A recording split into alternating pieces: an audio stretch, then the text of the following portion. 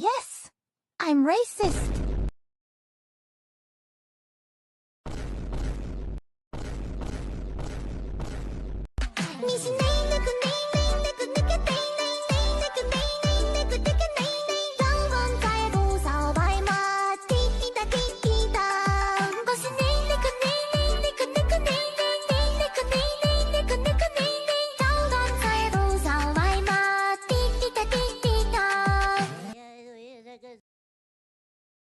You look like a good choice. Interlink. What's it like to hold the hand of someone you love? Interlink. Interlink. Did they teach you how to feel finger to finger? Interlink. Interlink. Do you long for having your partner? Everything's a copy. Stop trying to control everything and just let go. Cells. Cells. Do they keep you in a cell? Cells. Cells. Want to know what you think? Fuck what you know. You need to forget about what you know. That's your problem. Forget about what you think you know about life, about friendship. Interlinked. You would have died right now. How would you feel about your life? I don't know. I wouldn't feel anything good about my life. Look at you! You're fucking pathetic!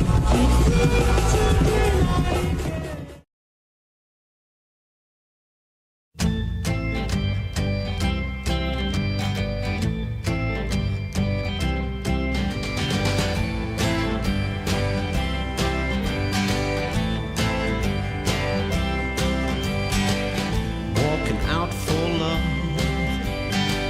I'm walking out really down in a cool breeze. I'm gonna be late again. Driver, wait for me, please. I'm running all in vain, trying to catch this train.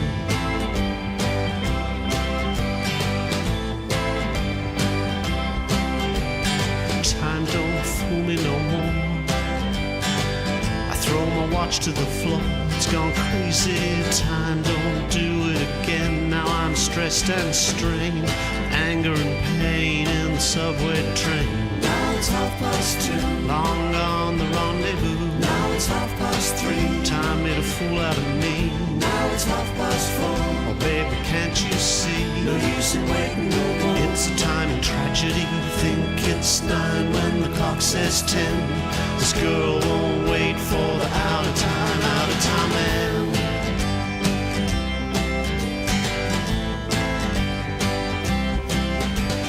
Time don't fool me no more. I throw my watch to the floor. It's gone crazy. Time don't do it again. Now I'm stressed and strained. Anger and pain in the subway train. Now it's 2:30. Long gone the rendezvous. Now it's 3:30. Time made a fool out of me. Now it's 4:30. Oh baby, can't you see? No use in waiting no more. It's a time of tragedy. Think it's 9 when the clock says 10. This girl won't wait for the out of time man. Now it's 2:30. Long gone the rendezvous. Now it's 3:30. Time made a fool out of me. Now it's 4:30. Oh baby, can't you see? No use in waiting no more. It's a time of tragedy. Now it's 2:30. Long gone the rendezvous. Now it's 3:30. Time made a fool out of me. Now it's 4:30. Oh baby, can't you see? No use in waiting no more. It's a time of tragedy. Now it's 2:30. Long gone the rendezvous. Now it's 3:30. Time made a fool out of me. Now it's 4:30. Oh baby, can't you see? No use in waiting no more. It's a time of tragedy. Think it's 9 when the clock says 10. This girl won't wait for the out of time man.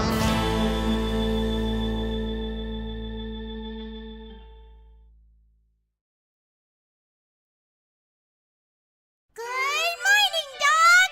You doing good? Wow, nice! You're doing good! Wow! I have something important to announce! Wow! I'm...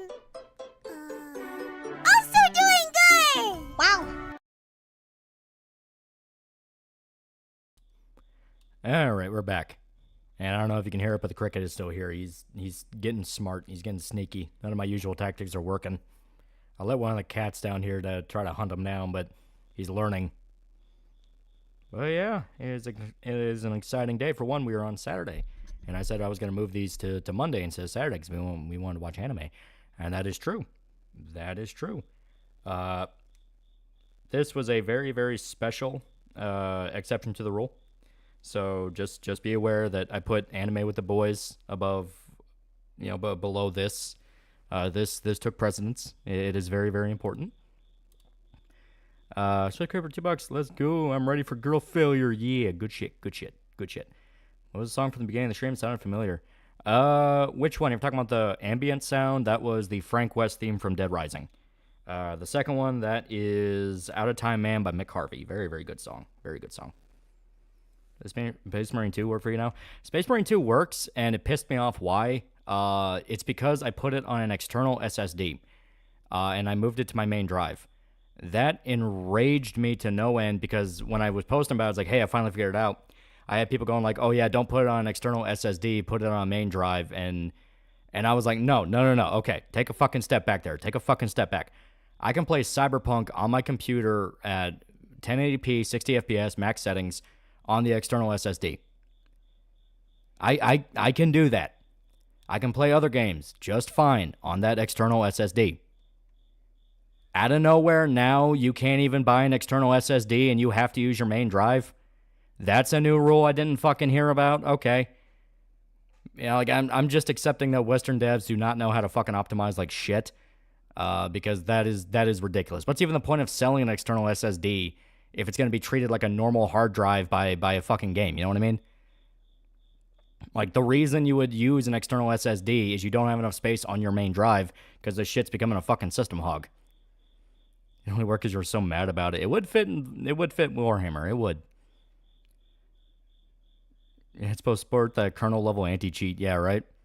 People sharing an announcement of Space Marines 2, forcing you to use Epic, blowing up on Instagram, funniest shit on the planet. Yeah, I have no idea why that's blowing up, because people were talking about it on the Steam reviews. Like, people are mentioning it on the Steam reviews. There's multiple people going like, yeah, this is a fucking problem. What's going on? Like, that was the big thing. It's like, I'm not the only one experiencing these problems. Support the egregious EULA and DOS. Hope the cat catches the cricket. She'll catch him. She always does. You ever gonna make anything else after this comic wraps up? I'm not gonna spoil my plans just yet. Not just yet. Race is fair, and last time I asked, no. This is an official shill stream, so I will not. Speaking of which, 10% off. Use code TAL at checkout. They have a good deal going on. If you use any promo code on the GamerSubs website, you get free shipping up to the 13th. Very good stuff. Very good stuff. Rita's Sister Kisser is now a pretty cool dude for 2 months. 2 months. 2 months. 2 months. Eyes burned because I've been cutting onions. At least supper's ready. Yeah. So I was long-ass tweet about why George R. R. Martin has finished the book and talks about stuff like socialism and heroism. I'm like, dude, maybe he's just lazy. I'm still convinced the show ending was the original idea for the ending for the books. And when it blew up, he had to scramble to rewrite ideas. There's no other explanation at this point. I sure do love modern gaming. Other news, I got my setup in the basement expanded with an HDMI splitter for my PS4, Switch, Wii U, laptop, and Nintendo 64. Oh.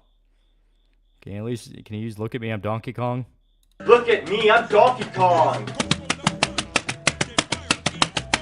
Maybe. That was a good clip.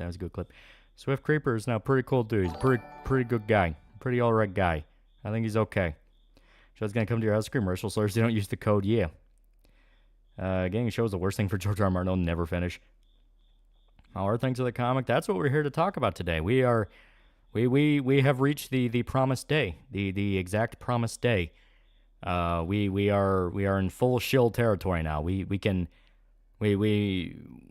are on the cusp of something amazing. Comic finished? No, we are kicking off the campaign to fully fund it to where it'll go further. Spy Family movies on Crunchyroll now. Have you seen it yet? I have not, but I'm not going to watch it on Crunchyroll. Free productions for $2. Oh, you sound different. Got cold? No, I've been dealing with allergies. The weather's been changing. It sucks. Yeah, shilling when it's your own product. That is a good point. Want some Baldur's Gate 3? I like Baldur's Gate 3. Baldur's Gate 3 is really fun. I don't know how Nick lost that weight, but good for him. Yeah, Nick Avocado just decided to dunk on everybody and go, see, it was that easy. It's like, oh my god. Fucking madman. I tried the Blop 6 beta and I said, fuck that when it told me to put in my phone number to play. Yeah, it's games are getting more and more egregious and they're getting less optimized, and like, reading that statement from the devs, they're like, oh yeah, all the Epic Online stuff is optional. Meanwhile, it forces you to install it when you first boot up the game. It's getting legitimately creepy. Like, it is, it's not great, and everyone's just kind of pretending that it's like, well, you give your info to all this other stuff. It's like, yeah, maybe we should stop doing that. Eric Commands, $5 is an actual threat. You must give us pregnant Rachel. If not, the consequences will never be the same. You have one day. Nick's been wearing a fat suit the whole time. Y'all got played. Like detail, Yuki draws hearts on a gun. That's cute. Yeah, I really like the way Magneto does the art. He's been rocking it with this. He's been having tons of fun, and we've been enjoying every second of it. Okay, install the Epic stuff from Space Marine 2, no problem. When I had to, because some of the files got corrupted, the entire game fucking bricked for me. But to be fair, that was when, once again, it was on my external SSD, which it treated like a normal hard drive for some fucking reason. And I'm convinced that's why a lot of people are reporting that they're crashing and they're not able to play the game, because they're putting on external drives, because they're like, dude, I don't have enough space in my main one, and the game just doesn't want you to do that. But not Number Station. $5 to watch the sadness. Honestly, they shouldn't make a cross movie. This is the cross movie. Basically is, yeah. So for me, Space Marine 2 is a very good sequel to the first game outside of the bullshit from Epic, but the frame rate chugs when you start fighting a second faction that appears. I'm going to say it like this. I have enjoyed what I've played of Space Marine 2, but it is 100% a live service game. They're setting it up to be a live service game, and due to the very nature of live service games, it is going to kill itself. That is how live service games work. They will kill themselves. Piss ass for 2 Figmas. Are you the writer, CYBERP0P, or the director? Yeah. I am deeply involved, most I can say. I am deeply, deeply involved.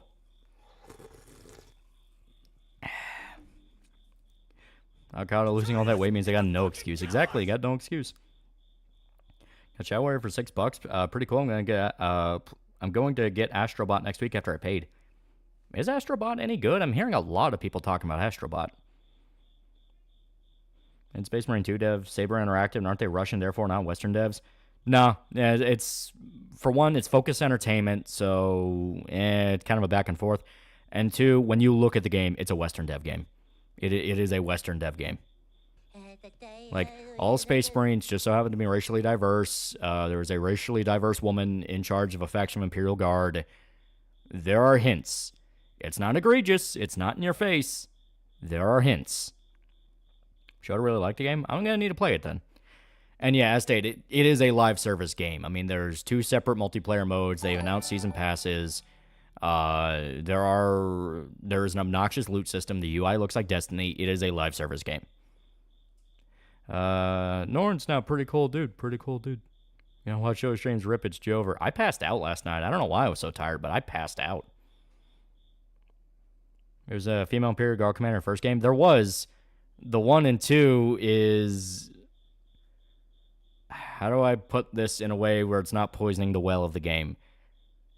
She is an Indian lady with a really thick accent.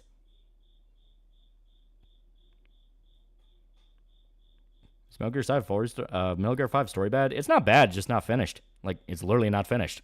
They didn't let him finish part 3. Astrobot was adorbs. Okay. Essentially right for CYBERP0P. What are Rachel's kinks? I'm not going to display them because all you want to do is talk about kinks. Sorry, team. Yeah, the $100 edition gives you everything in the first pass right out of the gate. Apparently, how it colors. Yeah. Yeah, accent's sort of British Indian. Yeah. Well, I mean, it makes sense because the Imperium is kind of leaning into that, like, everyone is some form of, like, Anglican because your commander's Scottish. Titus has that kind of a British accent to him. I mean, it makes sense. But it is one of those of, like, there is more under the hood here than people want to admit.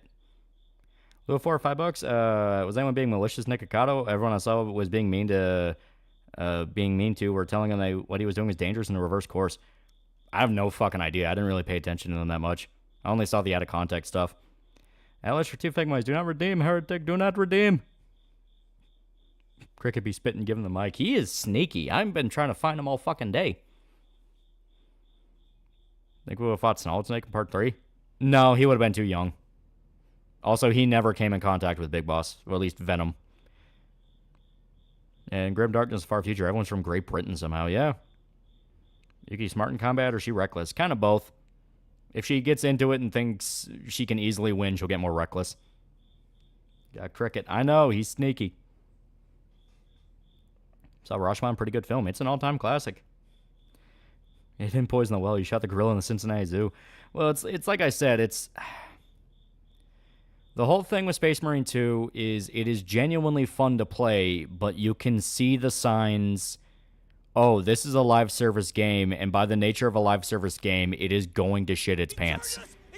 Like, one thing is the gear system, where to unlock the various outfits and factions of the Space Marines, you have to unlock them parts at a time. So you have to grind up in missions to buy, like, a pauldron or, like, an emblem, and then later you can officially buy the full set. It is a thing where you can easily see this becoming an issue later on. Like, it is a thing where I'm talking about it from the perspective of, hey, guys, I remember when we all said Helldivers 2 is the exception to the rule. We're going to get tricked again.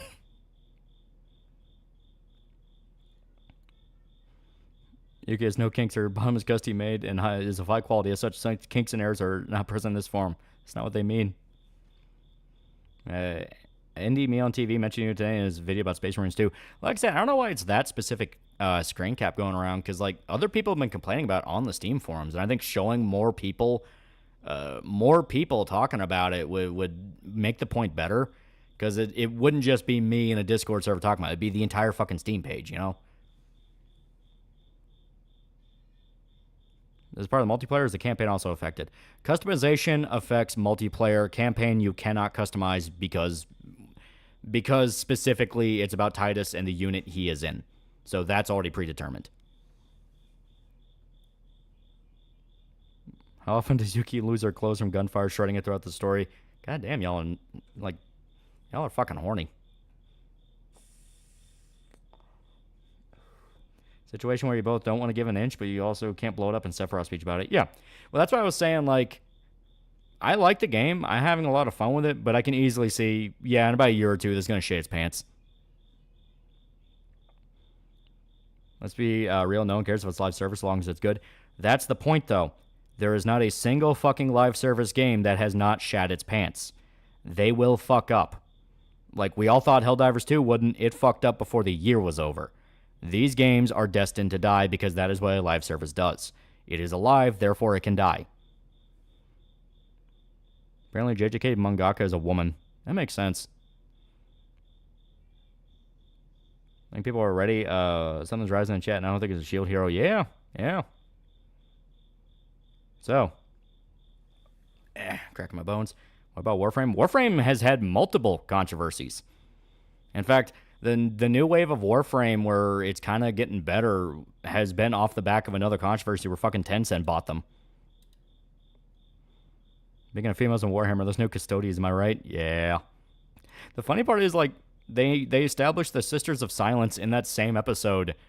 So the question is, well, then what the fuck is the point of the female custodes then? No black pilling this stream. I don't care how minors be a white pill only stream, pure stream, balance the pure black pill of 14 stream. Let's stop the original CODs from being live service. They kind of technically were. And it was also the fact that just back in the day, you couldn't get away with live service. Nobody wanted... Live service, as the model we know, was not normalized in gaming. Came out ages ago. Reddit figured it out a long time ago, but then the mod started shutting down any posts mentioning it. Of what? Mantrey said they aren't going to cover the election, given how last time they did it backfired and had to deal with it. I'm glad they learned from their mistakes. Yeah. There we go. Remember Battletech? Yeah. Yeah, in fact, anyone thinks live service games are normalized a massive cope. They are. Like, live service games are normalized. There are more live service games coming out in the AAA than have ever before. Sports games are live service. Space Marine 2 is live service. Warframe, Destiny 2, Fallout 76. Everyone has their form of a live service game now.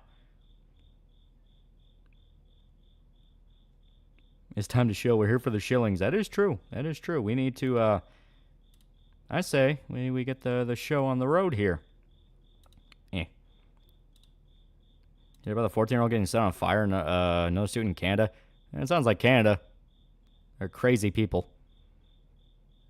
I thought CEO Sweet Baby Inc. defending company work says critics are part of the greater movement towards a lot of very forward thinking. From my understanding with Sweet Baby, they're losing a lot more money than people thought.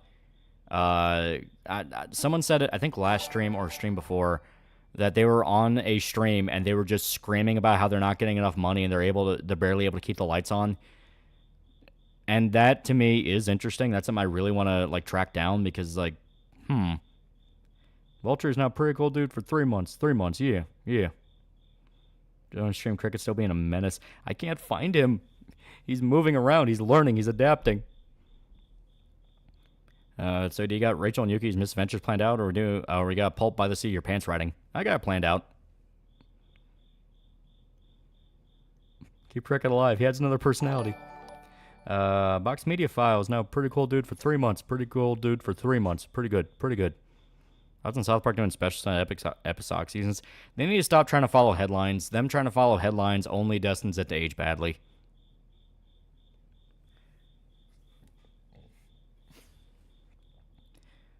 Yeah, Razorfist mentioned last time he was on Side Scrollers, most of these DEI companies got their money during Corona and it's gone. I believe it. I believe it because someone mentioned before, I think it was just like a Twitter reply I read, or it was somebody in chat, I don't fucking remember. But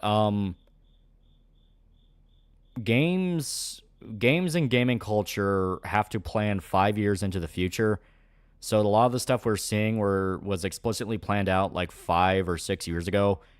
And that is why it feels so dated and out of touch as it's coming out now, because it was made with the mindset of like 6 years ago. So bit by bit, year by year, we'll kind of see the new era forming. Is it Comic Live service? The Cricket's part of the stream.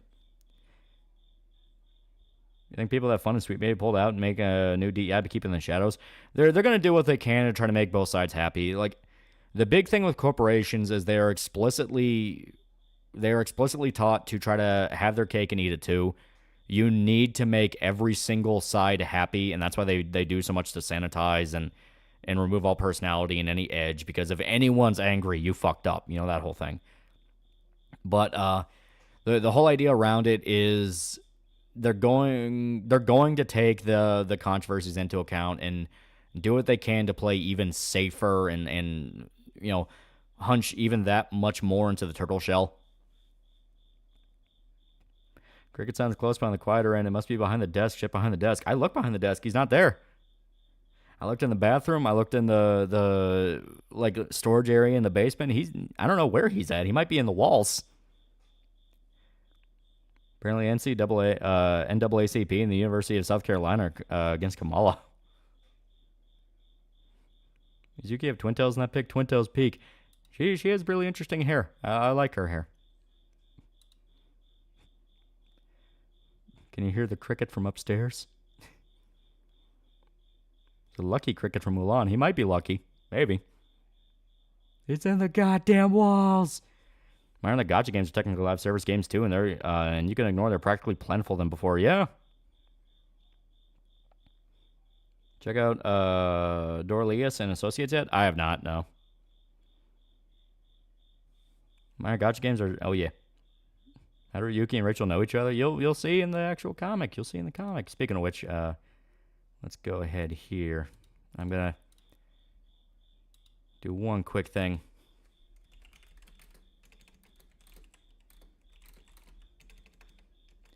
I got to type something on my end.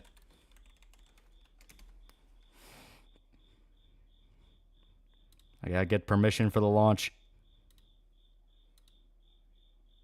Like saying tough goth cyborg chick and cute nerdy wheelchair girl being friends. Yeah. Looked inside. Must be outside. That's what I'm worried about. Episodes are very short. Check one out on Steam. On stream. Okay. You getting a Pulp Fiction style adventure with these two? No, like I have it kind of planned out where it's supposed to be. All right. So, I'm going to take care of a few things back-end wise before... Okay. Okay. Yeah. Damn, Crick is loud. Thought I was hearing it outside. No, it's in here. He just... I don't know where the hell he's at. Here, I'm going to try to close the bathroom door. Maybe that'll affect it.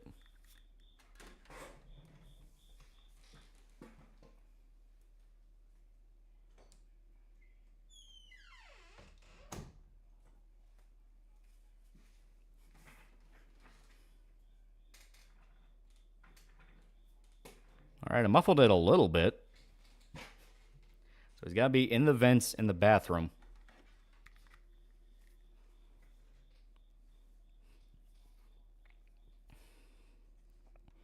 Nope, still hear it. Yeah, I mean, I scared it for a little bit, but it went back to chirping, but now he's a little bit quieter, so he's got to be in the bathroom. Yeah, he's not as prevalent. Yeah. Joining Space Marine 2, but there's not nearly enough weapons for the multiplayer classes. They're overlapping class, only 6 weapons. That's what I mean.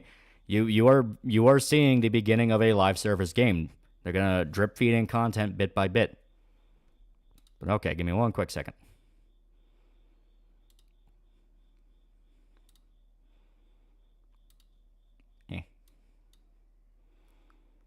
Okay.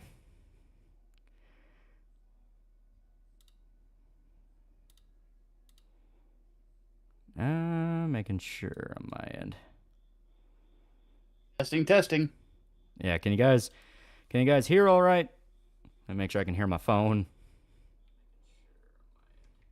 Say something again. Something again. All right, yeah, it's good.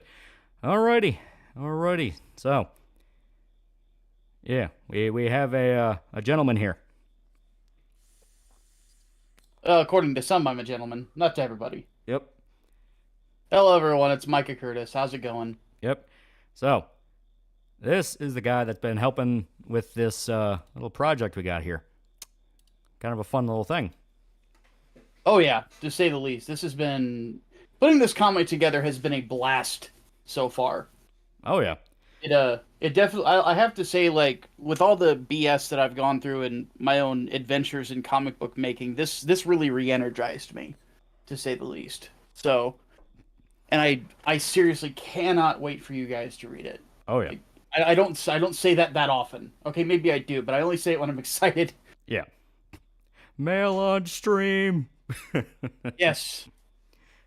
But yeah, so we are very excited. Like I said, I canceled anime night for this to finally officially, no bullshit, launch this thing for campaign.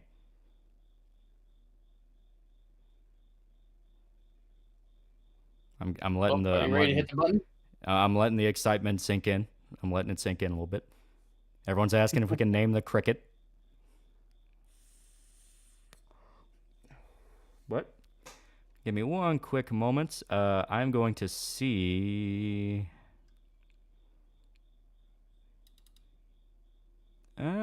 Should be able to, yeah. All right, if you want to hit it, I'm doing some experimenting on my end. Yep, I'll go ahead and do that real quick then. Alrighty. Almighty cricket. Rickety cricket. But yeah, we are pushing the button because I want to show you guys something really cool.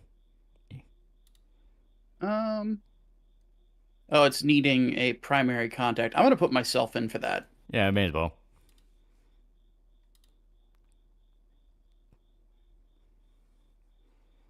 Sneaking the stream in while at work. Yeah. Holy crap, everyone's favorite vanilla gorilla Mike Curse here with Lolly, the greatest team up since Batman Superman.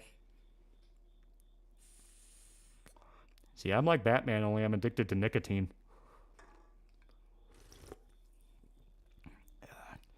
I can speak cricket. He's saying back CYBERP0P Control Theory today and use code TALL for 10% off your next purchase. Not wrong. Very good. Very smart cricket. He will be spared from the cats. Theron, at least for now. Yeah, Theron is now a pretty cool dude for 3 months. Congratulations on launching your campaign, Mr. Conrad. Will you consider making supplementary CYBERP0P materials like, say, a TRPG scenario? We have supplementary stuff I wouldn't really know about, like a TRPG. I mean, if somebody wants to we could maybe do that at some point. Yeah, it would take a lot of work, though. If someone wants to make her in Cyberpunk 2020, you can do it, because that was something I was fucking around with on one of my playthroughs of this game, trying to be like, all right, how would a build of this chick work?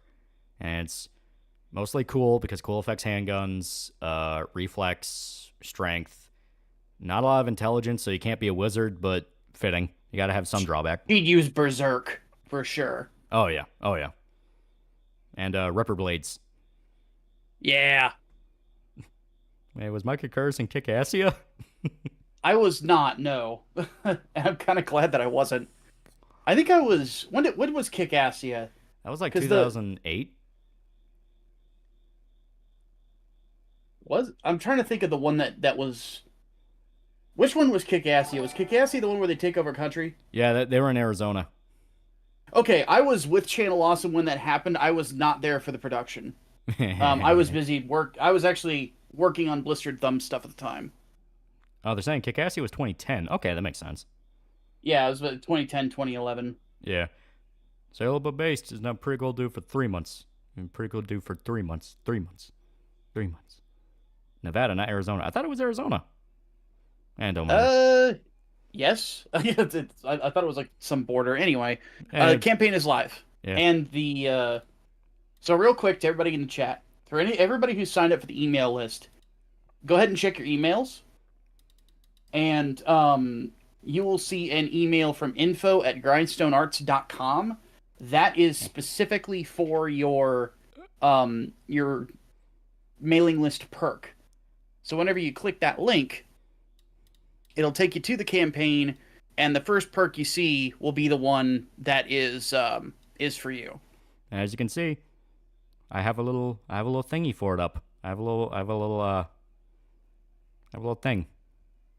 A little browser. I think it's pretty cool. Professor Rain for Indeed. $2, will you review Witcher Mercury? I don't see why not. I like Gundam.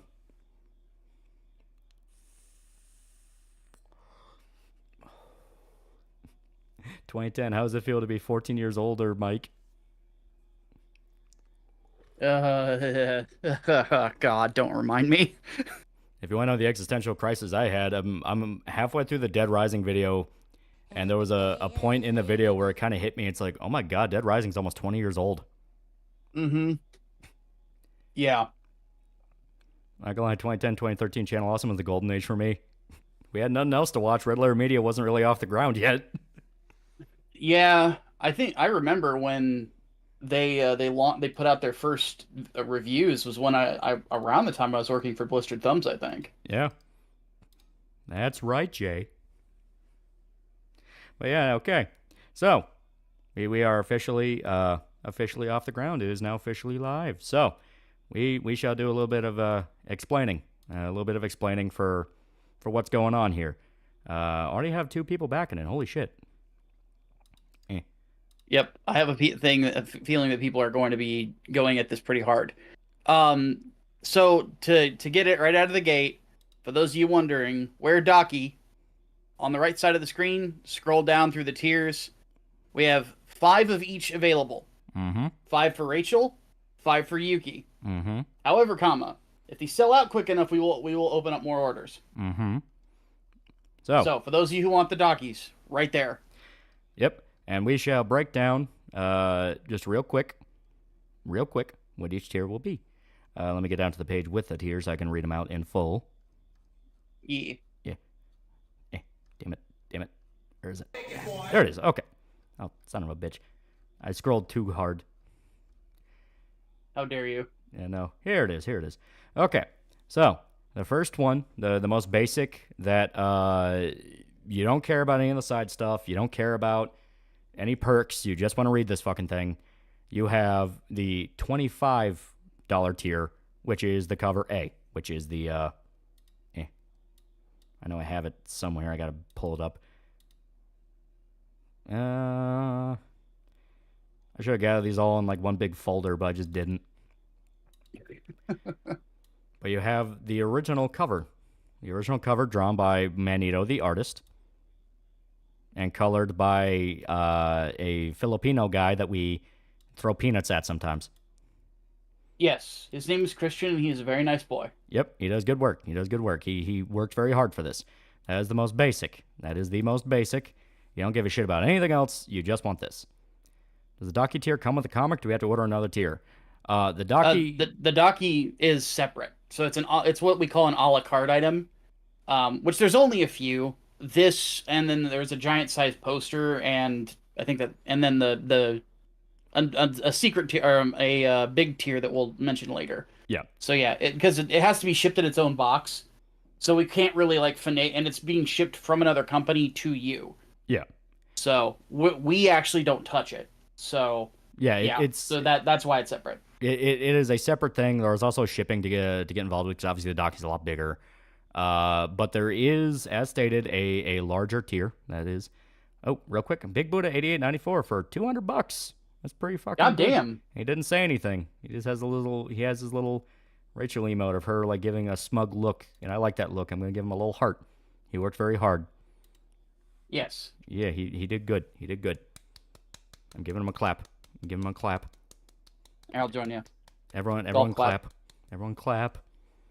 He's doing the Lord's work. He's doing the Lord's work. Real quick. No, for $3 probably won't be able to see the whole stream. So my only real question is, how many years are we gonna have to wait for it to arrive, and what countries can't ship to? We are aiming for global shipping, and the goal, the ideal, is this is out by next year. Yep. Because now we're already making good progress on it. Like the script is done. I already for those wondering, aside from like owning the comic book company, I also am the editor on this book. We've already edited it. And we're already talking about like the script for the next book. So that stuff's already done. It's just Manito's gonna do his thing. Once that's done, print, ship out to you guys. Yep.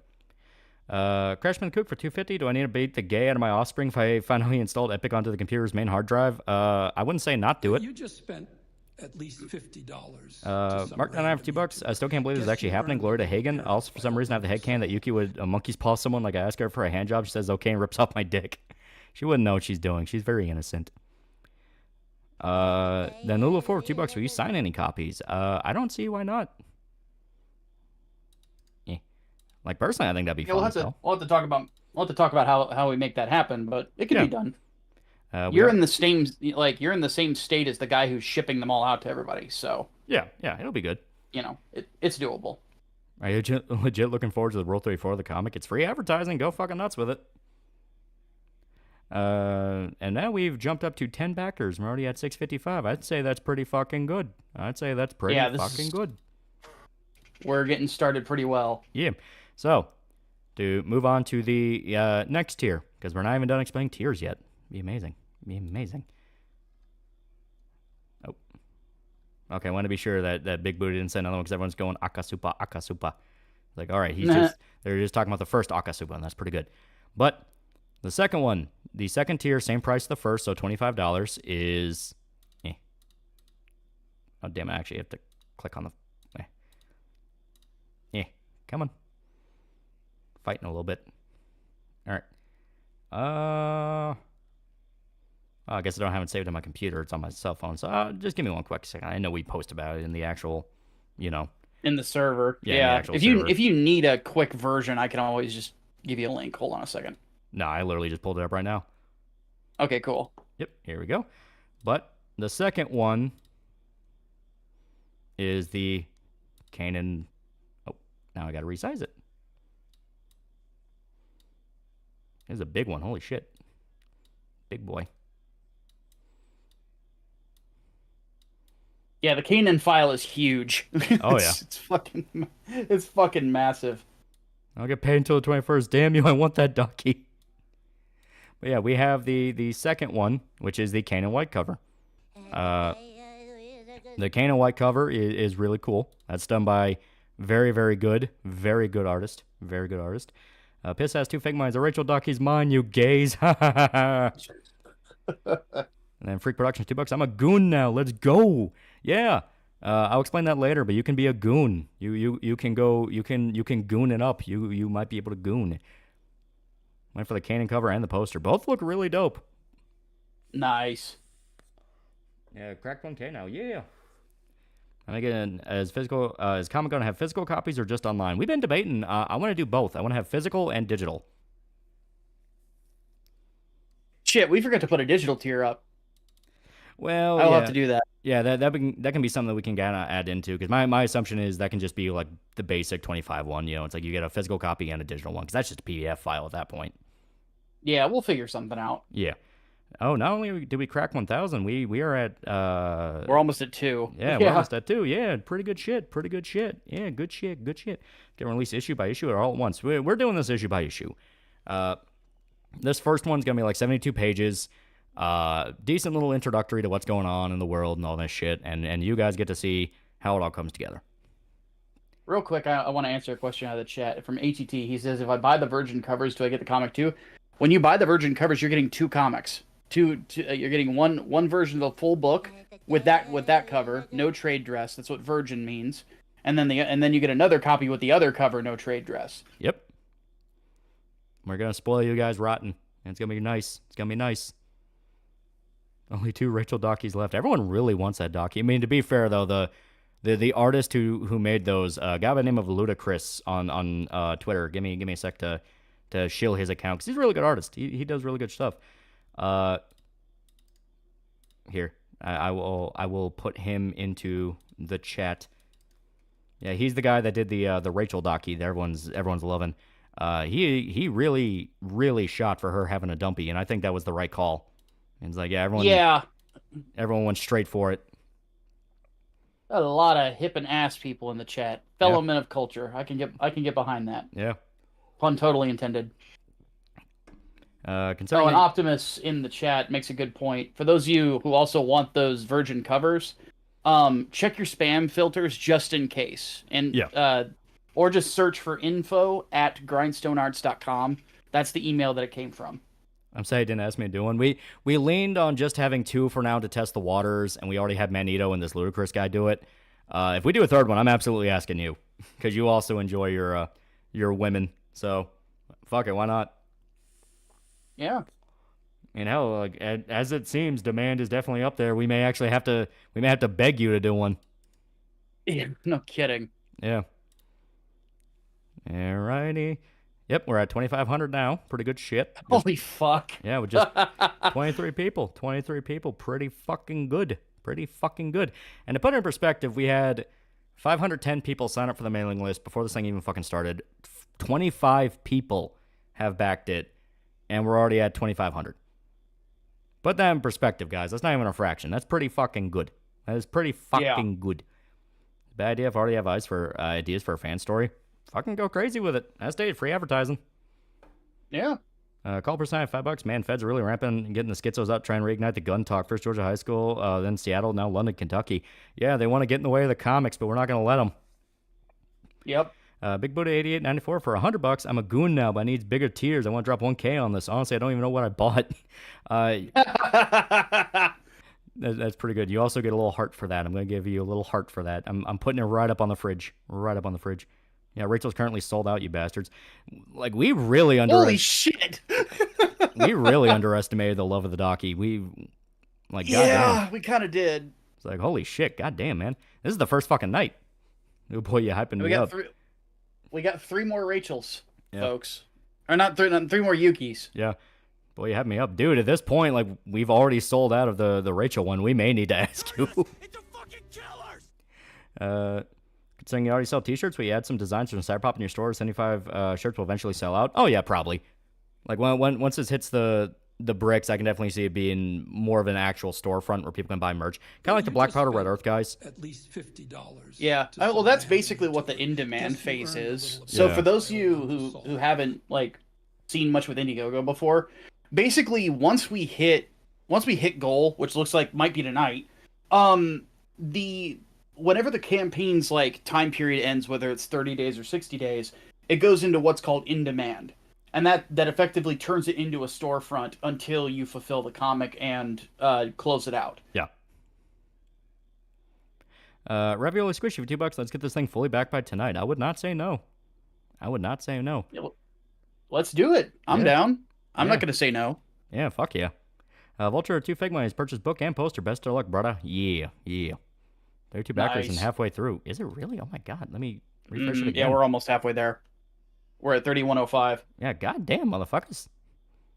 All you were saving your money for this. You know what? I'm not going to complain. That's good. At least Suzuki left. He's got to wait 3 days. # best ghost girl. Yeah. As stated, like with the amount of demand, because we specifically wanted a small pool of the Dockies because we didn't know. It started off as a joke, and it's like, all right, do people actually want this? And now it's a thing of like, all right, we need to factor in more of these things. Holy fuck. Yeah.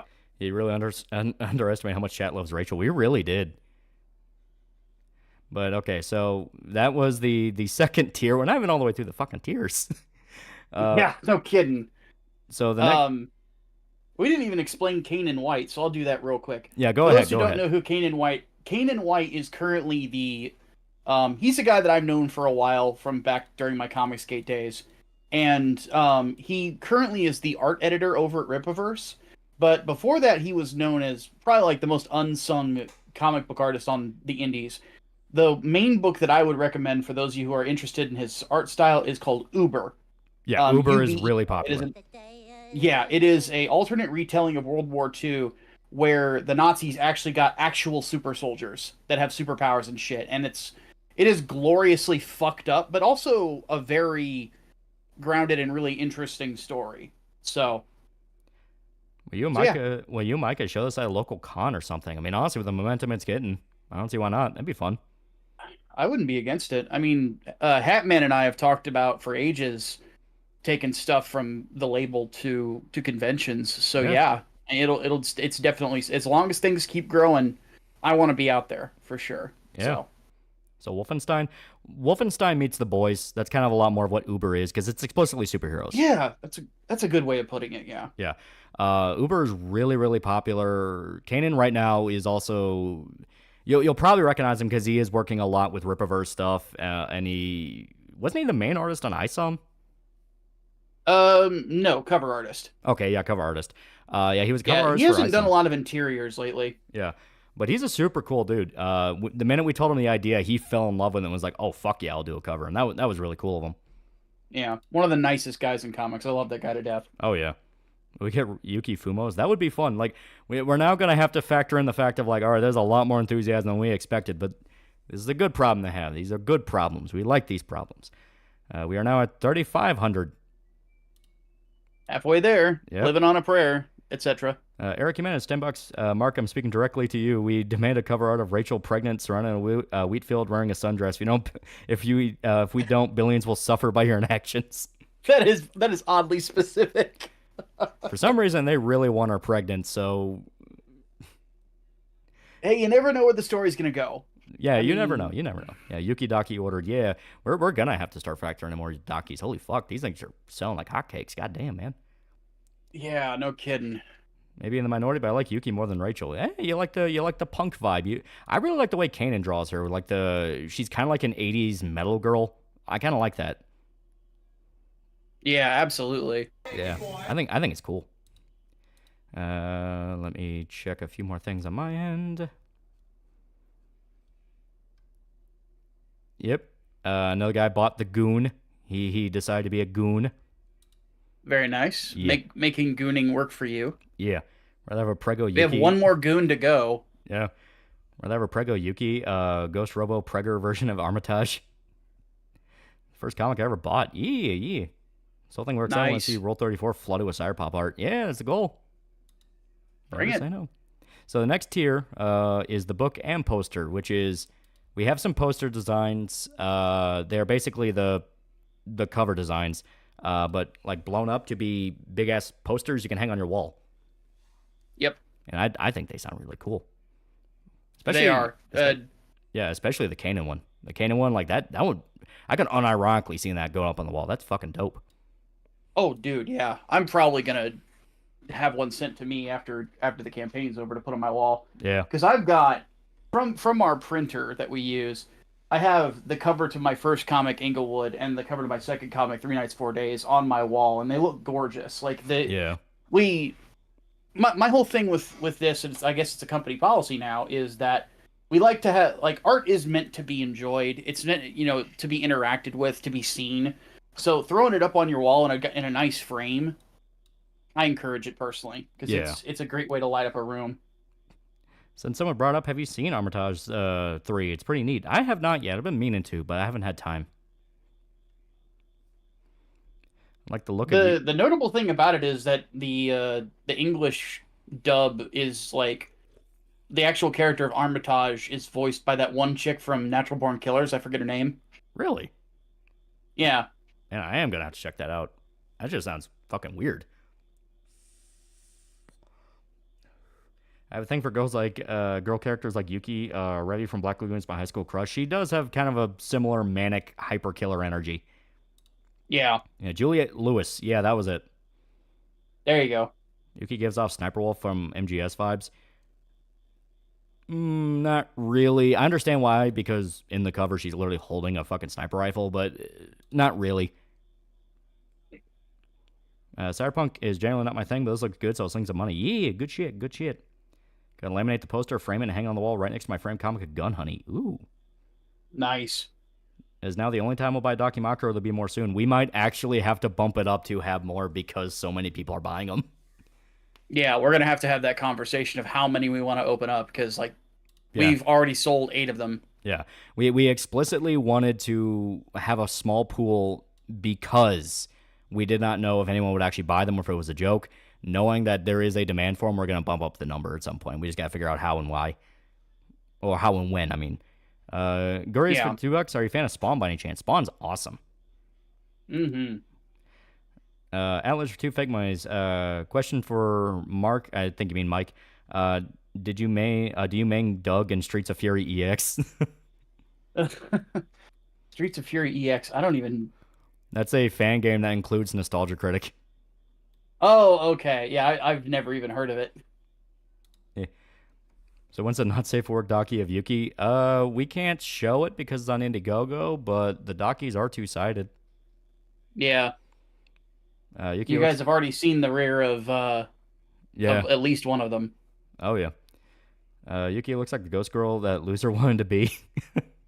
I don't know if that's an insult or a compliment, but I'm going to lean on it being a compliment.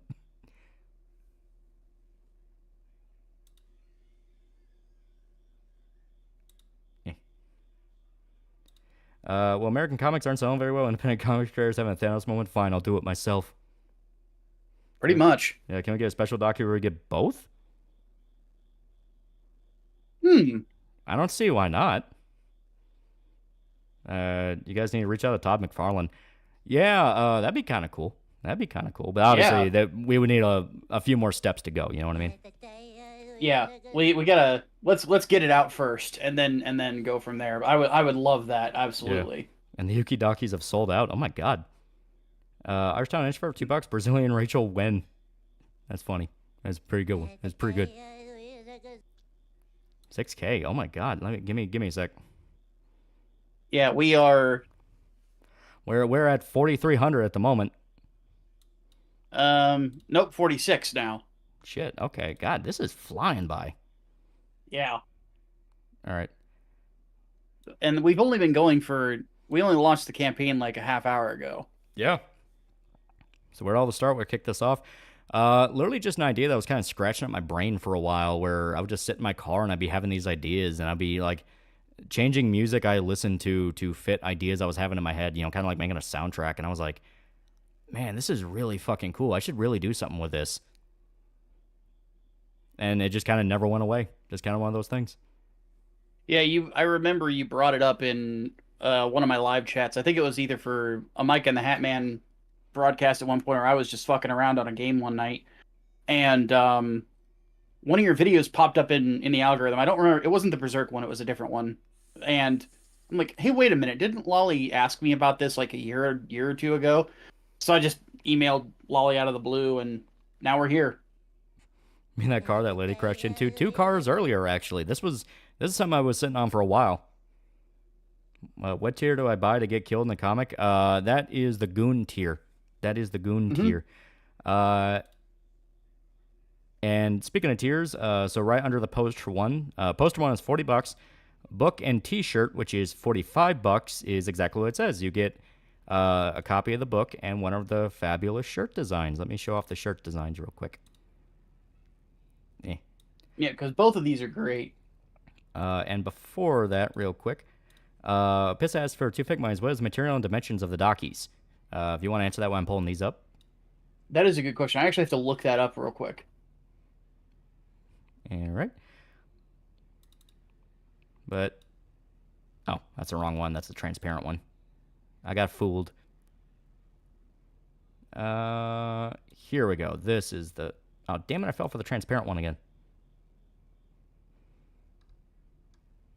Here. Here we go.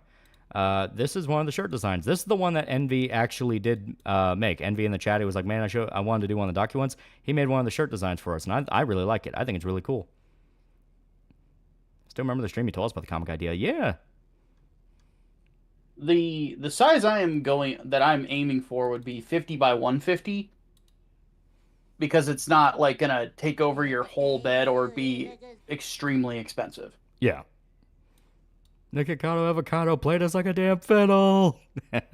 He really did. Like I'm kind of envious. Yeah, it's fucking great. Like it's something where like he just drops that out of the blue one day and everyone's like, wait a minute, what the hell? Yeah, he's like, hey, I'm thin again. Well, he's the music. He lost an entire person. He really did. Well, he's the music for the fight the OCs are having in his head kind of guy. Yeah. I think it's cool. To be able to buy a book and a poster if the goals met, right? I mean, I don't see why not. Yeah.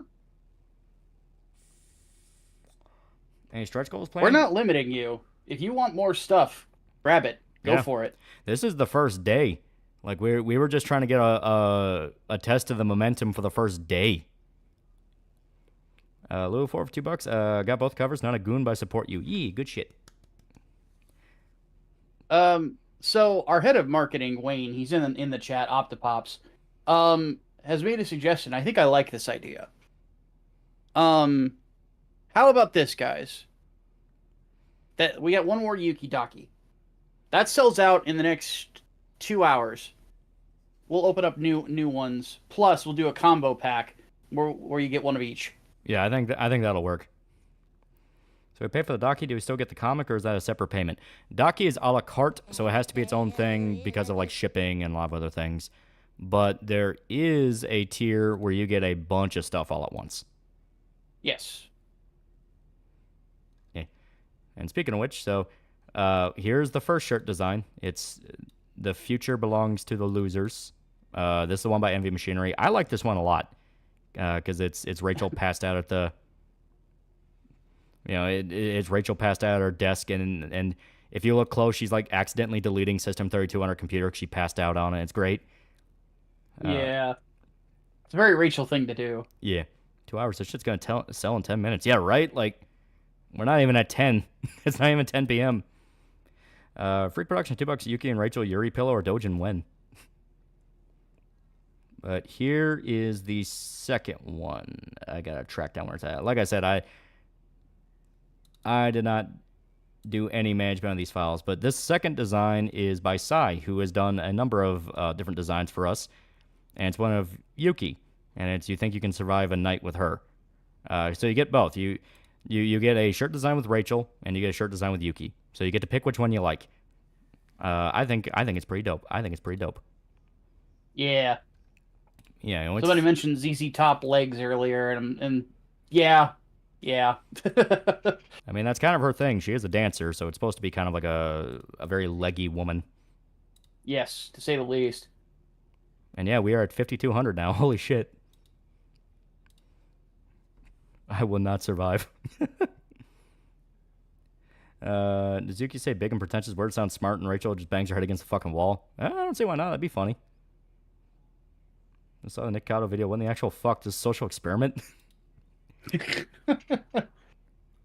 Yeah, the tier under the book and t-shirt, because that's the day to get the two shirts, is the both covers. So you get both the Manito and Kanan White cover. That's for $50, so you get two covers. I think that's pretty cool. I think that's pretty good. Yes. I think. Can keep one for the collection, or and one for reading, or you can buy one and give the other to a friend. Yeah. I think it's pretty good. Can we get hoodies if this does well? We're going to have to look back on a lot of our marketing if this really does take off, because it really does seem like there is a lot more of a demand than people thought. Oh, yeah. It kind of feels... I'm going to refresh the page. It feels a little redundant to even explain the Daki tier just because of the fact of, like, they're sold out. Yeah, we've been talking about them for so long. Like, there is a single Yuki one left. But yeah, the Yuki and Rachel Dakimakers, both $80. They are a la carte, therefore they are their own item. And they're gone. Yeah. That's awesome. Yeah. Indiegogo isn't working. Here, I will put out a new link in the chat. There we go. How's the goon roll work? I'm slowly but surely making my way down to the goon roll. But yeah, the Dakimakers are, yeah, they're, I mean, they're sold out. Yeah, like goddamn. Yeah, I guess someone got the last Yuki one. Yeah, and well, it's gone. we're definitely going to be doing a tier that has both of them on it for sure. Yeah, we're gonna have to. We're gonna have to. And the all-in-one box. The all-in-one box is all of the stuff we talked about. The both covers, 2 posters, 2 T-shirts. The only exception is the Daki, because as stated, the Daki does have very specific shipping requirements because it is much bigger. But considering the momentum people have had with the Dakis, we may include a tier with the box with Dakis included. Yeah, we might be able to work some. Well, we're gonna it'd have be to, tricky because yeah, we're gonna have to figure it out, because it is a thing of like, they are because they are big body pillows, they have to be shipped under very specific ways. Because you don't want them to rip. You don't want them to rip on the way over. That would suck. Yeah, and to basically, and here's the thing, chat, is the Dakis are being shipped from a separate location from everything else. Yeah. Basically, to give you an idea of how it works, is the normal comic stuff, they go to Xavier, who is our fulfillment guy down in Kentucky, and he's going to be boxing everything up for you guys and then shipping it out from there. You know, and then if Lolly wants to sign them, of course, you know, he and Xavier will make those arrangements. But point being, that's where they're coming from. To put everything in one box plus the Daki would basically be having to, you know, have the Dakis sent to Kentucky, so that's one shipping charge, and then put into another package and then shipped to you. Yeah. So you honestly, by just getting the one tier, getting the Daki by itself, and then getting the box tier, you're effectively just doing the same thing in two transactions. Yeah. Speaking of Xavier, there he is. Yeah. He is in the chat, Xavier Harkonnen. Okay. Couple percent $2. Got book and shirt. So what's CYBERP0P about again? It is. I'll explain a little bit more once we're finished here, because there is still a little bit more to explain, but I will explain it. Benign number station, $5. If I buy the Be a Goon tier, don't get everything else. That is another a la carte one. Yeah, that one's another a la carte one, because that is a very premium one that specifically had to be a premium one due to it impacting the actual book itself. So Be a Goon, the final one that also sold out, is you are able to send in a picture of yourself, and we can talk with our artist Magneto to draw some characters based on your picture and put you in the comic as a goon. You will be a goon character in fight scenes. It's pretty cool. It's pretty good. Yep. Yeah, it's pretty good. Should be too hard to get a custom pillow for the Daki sheet.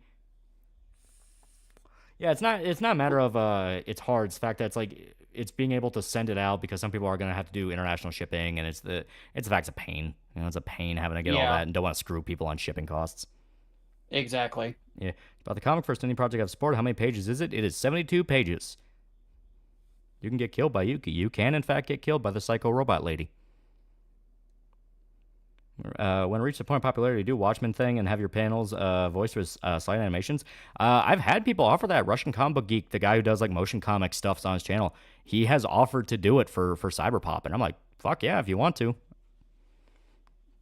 A Yuki Dakimakura came back, so if somebody wants to snatch it up, yeah. Do the Dakis come with a pillow, or is it just the sleeve? It's the pillow too. Yeah, it's gonna come with the pillow. How many pages complete so far? Right now, it is 15 pages that just finished up. Magneto has to take a break because he's busy with college stuff, but he's getting right back on it right after that break. And it's only going to be like a week, he said. And that was like 2 days ago, so already. Yeah. And I did kind of want him to take a break, because at this point with the campaign, we're going to be able to pay him with the campaign instead of having to kind of scrounge coins together for him. So... Yeah, this will be a good kind of like, hey, we're going to pay you just to complete the whole fucking thing at this point. Basically. Yeah. And he's already done 20% of the book. Yeah, he's already 20% of the way done. Yuki is Jenny Teenage Robot with Revy level. Not a bad way to look at it. Dude's an animal. He really is. Wouldn't it be easier? He's very, very dedicated. Wouldn't it be easier to ship the docky sheet without the pillow? You can just buy a pillow in a store. And with the price that we're asking of people, that would feel a little cheap. It'd be like, nah, we may as well give you a pillow along with it. It's a damn pillow. Yeah. Yeah, I don't want to do that to people of just selling the sheet. Like, let's go the whole nine. If we're gonna do it, we're gonna do the whole thing. Are we about to reach the comic goal during this stream? We may actually. We may. Holy shit. Yeah, give me a sec to refresh. Let's do it. Yeah, give me a sec to refresh. Yeah, we're at 6,100. So 6,100. That's pretty fucking good. And once again, not even 10 p.m. It is not even 10 p.m. Is Yuki? And there's some there's actually some back and forth going. I think some people are actually like refunding one tier and then upgrading. So thank you. Yeah. Zuki friend, she's a pretty good friend. I say she's fun. I think she's a fun friend. At some point later, just don't piss her off. Yeah. At some point later, not to overshadow your work, but since Micah is here, I do want to hear what they think of an idea I have called Skulljack. Yeah, it could be fun. $40 well spent. Expect big things. Yeah. Any stretch goals planned? Yes. Now that we have all the perks laid out with the goons and the Dakimakras, we can talk about some stretch goals. I should be able to. Yeah, I'm gonna save this as a PNG. And give me one quick moment to do some clickety-clackities on my end. Here we go. There's a typo in the image for it that I just realized. I swear I'm an editor, I promise. It'll be fine. It'll be fine. Super tiny. Okay, so stretch goal. We make it to 10,000 trading cards for every physical pre-order. Box tier gets a bonus card. So not only will you get the bonuses that we have promised, but you also get trading cards. And I'm noticing the typo now. It says trading cars. So yeah, so it's not an actual car, it's a card. Yeah, it's a card, like a little trading card. And I already got some guys working on that. I found a company that's doing their own little TCG project, and they agreed to do like a crossover card with us, and that'll be really cool. Yeah. Laylord Ode, $5. Since we've shown for stuff this stream, can I get a shout out for my channel? Just finished my first gameplay stream of Amnesia Dark Descent. Too much? No, it's all good. Halloween season's coming up. That's fun. Amnesia's great for Halloween. I haven't even finished that game yet, and I could yeah, it is very good for. Yeah, it's super good. So I guess check that guy out. He loves Amnesia. Shub, give me the promised Toyota. Yeah. Any reason you chose Indiegogo over Kickstarter aside from flexible funding? So I'll go through that one. Yeah. The basic idea, I've actually done campaigns on both. I've done Indiegogo, I've done Kickstarter. Indiegogo, in my opinion, is the better of the two, largely because for those of you who are probably noticing this tonight, is that Indiegogo charges you immediately for what you're getting, whereas with Kickstarter they don't wait to charge you until the campaign ends. Meaning you could have like $3 in the account in your account, and then all of a sudden, bam, you're overdrawn because Kickstarter basically bought something for you, or you bought it, suddenly at the end when you meant to buy it right at the beginning when you already had the money in there. So I hate that. Yeah. Not to mention, it's better for the creators. You get a higher percentage from Indiegogo instead of in regards to like fees and stuff than you do with Kickstarter as well. Yeah. So not to mention, I've always had great experiences with them in regards to like customer service and things like that. They've always been great. So yeah, they're much easier to deal with. Yeah. Schroeder, $5. Someone's gonna send you a pic of Rachel Dacchio it'll be stained and disgusting standing up. They're meant to say, look, she stands now. If a guy is able to nut so much that it can stand on its own, at that point, that man's a fucking warrior. He needs to go to Japan and repopulate the country. Jesus, they need some help. All right, I'm gonna refresh. Yeah, go ahead and refresh the whole page because I just like updated the stretch goals. Yeah. So fix the typo real quick. Yeah. Yep, still around 6,100. Not bad, not bad. And since you said that you fixed that typo, I'm gonna just download a new version of that. Go for it. Yep. I refuse to have a get 50K goal. Is Yuki a cereal first or milk first type of girl? Cereal first. That's what you're supposed to do. Yeah. There we go. So once again, 2 months later, it moves on its own. Where did I put it? Where did it save to is the bigger question. Should be it. It is not. Okay, that was the original. That.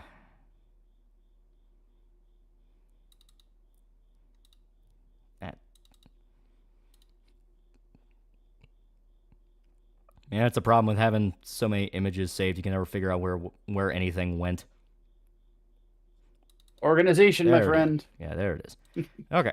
So yeah, next one, 15,000 pin-up print for every physical backer. Box here gets it as poster as well.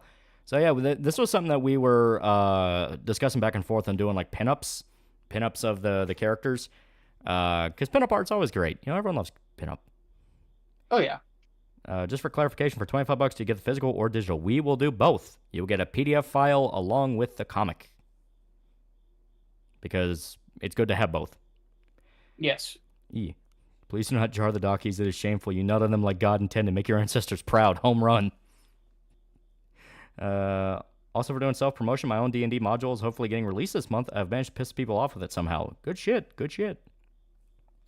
Thanks for re-uploading Cecil's video. I'm traumatized beyond belief. Yeah. I couldn't finish it. Yeah. Oh my god. Shit's dark.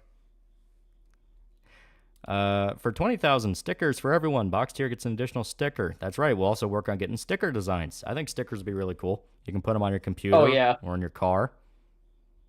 It's like, yeah, it'd be great. What does chat think of this? This just hit my brain. What about chibi versions of both Rachel and Yuki? I think that'd be good. Yeah. The Goon Roll get an extension like Dockies did. Goon Rolls are a bit more complicated because that's explicitly asking Magneto to go back and change things that he's drawn or to plan things out as he draws, so that we have to keep limited. That's why they're so expensive, because it's like, listen, these are very limited. And yeah, people are loving the idea. Everyone's loving Chibi, so yeah. There you go. Yeah, there we go. Chibi Rachel hugging a beer can. That would be funny. That would be fun. Oh, I love that idea. Yeah.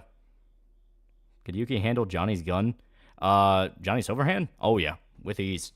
Oh, the Maloran arms? Yeah. Oh, yeah. I'll be able to buy the comic from Canada. Yeah. The goal is worldwide shipping. It may be a little bit more expensive depending where you're at, but worldwide shipping is the goal. Yes.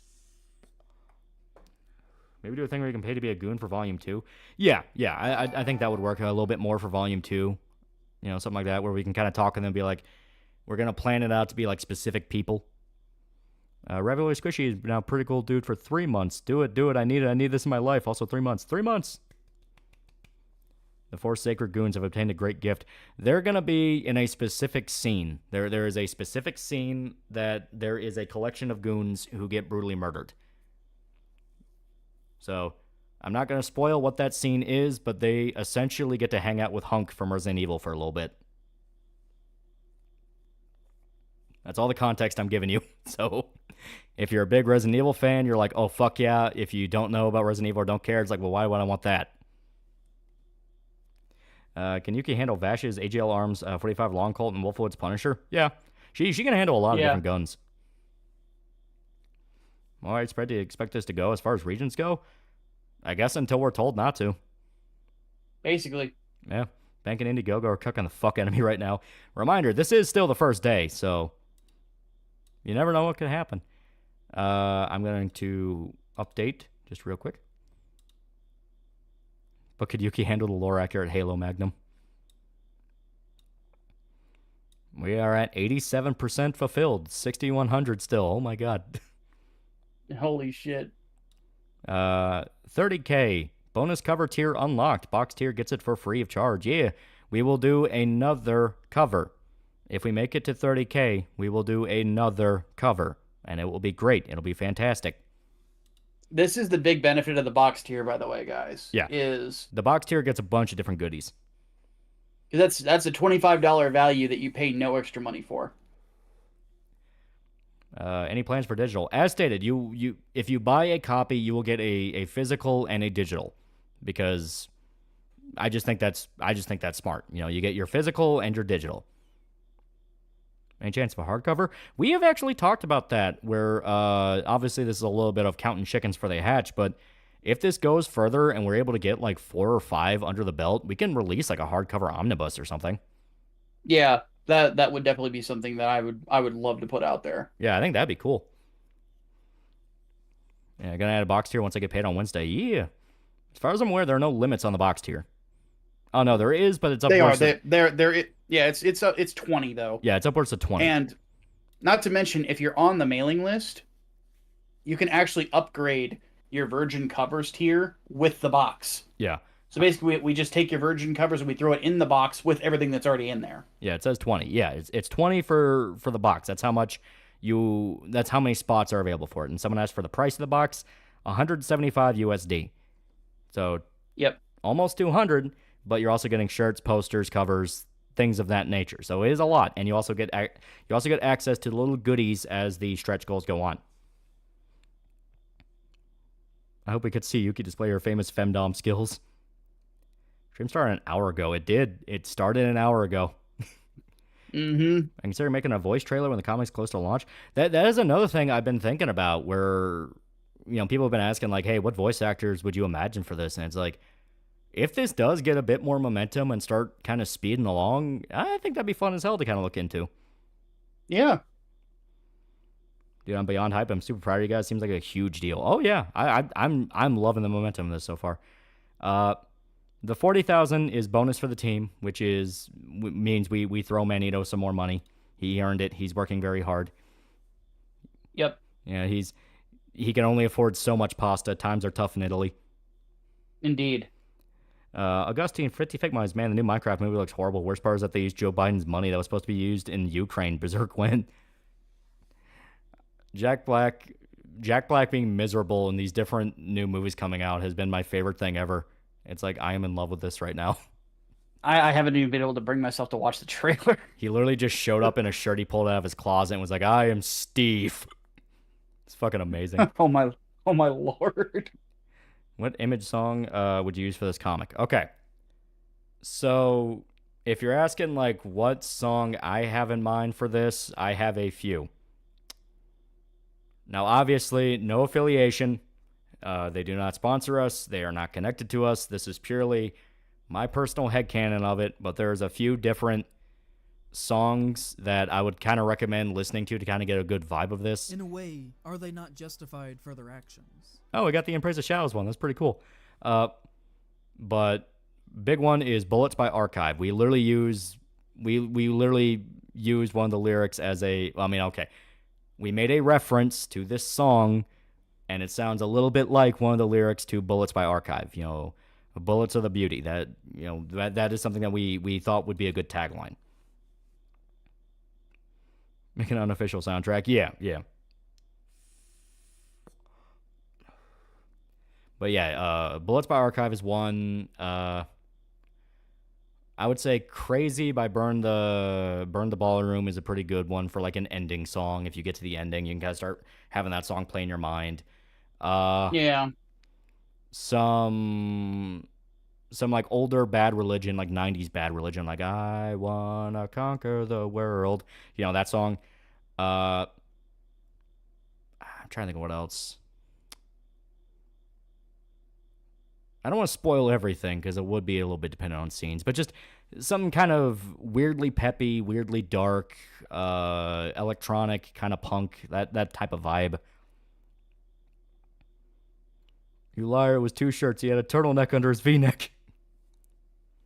Can you go visit your artist in Italy as a goal? Augustine, for 50 Fake Minds, if you're going to use a fat bearded man for Steve, why not make Steve Notch the creator of Minecraft? Oh, yeah, because he's right-wing base guy. Yeah. Shut up late. Who's the new guy? Also, GG on this campaign. This is Micah. He helped set a lot of this up. Hello. Jack Black's doing all his thinking wistfully of this, and Nacho Libre movie has been denied. Does guest checkout work? I don't know how Indiegogo works. I also don't know. Would guest checkout work? Well, it should. Yeah, as far as Let I'm me aware. log out of my profile and try it real quick. Atreyu's Doomsday and Becoming the Bull. Yeah, things like that. Maybe some Mastodon, way, like are they not some justified different for their Mastodon. Blood and Thunder, maybe Curl the Burl. There's a few different Mastodon songs I can kind of see. I was fit with thinking this. Motherload as they're driving off. Motherload would not be bad. Tread Lightly. Steam Breather I can see working. Okay, and yeah, guest checkout does work. Okay. Yeah, there we go. Also, we are at 6,300, 90% fulfilled. It has not even been an hour. I wanted to buy the highest tier, but Indiegogo will let me nor my bank. Yeah. Stuff like that, you'd have to like call and specifically say, hey, can you make an exception for this? Yes, this is me. I'm doing this. Basically. What are Manito's main art inspirations? Yuki's eyes remind me of Tokyo Ghoul. Manito kind of has a few different things. He really likes, of course, like Western comic stuff. You can check out his art station and his Twitter. Give me a sec, because he should be somewhere in my DM list. But he has his art station, and he draws a lot of like Spider-Man. Yeah, here we go. He draws a lot of like Spider-Man stuff. Obviously some anime influence. He really likes it. He draws specifically Spider-Man 2099. He drew some really cool Spider-Man 2099 stuff. So here's his Twitter. Yuki, back to one Yuki. Doc left again. Right now, everyone's playing hot potato with it. It's like, well, man, I don't want to be the guy that rips it from everybody. Nah, go ahead. So it's confirmed already, guys. We are gonna open up more of these. Go ahead and buy it. Yeah, go nuts with it. And we are gonna open up more of them because people are clearly wanting these. There's a Rachel Docky left. Oh my god. Yes, there's one there. Well, actually, no. Somebody already grabbed it again. There is one Yuki available. Yeah, the games begin. Okay. Oh yeah, and everyone's talking about the guy who shot up I-75. Yeah. I'm not worried about him right now. I'm worried about Dockies. I'm worried about this. Yeah. I mean, it sounds gay, but what you're doing here is pretty cool. And I can't wait to see you guys go from here. Pretty cool guy. Yee, good shit. Good shit. Sup, Micah? Shirt dude here. Got up super early to catch as much comic stream as possible. Yee. Yeah, that's my editor. So what are Virgin covers? All right. So a Virgin cover is basically, you know how you see the CYBERP0P logo on the campaign? You got the Grindstone logo in the lower right-hand corner. You get the credits on the left. Take all those off, and just the image, that's a Virgin cover. Yeah, it is just the art. No one will be taking my Rachel from me.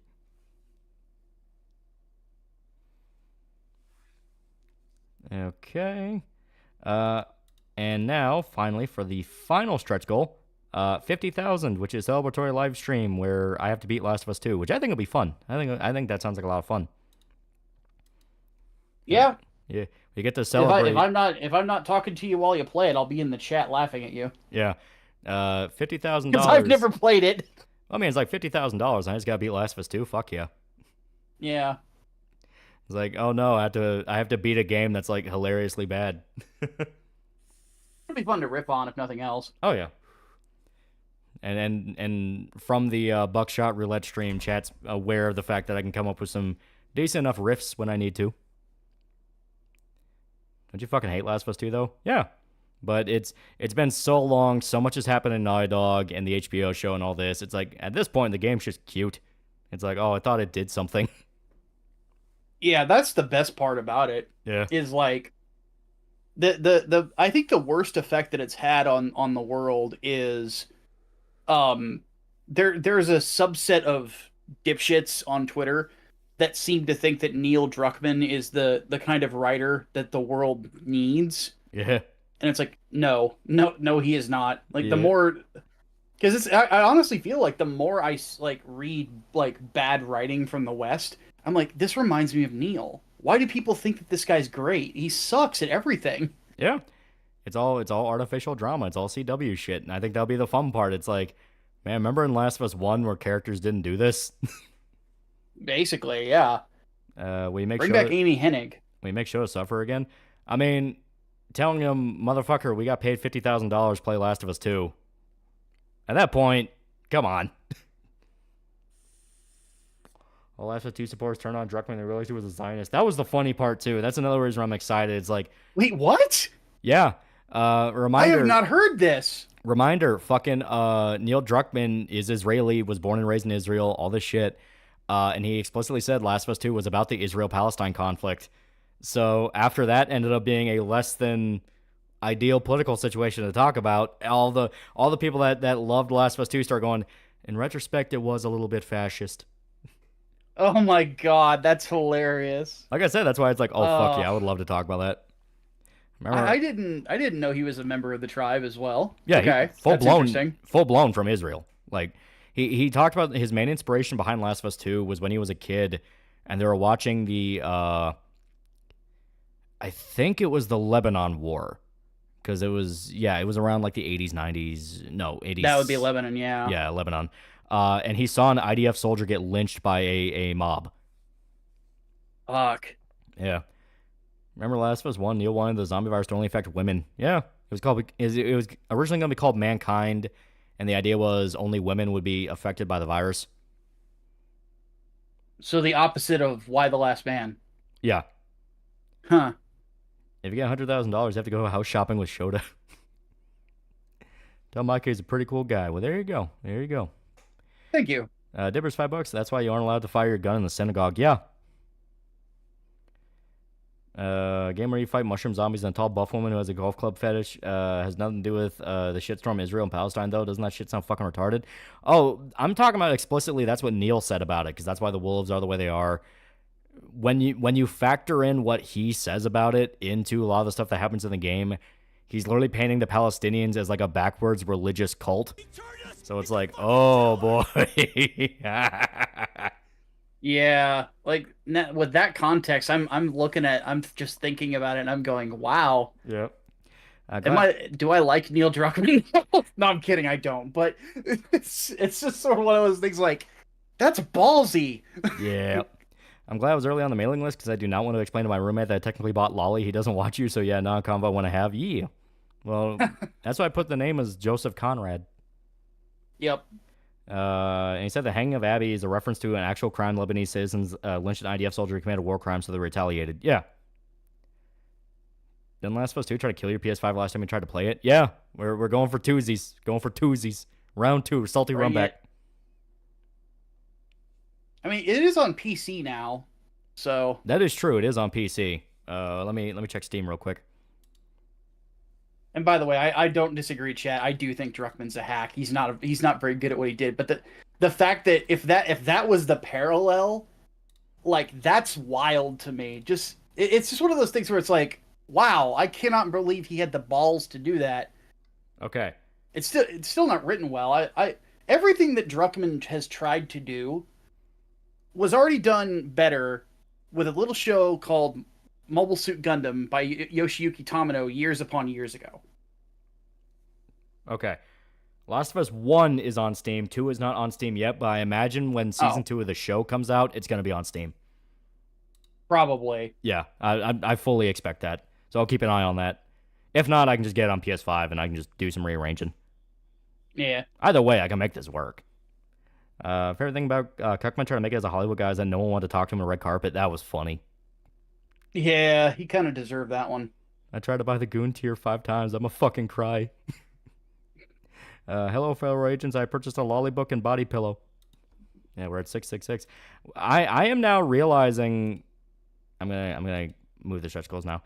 I am now realizing we kind of undershot the anticipation of people a little bit. Yeah.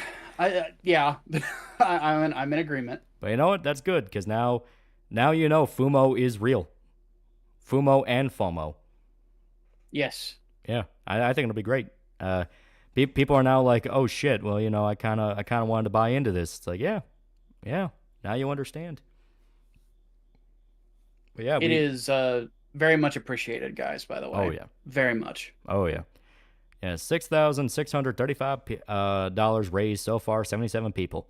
And reminder, the mailing list, last I checked, let me refresh the page on my end over here. Yeah, we have I'm going to be doing a little bit of math over here, so you might be hearing some clickety clackling, but that's just on me. That's just on me. I'm that kind of guy. So, to put this in perspective, where'd it go? Oh, there it is. Real quick while you do that, in the chat right now, Chris the Bliss, for those of you who see him in there, that is the colorist on the covers. So say hello to Chris. Let him know he did a good job. Yeah, he did very good. He did very good. I really like what he did with the Kanan one. The Kanan one was really cool. Where'd your cricket friend go? He's hiding in the bathroom. I figured out that's where he's at, so I'm going to need to send a cat in there. Does a Rachel Fumo come with a wheelchair? That if we actually decide to sit down and do Fumos, which, I mean, with the anticipation people are having, they're like frothing in the mouth for this. We may have to. It's just a matter of figuring out how the fuck to do that. Exactly. We're going to have to add the wheelchair. Oh, yeah. Going to trick some scholars and future NASA employees, do the chase money glitch, rob them, and then funnel the money into the campaign. More anticipated than Critical Drinkers film. Is it? I like Critical Drinker, though. He's a cool guy. But okay, so. Yeah, he seems nice enough. I disagree with some of his opinions, but he seems like a nice guy. Yeah. So we have 511 names for the mailing list. That is the people who have signed up right now. 77 people have already gotten us close to $7,000. So to put this in perspective. Now, granted, a lot of people bought the big tiers, so that's obviously a big thing. I've not bought the Yuki Dakimakura. Sorry, bros. Don't worry, there's going to be more. There's going to be more. We're at the point now we just have to flat out tell people, yeah, we're going to do more. Oh, now we're at 6,800. So to put this in perspective, I'll round down to like 500 just to make it easier. We are almost at... I know. I may as well use the big number just because of the fact that will make the math more accurate. So 79 divided by 511 times 100. So just a few, 15% of people almost got us to the fucking goal. A tiny little 15% margin, a puny little hiding under the fridge, scared of the world margin of people already got us to the planned goal of this. That's pretty fucking good. Bro, college students, I was only able to get cover B comic. It's pretty fucking good. It is pretty good. You will like that cover a lot. It'll be good. Yeah. So, 15% of people, we already almost got the goal we need just to finish the damn thing. So, I'm happy with that. I'm happy with that. I think that's more than acceptable on my end. But, so, let me... Oh, actually here. Because that's... Let me update the math one more time to make sure we're accurate. Okay, 79, yeah. So, 511 minus 79. So that's still 432 people who either do not know about this or have not been updated about it or haven't made their decision. So if they all just decide to buy the basic of just the comic, that already puts us over 10K. And that's just if they want to buy the basics, not anything else along with that. We are well on our way to this being a pretty big fucking deal, my friends. Campaign funds to finish the comic? Yeah. We got the beginnings of it off the ground. We have about 20% of it finished. This is now to pay Manito the rest of it, to finish it, pay off some other expenses, and get production off the ground to get this all ready to go. I know back in the day you were a big fan of Joker. What do you think about the reviews that are coming out for the second one? I'm excited to see it. I think Joker 2 will be good. Gonna plug your campaign your Dead Rising video? I mean, I don't see why not. Is there a backstory for your username? I thought it was funny. Got a laugh out of me when I first saw it. Yeah.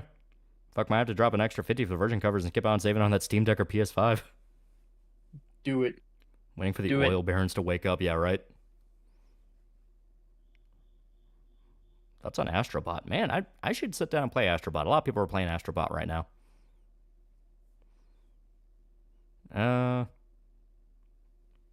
Any cast picks for a Dream movie? So that's something I haven't really thought about, because if it would happen, I'd want it to be an anime. I'd want it to be an actual 2D anime, because it would fit the style of this, and I just don't trust a lot of action stuff unless it was specifically made by somebody who is a massive weeb. You know, like James Cameron, Robert Rodriguez, they were really big fans of Ghost in the Shell, Battle Angel Alita, and that's why when they got their hands on Battle Angel Alita, it turned out pretty good. So something like that. Yeah. Yeah. Something like that where you can tell they care, and it's like, I'm a big fan of this. I want this to do right. All right, real quick. Somebody wants to upgrade to the box tier from the whatchamacallit, from the version covers. So whenever what I'm doing on my end is I'm actually pulling it up so I can give you an idea of where the buttons are. Where'd it go? Okay. Let me copy this link. CYBERP0P gets an anime, but Pro ZD has to be in the dub. Okay, so after you click on it and you click on Get This Perk, which 17 people have already got, you'll see that there's this, it says your contribution at the top, 1 perk, version covers, details, da-da-da-da-da. There's popular add-ons. One of them is another comic A, another comic, and another one is another comic B, and then the third one is the box tier. You click on Get This Add-on, and it'll show you everything that you're getting, and you just click on Get This Add-on again, and then you're good to go. Yep. CYBERP0P gets an anime. Oh, there was one who. Damn it. We're funded. Holy shit! Really? We're funded. Let me refresh. It 1.5 hours from the stream starting. We are completely funded. Yep. Holy shit! Okay, we did it. We fucking did it. Holy fuck, dude! All right, you know what this means. Look at me, I'm Donkey Kong. You've all been bamboozled. This is going straight into Game Dude's retirement fund. But no, that's fucking crazy. Like, holy shit. That's like, we've only been up for an hour and a half. We haven't even started killing bugs yet. Yeah, seriously, it's like, holy fuck, like, goddamn. Give us racist Furin. You'll get racist Furin next time. I don't want to do it on an official shill stream. Big Buddha 8894 for $100. I'm a trucker, so I'm technically homeless, but I got a place I can mail. I can get mail. Is the box discreet? I don't want to get my shit pinched. If it's like a P.O. box, yeah, I think so. Or if you want to send it to like a friend's address or something, yeah, we can make it work. Yeah, I would. Yeah, I would recommend either of those, honestly. So, we got you, fam. Yeah, don't you worry. We'll get you. Gotta give you something to do while you're fucking driving. Yeah, just let us know the safest place it can go, and we'll get you. Yeah. But yeah. I like classical American architecture. I'm very autistic. Well, all of chat's proven their autism tonight. We got this. We got this in full. We got this in full. Roll out the chicken at it. Mission accomplished. Yeah, mission accomplished. Pretty good. Pretty good. Pretty fucking good. About Harmony Korine's new movie, Baby Invasion? I have not. Is there any advice you guys have on making comics? So you just spent So, my advice... You go first. Yeah. Guess you earned a little. My advice is just write something down and find a guy who's willing to look at it and break it down for you. Because that is how you actually get something done. You just jot down whatever. You think about the details later. I mean, if it's something like minor, you can take 2 seconds to fix, do that. But mainly worry about getting it out of your head. Because if you overthink it, you're going to scare yourself and you're not actually going to do it.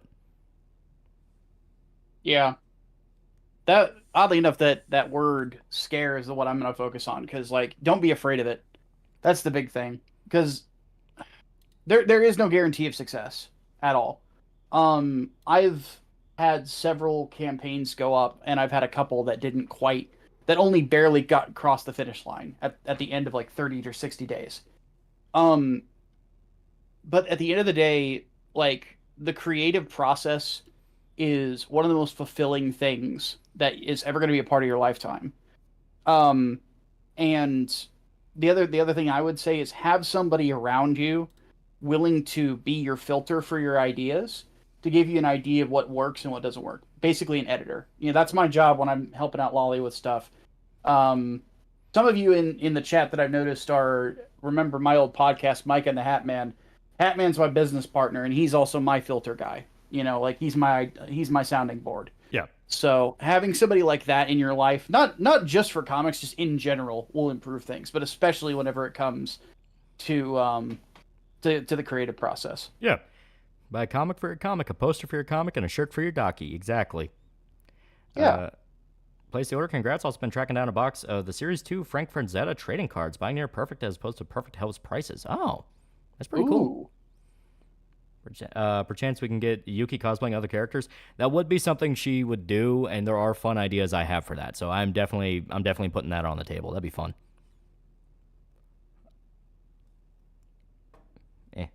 Who's your least favorite fictional character? I mean, there's tons of characters I hate. I mean, everyone knows about the douchebag in a horror movie. You can't wait till they die or something similar to that. Kira Yamato. Yeah, there you go. Fuck Kira Yamato. He is the worst character in anime ever. Total Gary Stu. Fucking hate him. El Monster is now a pretty cool dude for 3 months. Lolly, just about to make a name for myself. Well, congratulations. Let's hope for the next goal coming soon. Yeah. Like, the fact this literally took an hour and a half to finish is amazing. It's great. It's fantastic. It's amazing. Sort of simplified summary of Skulljack written up for later. Just running if you ever want to talk about it later, want to pitch and have opinions. Yeah. Baby Invasion, an interactive film where AI was used to switch the adult faces with babies, and the film's about a home invasion. That's weird. Look up the X-Men 97 remake animation. Is very similar to this art style.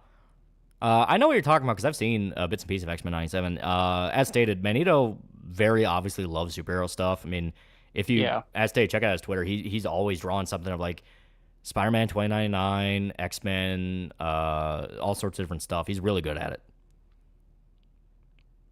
Fumo. Now we're gonna have to like sit down and like think about some more merchandising stuff because like goddamn, people are demanding it. They're demanding to throw it at us. Yeah, we will have to figure out the logistics for a Fumo at this point. Yeah. How long is the campaign open? It's open for another 30 days. And it's hit gold, so basically it's going to have an in-demand phase as well. So after that 30 days, whatever's left over tier-wise, you'll still be able to get your hands on. Yeah. We think the new singer of Linkin Park possibly being part of Scientology. Well, I mean, a lot of Hollywood was part of Scientology, so at this point, it's like, if she can sing, I don't give a fuck. Dibbers $5. Comics art style reminds me of Paul Richards' concept art for Duke Nukem Forever. A little bit? I didn't really see it until you pointed it out, but yeah, I can kind of see it. Authentic Fuma are kind of hard to get made because they only sell in one store. That is true. Well, I mean, so long as it's in the style of a Fumo, I don't think anyone will really care. As long as it looks like it. When do you plan to release? As stated, this still has a while to cook in the oven. The goal is to get it out by next year. We are 20% of the way through the book right now. We still got to get a lot of organization stuff together. So it will take a little bit, but it's not going to take 5 years. That I will promise you. Here's something you guys hit 50K. Yeah, good shit. Goddamn right. Yeah. Favorite character from Berserk? I love Guts. He's the reason I read it. Guts. Yeah. As long as that idea be in your head. 5 years now? 2019? Yeah. Right before COVID? Yeah, because you mentioned it to me at some point during COVID, if I remember right. It was, yeah. I know it was definitely before COVID because I was still driving that shitty little Toyota. And I got rid of that Toyota around the time of COVID, and I got my bigger Jeep, and I really like that Jeep.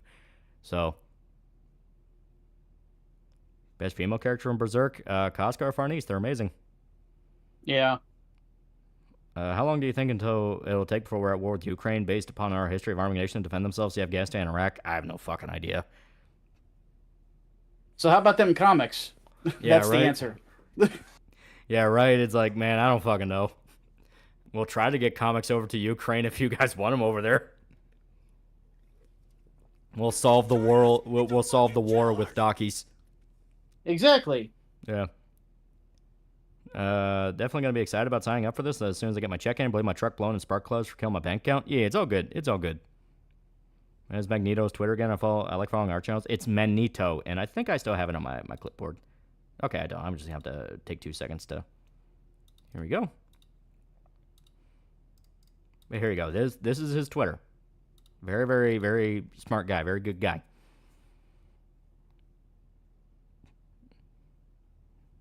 Who's he streaming with? This is Micah. Indeed. You've probably seen me in the chat as Big Micah C. Yeah. Or seen me ranting about Mobile Suit Gundam on my YouTube channel. Yeah.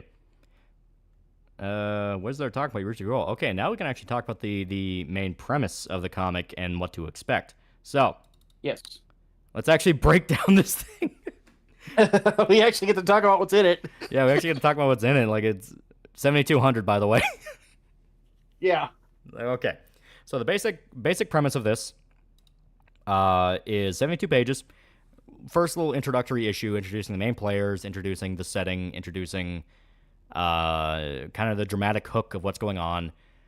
Can we post CYBERP0P fan art in the Discord? Go fucking nuts. But I want to see it. Yeah.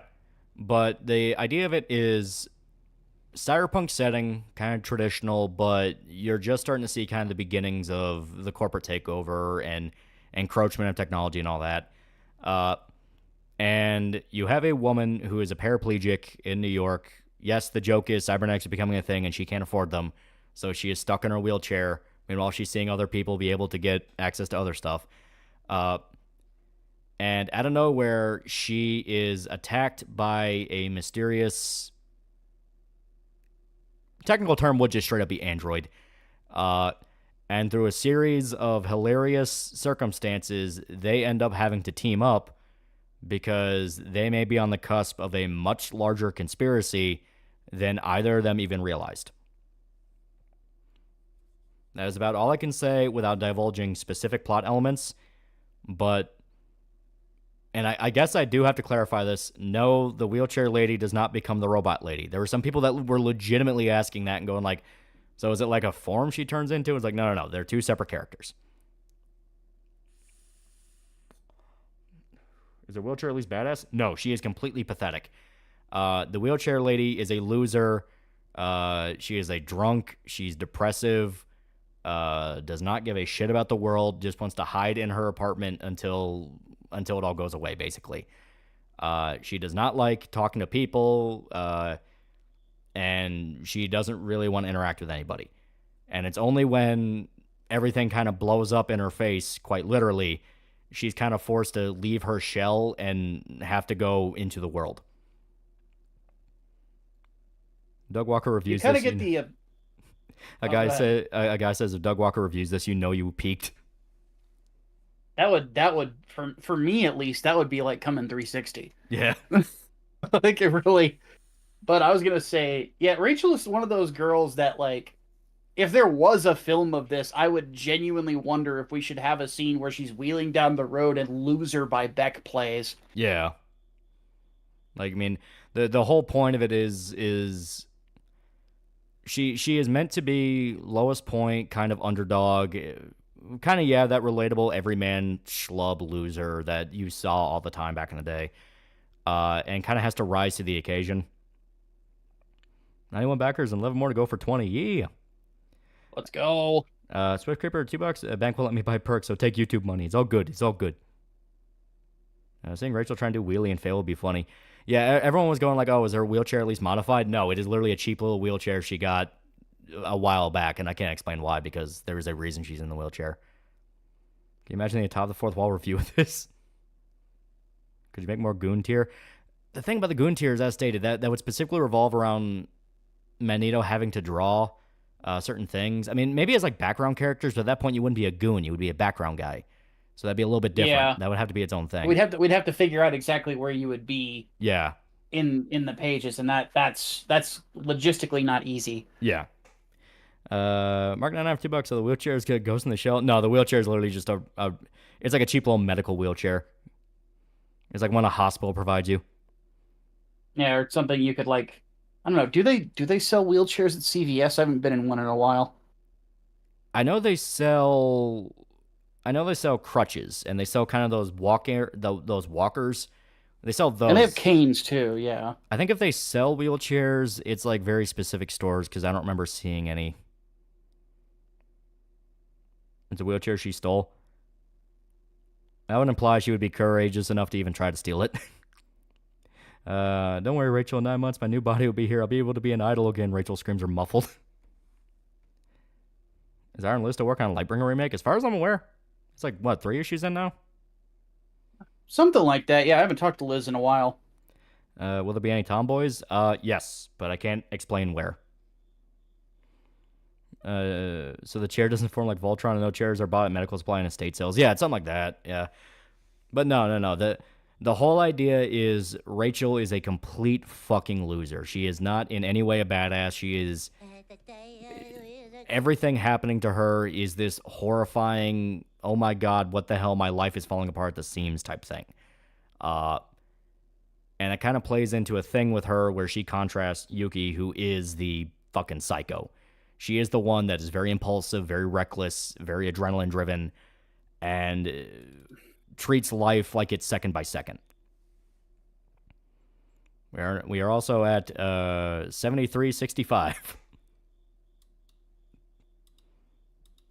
Is Rachel a coward? Yes, in the beginning she's a coward. That's her whole thing. She's very cowardly, very much just wants to keep her head down, pretend the world doesn't exist, only go out when she absolutely has to. Are you keeping a body pillow for yourself? Does the Gintama finally get a GF? I might buy one for Dick Bro to give to their kid. I think that'd be funny. Zillardo for 5 fake mines. How many channel in jokes we're going to have? I Dimension Scat ran. Very minimal. I don't want to be a thing where you have to rely on knowing who I am to enjoy the comic. I will include some just because it'd be fun for people who do know about the channel, but I don't want to be a thing where to know an entire character, you would have to know about me. You know what I mean? 10 more people, 10 more people, 10 more people. Does Yuki tie Rachel to a wheelchair, show a clip show of her Alcor, and ask, do you see? In a way, are they not justified further action? So she's basically a NEET that can't afford cybernetics and heavily isolates herself from the world. Yeah, something happened to her in the past that made her not want to deal with the world anymore. That is all I can say. Very, very much I just want everything to go away.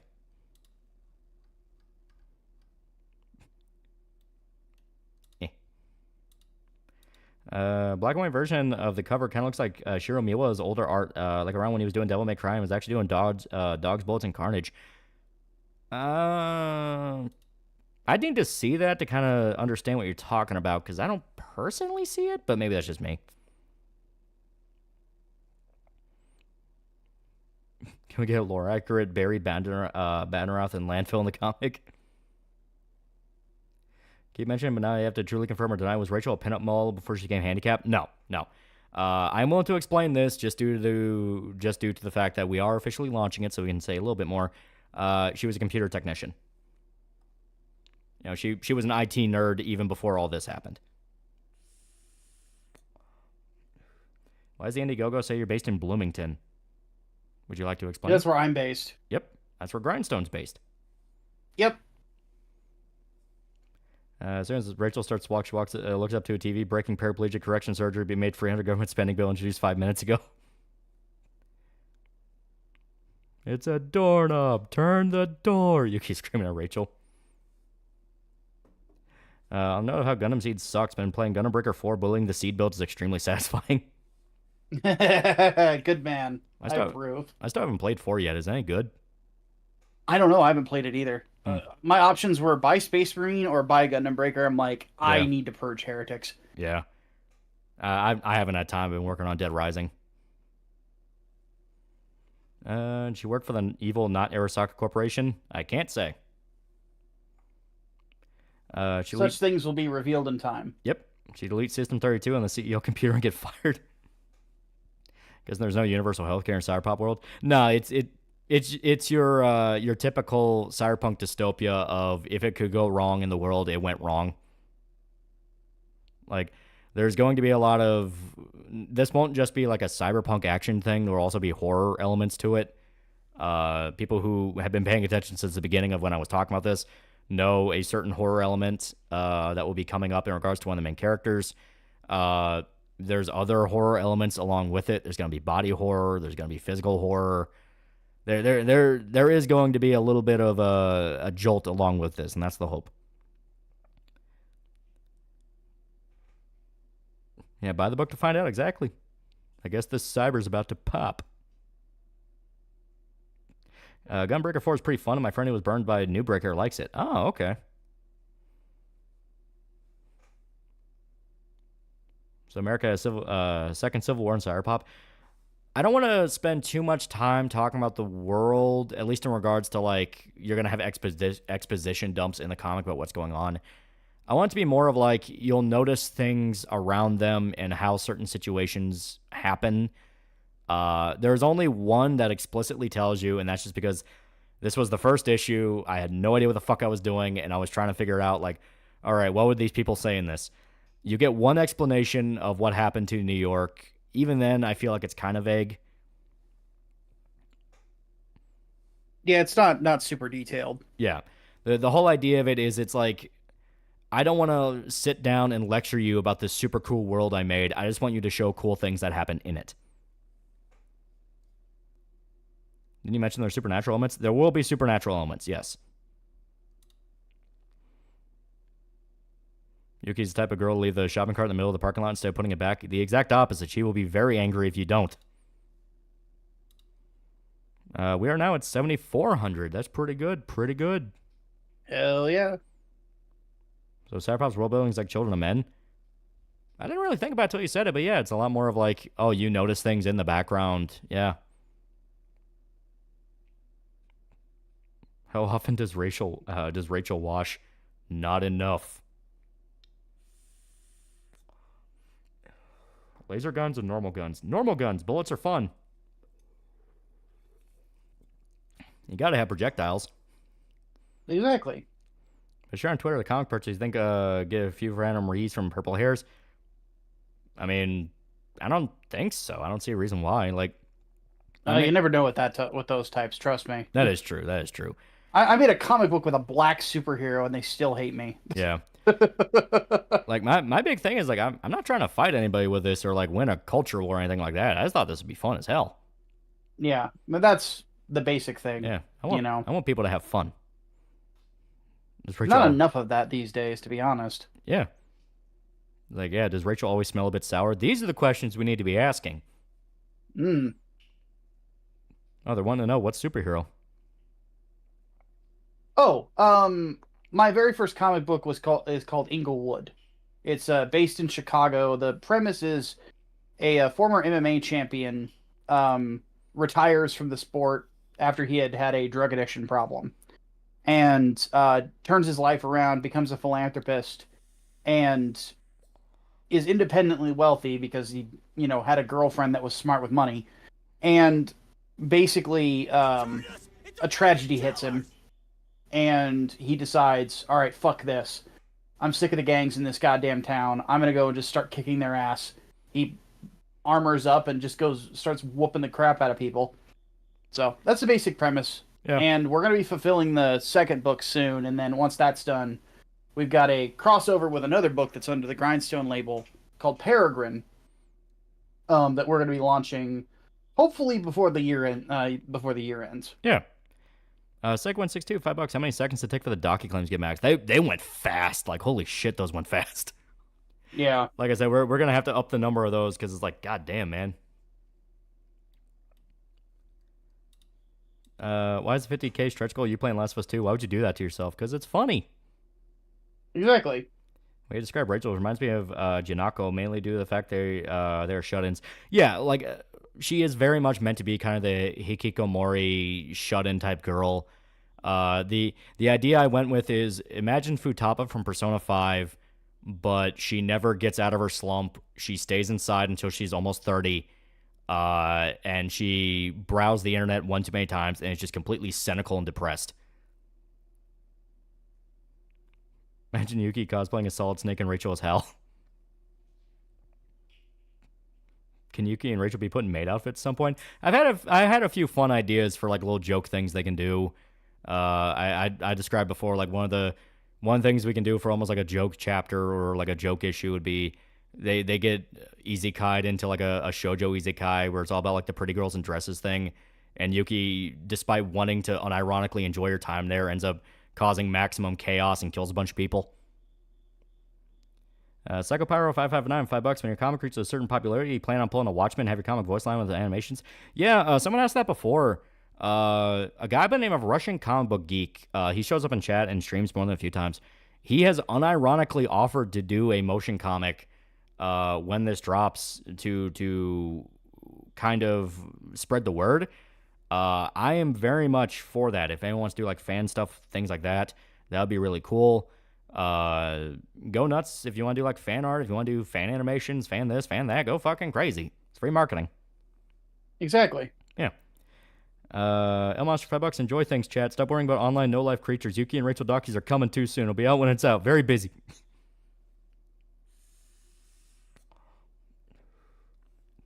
Made outfits don't treat Tall like a porn artist. Show some respect, brothers, for him and yourself. Yeah, Yuki sounds like chaotic neutral. Yuki's thing is she is a complete fucking lunatic psycho who can butcher people in less than 6 seconds. But she's still very innocent in a lot of ways and still acts... despite her look, she still wants to act almost like girly-girlish.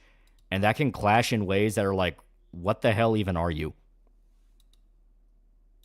You know, that's kind of where I'm having these fun ideas of like, the way she reacts to certain situations, the way she kind of scolds characters for doing certain things. Have Rachel get her legs healed by magic, but she doesn't remember how to walk, so she needs a chair again. Sounds horrible. I love it. How's your pet cricket? We get Cameo Volume 2. He's still chirping away in the bathroom. Got to send a cat after him. Yeah, we're going to kill his cousins here in a minute. Yeah. Yuki can break your neck in 30 different ways, but you'll want to be cute when doing it. Yeah, basically. It's like there's kind of a weird contrast where she is fully willing to inflict violence, yet she's not really willing to admit that it's hard to explain. It's like she is a completely psychotic blender on legs, but she still kind of acts like a young 20-year-old woman. Like she doesn't really... It doesn't seem to impact her what she does, and that kind of makes it sound weird. Piss ass 2 Figma is pregnant. Rachel has no set schedule. Can we get Yuki and Rachel keychains? That'd be a fun one to look into. Yeah. Yeah. Like I said, there seems to be a hell of a lot of marketing material we need to start looking into, just due to the fact of like, holy shit, we underestimated the excitement here. Yeah, we kind of did. But hey, I'm not against that. She's the quote, we train men to drop bombs on people and yet allow her to fuck on their aircraft because it's obscene, made into an idol. In a way, yeah. Sort of like Red Death from Venture Bros. Sort of, yeah. You do have that contrast. Like, the best way to describe it would be a scene where right after they commit a bunch of murder, they have to physically go down to a store and pick up supplies to clean a room, and she is like skipping and humming to herself. Like that kind of thing of, despite ripping people to pieces, she doesn't really feel any guilt over that. I can see Yuki pushing Rachel to be more feminine so she can live vicariously. Yeah, that'd be a good way to look at it. How old is she? So Rachel is 27, about to hit 28, like almost 30, you know, kind of one of those things. Yuki is a bit more complicated. She, on paper, is 23. In reality, she only made it to 20. Swift Creeper, $10. Just got off the phone with my bank and confirmed the agent. You confirm the purchase with Indiegogo. Be a goon. Yes, we still have we sell stuff off of Indiegogo. Literally not let me buy anything from it. Like as of right now, not really, but in the future there might be. Yeah, we've had people offer to make like dedicated sites where we can include like storefronts before, so that'd be something to look into. Yeah. Yeah. Hopefully, speaking just on a company level, like we're hoping to do that with Grindstone in general at some point. We just got to figure out the logistics of it. Yeah. They're covered in blood, but skipping and enjoys life. Yes. Best way to put it is she's an optimist even as she rips off your leg. Yeah. And beats you to death with it. Yeah. Okay. Question for the chat. How many of you right now seriously have not bought a Docky, but you want one? Yeah. I want to get a general idea. Yeah, here. I'll kind of cheat with this, but this is good just to kind of...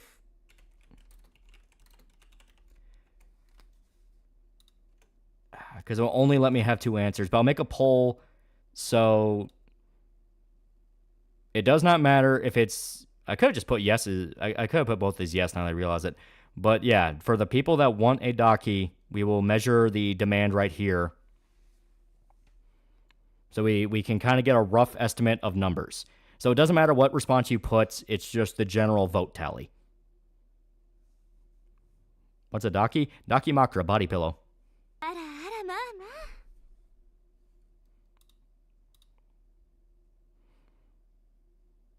Yeah, put a poll for both characters, show how many people want it. Can you sell the Daki covers? Don't want 2 pillows. Maybe. Maybe, yeah. If there's enough demand for it. Yeah, it seems like the Dakis are the thing people want right now. So we may have to do some variations of the Dakis. After killing a bunch of goons, Yuki stops at a Starbucks to buy pumpkin spice latte, and a customer trips over the gore trailing her feet. Yes, that is a very good way to put it. Yeah, does anything remotely feminine anyone, everyone? Okay, what are you? A girly girl or postal dude? Pick one. You can't be both. Yeah, Dakis aren't really my thing, but yes. But I put yes, so there's extras. Yes, yes. Am I gonna make the Daki like silver veils? We already have 2 of the designs in place.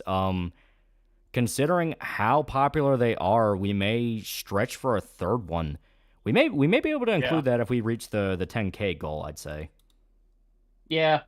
The big thing that I have to do at this point is I have to contact the people that are making these to see how they're going to ship 2 of them. Yeah, yeah. If they're shipped together, they're shipped separate, like what goes on there. Yeah. So I can set up the charges appropriately in the campaign. So here in a minute, I'm going to give you guys some more. Votes only a 2/3 split in favor of the Dakis. I meant to put yes for both because it's just a general tally of how many people want Dakis, period. We have 72 people who voted on it at the moment.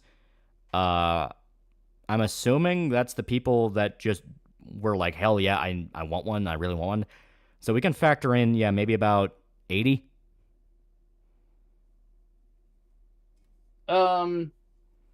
That's current numbers at the moment. Yeah, we're going to sell these a number at a time. Yeah. Just kind of... Yeah, we'll work towards a larger grand total. Yeah. Because I doubt that there's... How many people have voted?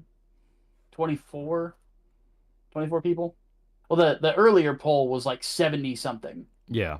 And I'm like, whoa. I don't know if there's that many people that actually are looking to buy these right now.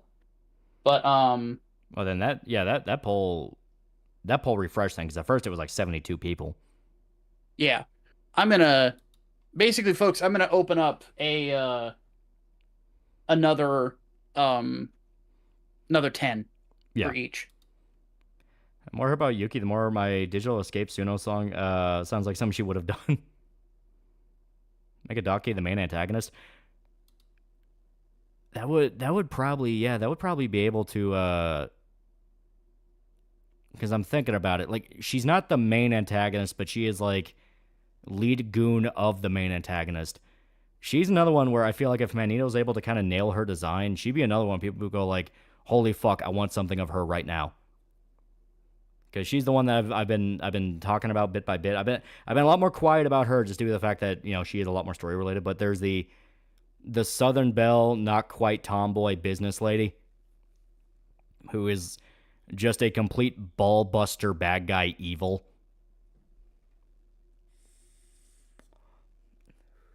So there's a merch line with a story or manga comic I just got here. It's a comic. All right, folks. 10 more Rachel. 10 more Yuki. Now available. Yep. So you got 10 more. I'm going to go ahead and end the poll right now.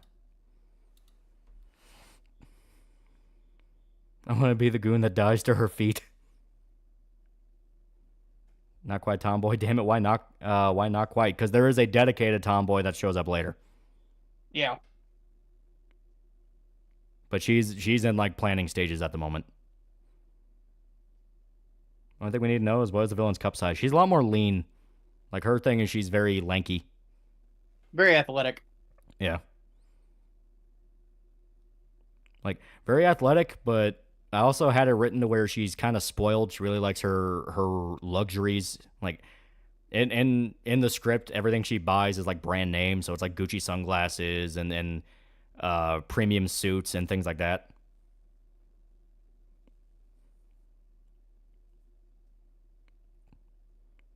Ball busting Southern Belle, count me in when I have money. Fuck you, Lolly. I don't get paid till next week. As stated, this is going for a whole month. You don't have to do it by tonight. Yeah. Like a swimmer, I'm fucking sold. Yeah, good way to put it. Like a swimmer, a runner, a lot more lean, athletic. One clothed only options. I can't bring that crippled Giat energy back into my room.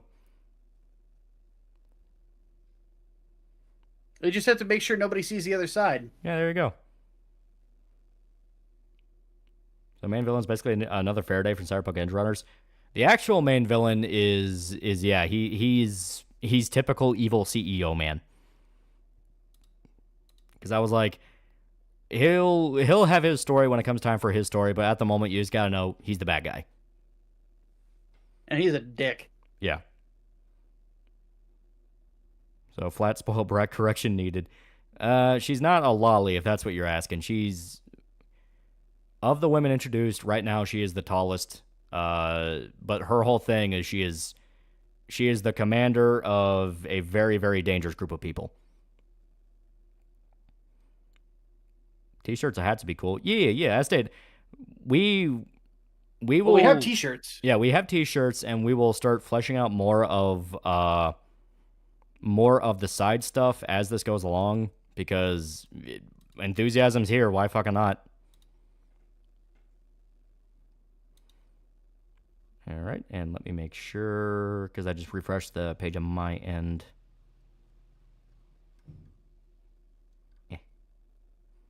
Yep, so now for the Dakimakuras, you have 15 for each. You have 15 for Rachel and 15 for Yuki. 6 have been claimed for Rachel, 5 have been claimed for Yuki. So you got 10 more, guys. What's the back of the Dakis look like? I couldn't show them, well, we couldn't show them on Indiegogo, but I can show you guys here, because... Yeah, we can show you on stream. Yeah, because we're not as worried here. Because YouTube is slightly cool. Here is the Rachel one in full. Let me clean out some of the clutter of this real quick. Here's the Rachel one. Pretty good, I'd say. Yeah, crippled butt, exactly, crippled butt. I have the Yuki one. All right, I have the censored Yuki one somewhere. I'm going to have to... Yeah, give me a sec. This one I actually have to go in and kind of mess around with, because... Here we go. All right. I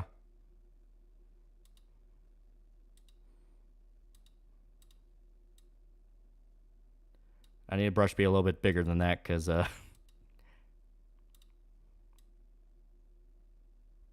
right, I need... Come on. I'm literally just trying to censor a titty right now. Here we go. Here we go. That's better. Now we're cooking with gas. Okay. Save this as PNG and type in censor. Oop. Put that in downloads, make it easier. There we go. Okay.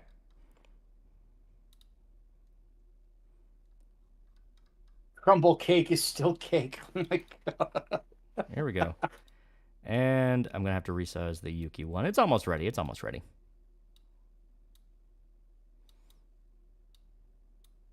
Nope. Clicked on the wrong one. Here we go. These 10 Dakis sell out without be it. We'll have to do it by increments just to be able to keep up with the amount of people that are ordering them. But we are taking note of how popular they seem to be. Yes. I live with my parents. I can't get a Daki. At that point, you look them in the eye and say, "Do you hate art?"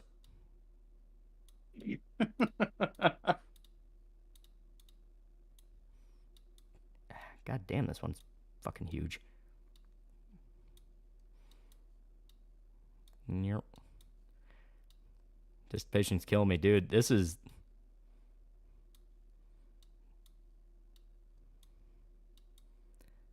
Click, click, click, click.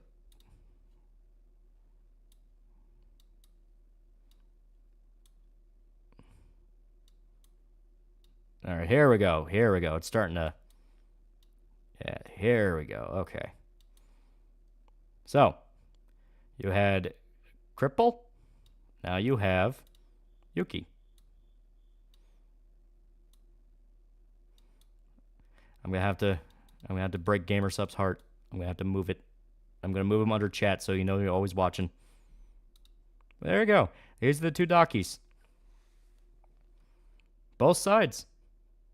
I think that cricket finally died. No, he's still chirping, but he's hidden. Yeah, as you can see, I had to censor a titty. Even though the safe for work side also kind of shows titty a little bit. You see nipple. Yeah. Her snatches and booby trapped, is it? You want to test it? Who's the artist? Okay. The artist for the Rachel one is Ludacris on Twitter. I will give you his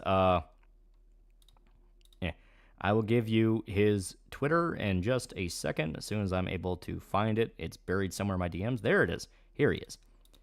So, Rachel 1. Ludacris. Posting it in chat right now. He does very good stuff. If you want to commission him, he's not against the work. Like, this is the guy where, when we were first posting about it, he literally added me on Twitter and was like, hey, do you mind if I do fan art stuff for it? And I was like, fucking go nuts. And I think a day later, we were talking about, like, all right, who would want to do the doc designs? And I'm like, well, I can just talk to this guy. He was offering to do fan art stuff anyway, so fuck it, we'll make it official. Kubrick for 100 fake monies. I can't tell with the censors. I don't need no pillow. I fuck bitches. Oh, I fuck bitches. I don't need no pillow. I still love those. I still need love, though. Don't worry, the pillows will give you love. Honey, it's art. He is the voice of the generation. Off topic, but I really like Bruce Timm's art style. Reminds me of the old Archie comics, the classic designs and style. Yeah. Give the southern villain girl an assistant has to carry steps to wherever she goes. Is the hand thing Yuki's doing one of her trademarks and she's an idol? I'm going to have to wait for the Emperor's shout. Go away. Go away. Go away, Zane. I need to see the picture. God damn it, Zane. Go away. We don't need you here. Yeah. Go away. So if you're talking about the handgun thing she's doing, like, you know, making her hand like a gun, it's because she's a sharpshooter. You know, it's like Old West sharpshooter. That's kind of the vibe Magneto's giving Yuki a little bit. She's kind of like an Old West gunslinger. The bandoliers with ammo on them, her revolver. You know, I kind of like what he's doing. I like the touch of Rachel's eye bags. As stated, she's a loser. She doesn't get a lot of sleep. Does Yuki prefer fishnets or stalking? Stalking. She thinks they're cuter. I have a Twitter page for the comic. We have the Grindstone page, which has been showing stuff out about it the last few days. Yep. We'll get a let me get you the link so we can put it in chat. Yep. Will we get a Mexican standoff? You have to. Walk into Rachel's apartment. Bitch, you live like this? Speaking of Twitter, I thought your get on the mailing list if the cripple gets it was a pretty good pretty good tweet. Yeah. Well, now we're actually dipping into parts where story stuff is starting to happen. So I'm going to show you guys a little bit. I'm going to say goodbye to Yuki.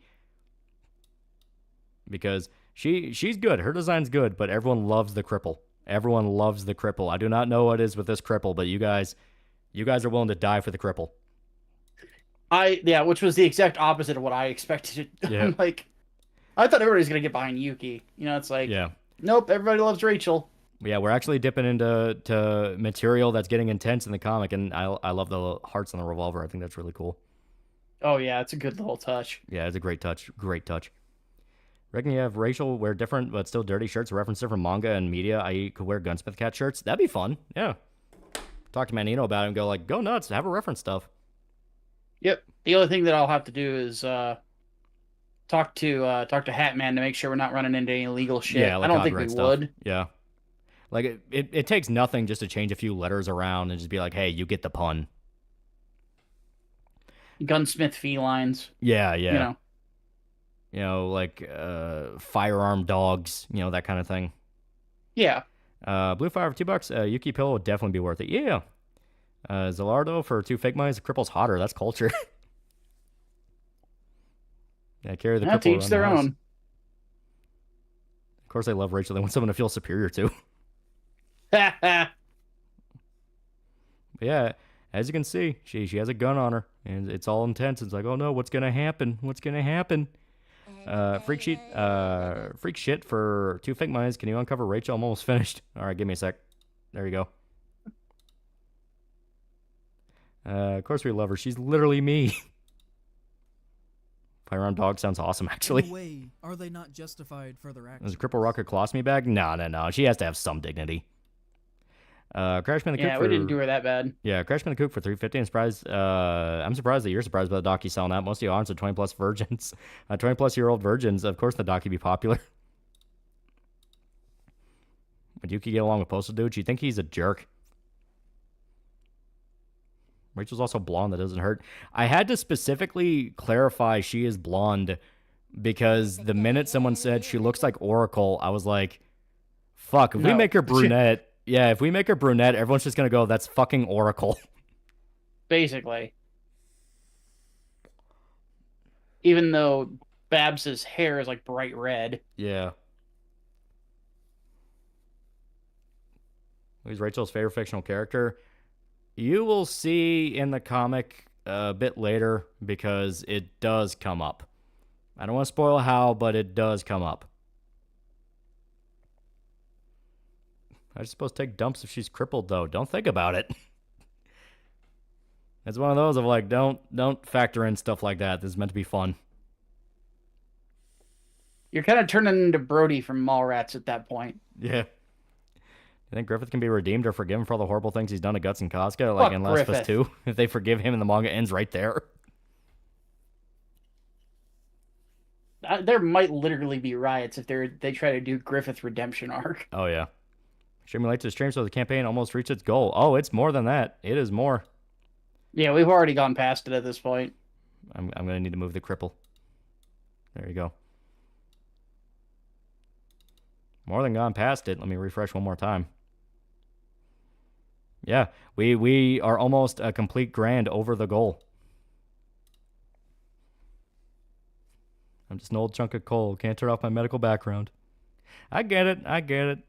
It's like, you know, if you factor in stuff like that for amount of time, it's like I work in medicine. If someone's not pooping, that's a problem. But it's a fictional story. I don't want to be bogged down with details like that because at that point, that's gross. Yeah. Who's the co-host for tonight's streams? This is Micah. Indeed. Hello, everyone. Sec 162, $5. You're pretty shout alert sound is now justifying the actions of chat regarding Rachel Docky pics. In a way, was chat not justified for their actions? Can we reach 10K by the end of the stream? That is the question. I would love to see that. Oh, yeah. Yeah. Manito will definitely love to see that because, I mean, if once this all goes through and it works, he'll be getting a pretty decent chunk of change. Mm-hmm.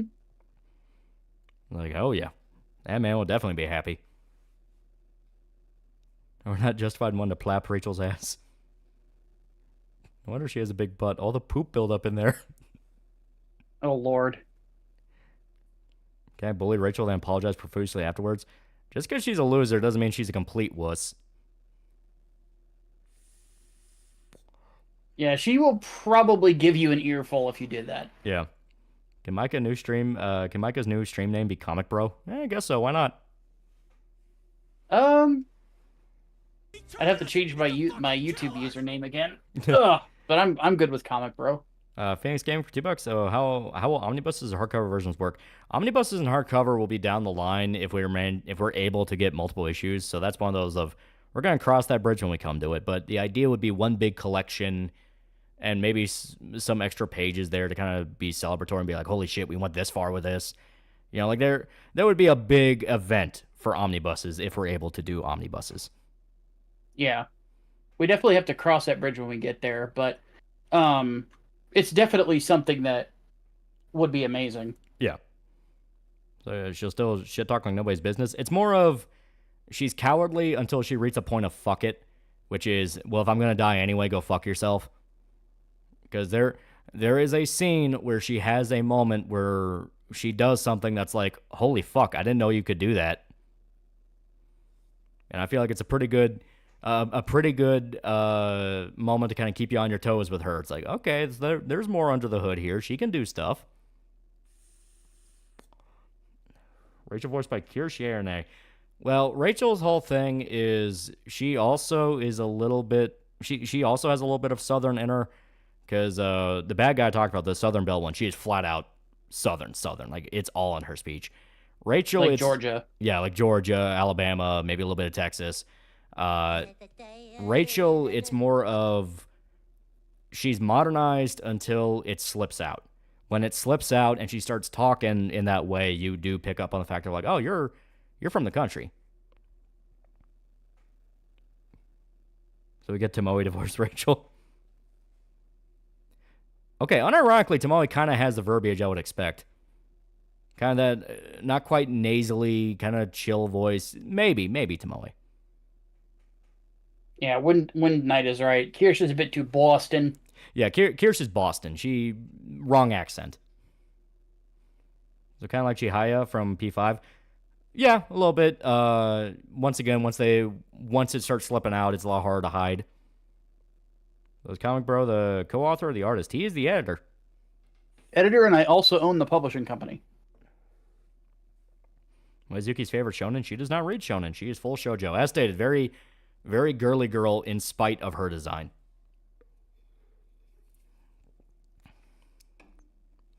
We got a recommendation for great entertaining VTubers are not Kirsch, Pippa, or Otto. Well, stay at Tomoe. Tomoe's good. There's a few others. Someone mentioned one named Rosa. A guy in chat says Rosa's really good. Would Rachel call me indiscriminate racial slurs with a heart at the end? Not because she's Kentuckian, but because, I don't know, really. Have Tenma voice Yuki, could be just crazy as her. Tenma would be funny. That would be funny. Yeah. Yeah. But to give you guys an idea, if I could put, like, Yuki in a nutshell, imagine a woman, a cybernetic woman, cleaning a gun while she has a TV up on a different desk playing Fruits Basket. Yeah. Very, very much in the style of that. And, like, we'll track down, like, those really cheap, cheesy fucking Korean romance manhwas and, like, get emotionally invested in those, that kind of thing. Like, very a stereotype of her gender in spite of everything you see her do. Yeah, she probably knows the lyrics to the Sailor Moon theme song in English by heart. Yeah. Limu, VTuber's friends of Vinny Vinesauce. Oh, I'm going to have to check her out then. What guy, $5? Lolly and Cyberpunk, will Yatsuba finally get the chalky milk that bastard Yando stole? But real question though, how far have you playing past first volume? I have the basics of where I want it to go down. I just started planning out the second issue to a degree of I know how the second issue is going to end, and I know what the twist at the end of the second issue will be. And I'm excited to get to the twist of the second issue because that will be very, very fun. That's all I can say. It'll be very, very fun and will lead into extremely violent things. Yes. Get him praise the shadows to voice Rachel. Oh my god. He doesn't have the chutzpah for it. Yeah. By the way, guys, 2 more backers, then we got 100. Yep. Are there going to be any competent men in the stories, or basically just girl power? There is a very, very competent male character who ends up being a big wild card to a lot of things going on. I can't explain a lot of him. He is very much meant to be mysterious, but his whole deal is when he shows up, everything everyone has planned goes up in flames, and they're like, what the fuck is happening? Yeah. Yeah, he's kind of meant to almost be like an Anton Chigurh type guy where it's like, oh fuck, now he's here. He is a man of focus and dedication. Yeah. Mysterious Stranger. You know about him. He has his own subplots. A chunk of the second issue will be about him. But his whole thing is... His whole thing is you don't really know what his deal is. It's like, why are you doing all of this? Yeah, 2 more chats that come to pressure. Is that the hunk-like character? Possibly. He is one where I came up with him during the final draft of it, and I was like, I kind of like this idea of of this jobber who ends up going further than we thought. And I have planned out a whole thing with him that I really don't want to spoil because it will be very, very interesting when you get to his stuff. Do you know his Japanese book called In Praise of Shadow is interesting? Isn't that where Zhang got his name from? It wouldn't surprise me if he got his name from something else. Yeah. Would Yuki consider holding hands lewd? Yeah, 100%. Would there be any background characters, wild cybernetic mods, like a guy with Doc Ock arms? I leave a lot of the background stuff to Magneto. I only specifically mention background stuff if it's like, hey, this is meant to be a joke in the scene or something like that. Other than that, I let him go nuts with it. And he's come up with some pretty interesting designs for random jobbers and background people and things like that. What are your thoughts on the 21st century? The fucking, what was it? Suburban Nights guy. Oh, yeah. 4 more people, 4 more people, 4 more people, 4 more people. Is there romance in CYBERP0P? I don't necessarily mean it in the same vein as Guts Koska, but maybe Marcus and Blair from Terminator Salvation. That is way too early to talk about. I'm not denying it, but it's too early to talk about.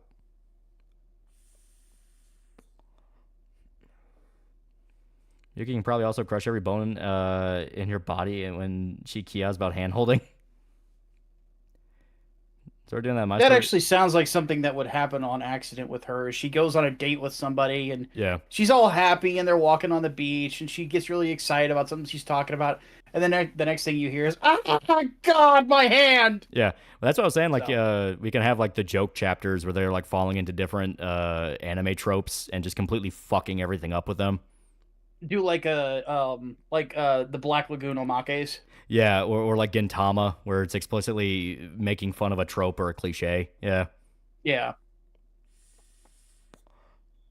I need to buy a copy later this month. Just got my first paycheck in nearly 10 months and I'm having a real job. Good shit, good shit. As stated, you got 30 days, so you got time if you need to make arrangements. Don't worry about it. Yeah, and congrats on the new job. Yeah. So Yuki is like Chisato from Licorice Recoil, but a bit more innocent. Yeah, good way to put it. Does Hunk look like Bill from Mindhunter? He's not called Hunk. He is called something else, and no, he has a very specific thing going on with him.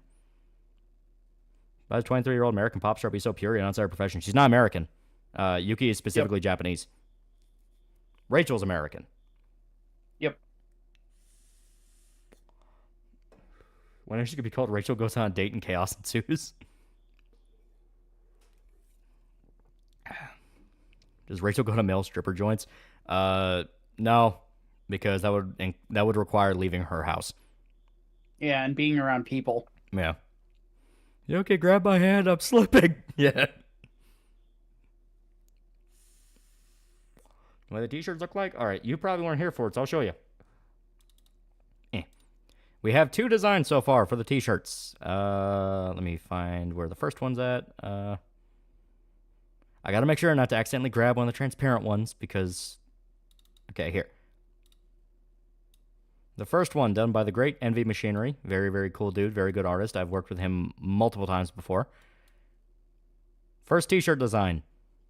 I like this one a lot. I love it. It's really good. It's really good. Yeah, I might have our t-shirt printer print a test print off and send it to me so I can wear it around the house because I love this one. Oh yeah, it's great. Envy Machinery is great. He does all sorts of good stuff. And second one, this one, because it's transparent, I wanted to put it on like a sample shirt, so it may be a little bit hard to see, but it's this. It's Think You Can Survive the Night with Her. This was by Sai, who also USB Inc. on Twitter. We've worked with him before. Very good guy. Very good stuff. Worked very hard. These are our 2 shirt designs. I like them a lot. Should we tell the story about the development of that t-shirt design? Go ahead. Okay, so the funny thing about this is that Sai sent us the original idea, and instead of her being over a pile of guns, she was sitting on a guy. Yeah. I think I still have... That's a little much. I think I still have the... Give me a sec. I think I still have the sample. It's still in the server, yeah. Like, we still have it. Yeah. It was hilarious, but I'm just like, the guy who prints our shirts is the father of my business partner. He would fucking kill us if we sent him that design. Yeah, So, I know I have it somewhere. I just gotta track it down. Where is it? Where is it? Where is it? Fuck. Okay, if it's not here, I know exactly where I can get it. It's while you're finding it, this is an interesting question. How many hours has Rachel put into old Doom mods? way, way, way too much. I could see her playing Brutal Doom. Yeah. Now I gotta find where Psy's at. Fuck. Okay. Everyone's buried in my DMs. Everyone's buried everywhere. Yeah, okay. Yeah, here it is, here it is. It's the original sketch of it. Eh. Alright. So yeah, this was the original idea Psy had. Where it's her sitting on a chair carried by a guy. And it's kind of like her throne. It was funny as shit. Yeah. I'm pretty sure it's a Japanese horror novel. Just letting me know. Oh, okay. How many Discords does Rachel run? In that vein, does Rachel watch Civvy? She watches all sorts of stuff. Like she is meant to be kind of like an everyman on, modern day everyman in the cyberpunk world, and she just happens to be a girl failure. Yeah. Can we have that as a variant cover? Oh, man. Give the Southern villain girl insistence carry steps to where she goes. Oddly enough, the Southern girl, this sort of an idea would fit. Oh, yeah, this would 100% fit that chick, yeah. That would fit that chick to a T. She'd probably have more than one. Oh, yeah. The heck am I looking at? This was the original sketch design of one of the shirts before we had to go, all right, let's tone it down a little bit and turn it into... Now I gotta find where I put the others. Fuck. Yeah, here. Turn it into this, where it's her sitting on a pile of guns. Print this design. Has Rachel played CSGO and she's seen no Russian slurs? Any chance of a Dawn of the Dead reference with Rachel's chair gets upgraded with a bunch of bullshit trash scrap thrown together?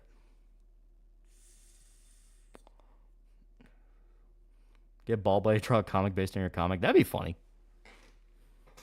Like I said, like it would be crazy if it does end up blowing up to the point of like people who have no idea who we are referencing this and love this. Like, I mean, that's the goal. The goal is you want this to blow up to the point that people who have no idea who the hell we are can like this. Basically. Like a goon just wants Yuki to give him CBT in his mind. Make a variant cover of My Life Is Yours.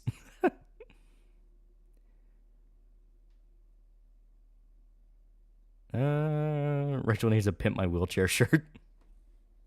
Oh, that would be funny.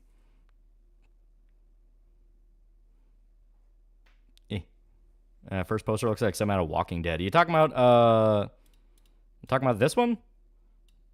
General art style. Yeah, general art style. Like with it's got some similarities, especially with the heavy inking. Yeah, the heavy shading and the inking. Yeah. I say Envy does great work. Envy does a lot of good stuff.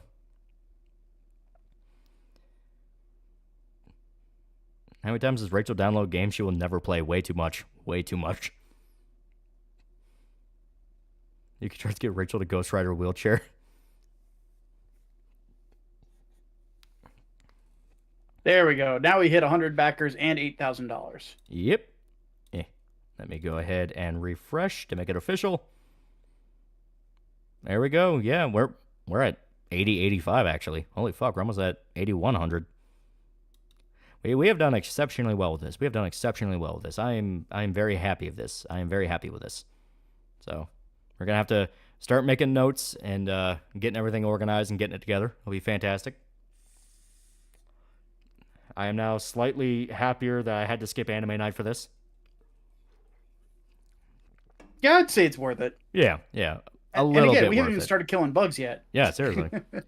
How would Rachel react to me saying she needs to get laid? She would hit you. Yeah, try to throw something. I wish you all the success in the world, but don't you think you'll be canceled by many, many people if it blows up? I mean, I don't really care about that. People get mad about the dumbest shit online. It's not Yeah. worth it giving any emotional investment to. Yeah, it means internet stuff. Internet stuff be the internet. Yeah, Made me Twitter is proud. not a real place. Yeah.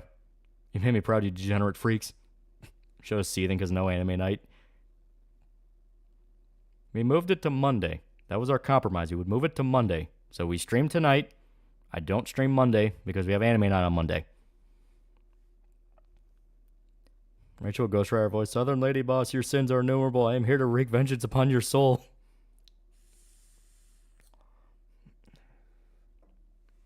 Yeah, funded to 8,000 in 2 hours. Yeah, that's fucking crazy to think about.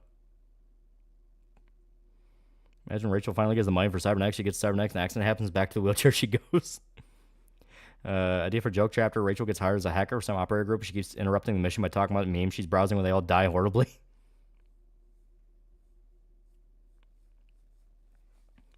And Virgin throws wheelchair. Dibbers $5. Pray for me, boys. I'm famous. I got Pedo Troon Defender spam on my YouTube channel. Yeah. How you ward off the FF8 curse because I ain't turning it off. We'll figure it out. Rachel get an upgrade to a wheelchair halfway through the story, like a mid-series Gundam upgrade, but it's just the same wheelchair painted red. That'd be funny. Goes 3 times faster. Yeah. You know, a long enough timeline, someone's going to draw Blueberry Inflation R, the two. That might be the one we have to crack down on. Like, yeah. listen. Killing Bugs, Starship, or Troopers, or EDF. You will see in about 2 minutes. 10 minutes past Lolly. It's over $9,000. At the rate we're going. I wasn't here for the start of the stream, so who is the girl on the body pillow? She cute. That is both our protagonists for this comic project, Yuki and Rachel. Yeah, goon that just spouts Marvel one-liners that dies in a gruesome way. They grand 2 hours, made a third of the money I made serving a fucking year in Afghanistan in a combat role. Jesus Christ, man.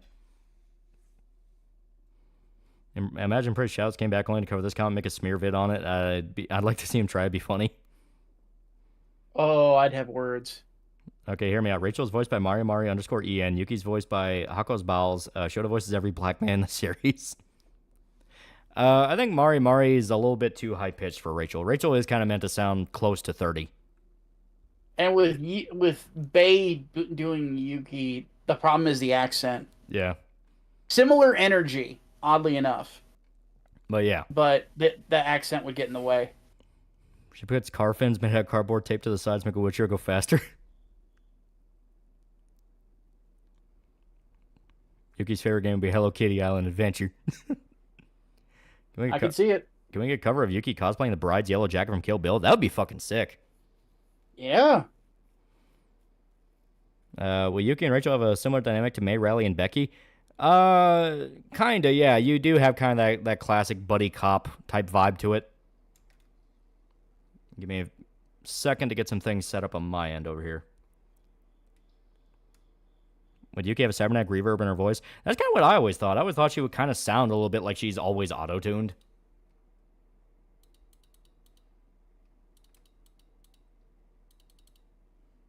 There we go.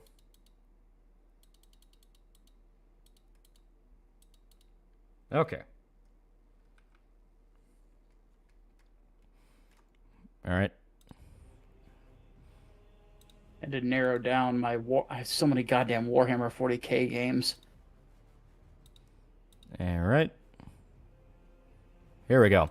Yes, I finally got Space Marine 2 working. Some fucking bullshit what I had to go through. And just to be sure that it's still working, you can hear me. You can hear Micah, correct? Micah, say something. Something. You can all hear him. We swapped over. Yuki's voiced by T-Pain. Speaking of Kill Bill, imagine Rachel having that Uma Thurman voice. Yeah, Uma Thurman, I'd go with you. That'd be interesting, yeah. Thought you were refunded the game? Yeah, but then that money just went straight to G2A to get a code. Which is how I bought mine. Yeah. Someone's Kevin 2X. Which Warhammer army does Rachel have? Ooh. That's a good question. I will go with... That is legitimately hard. Maybe Imperial Fists? It's very defensive. Yeah. Kind of I fits could her. see it. So I'm saying Death Guard, Black Templars. I could see those. No, she would not. I could not see Rachel playing Black Templars. Too aggressive. Yeah, that's true. I could see it either way of, like, she gets to get out the aggression she's kind of holding back. But... Cricket's low. Boost up his money. Maybe. Probably has a salamander somewhere. Maybe like one she bought. Yeah, then she'd be a girl after my own heart, because salamanders are my favorite chapter. Rachel plays them and the Templars. Rachel plays Mechanicus because she agrees flesh is weak. That'd be funny. Ha! Either right. that or the Iron Hands, yeah. Okay. Speaking of Black Templars, that's what I made my guy.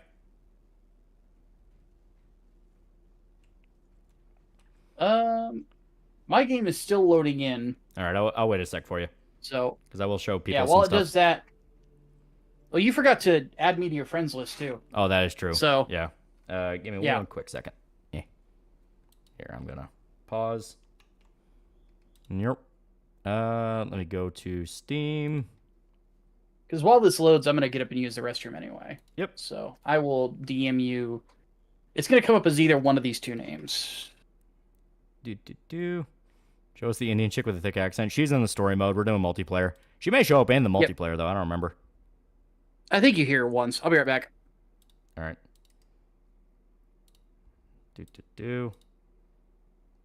Yeah, here we go. There we go. As I take care of that step real quick. And I will say this about Space Marine 2. Real quick. Someone's giving $2. This includes fantasy and 40k. Fantasy is a lot harder. I would say Rachel likes vampires, because I like vampires, and fuck it. Makes it easy. Eh. Let me swap back on over. But I will say this about Space Marine 2. Aspects I think are a lot of fun and are very cool, mixed with some stuff that has me thinking, this is a live service game, this is going to shit its pants in the future. Give this on a villain girl and assisting who carry steps. So I've responded to that. Regular Dark Eldar. Rachel would like regular Eldar. Well, I don't think she'd really like either. Load times are bad. Specifically, okay. This game not only needs to be on SSD, it needs to be on an SSD worth a damn. You cannot put it on an external SSD. You need to have a good CPU. And the CPU and the SSD are what's carrying a lot of this. You can make do with this game with like a 1600 graphics card. Won't be amazing, but you can make do with it. CPU and SSD are the two big things in this fucking game. People complain... Yeah. People complain their CPU temps fucking skyrocket playing this. That's on Balthazar Gelt. Gelt's pretty fun. Also, I sent over the friend thing. Yep, I got it. Well, and yeah, I can run this on a 1080. It's not at like really good frame rates or anything, but yeah, but it can be done. If anything, Rachel will be another Asterian stan. Rachel like Tau. Tau are fucking nerds. God, fuck the Tau.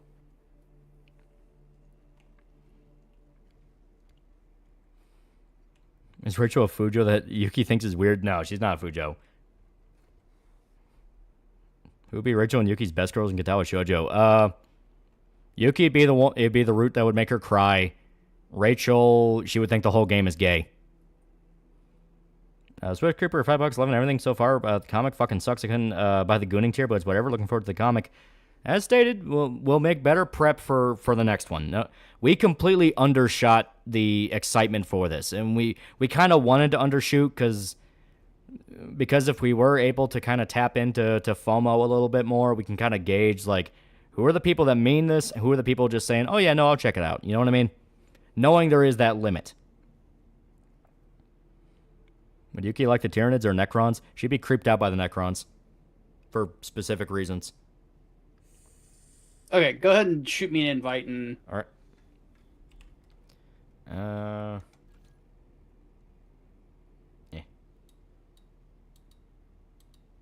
Okay. Well, that was my squad invite. Oh. Did it not? Oh. Oh, okay. Okay. I was in the ad squad menu. Okay. So, yeah. Yeah, leaked code. Yeah. I have my invite code here. So I guess shoot me your invite code for you, and I'll join you. Gotcha. Yeah. Open invite. Be aware the party sizes in this are very small. It's like 3 people, basically. Yeah, it's like 3 people at the moment. It's really not a lot. I could make a video about Shakara. It's a very nice comic about an alien that seeks ultra-violent revenge on the alien race to destroy the planet. I've never heard of that before. That could be interesting. Do you happen to like Rogue Trader of so favorite origin and class? Yeah, I was liking Rogue Trader a little bit I was playing. I did Commissar because loyalty will be achieved once enough bodies are buried. Exactly. Rachel, how can you like this, Yuki? It's so peak. Yeah, I'm liking the ideas I have for their dynamic. Okay. And yeah, sent you the code, so we should be good to go. Yep. There we go. Got to get a little creative here. I had to alt-tab in the loading screen. The ultimate risk. Okay, now there we go. Keep looking at Dead Emperor's taint puppet. Sounds like somebody wants to be stationed on Cadia. No kidding. Well, there's not much of it left anymore. That's because somebody wasn't doing their job. Playing Space Marine on Steam? Yeah. All right. I mean, granted, they did basically do a colony drop on the fucking thing. 1 sec. You're coming in through double, so give me 1 quick second to... Okay, this is weird. Hold on a second. Yeah, it's in game, so give me a sec. I'll just have to...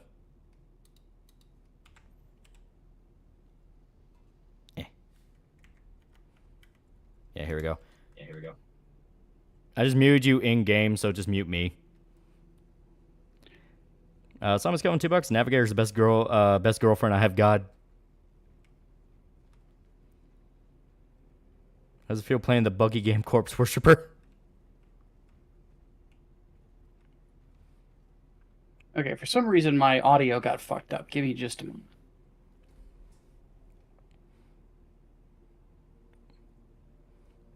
Have we told Micah what Irishman said the Tyranids were like in Dick Bro's subsequent reaction? Yeah, that was a whole fucking thing. That was amazing.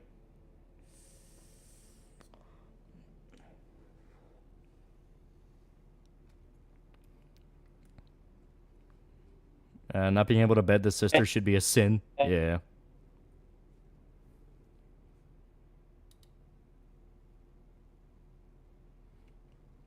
Okay, so if there's too much bleed through of the game, do let me know and I'll just turn it down on my end. No, it's all good. All you have to do is just mute me in the game, just so I'm not being picked up in game. Other than that, it's fine.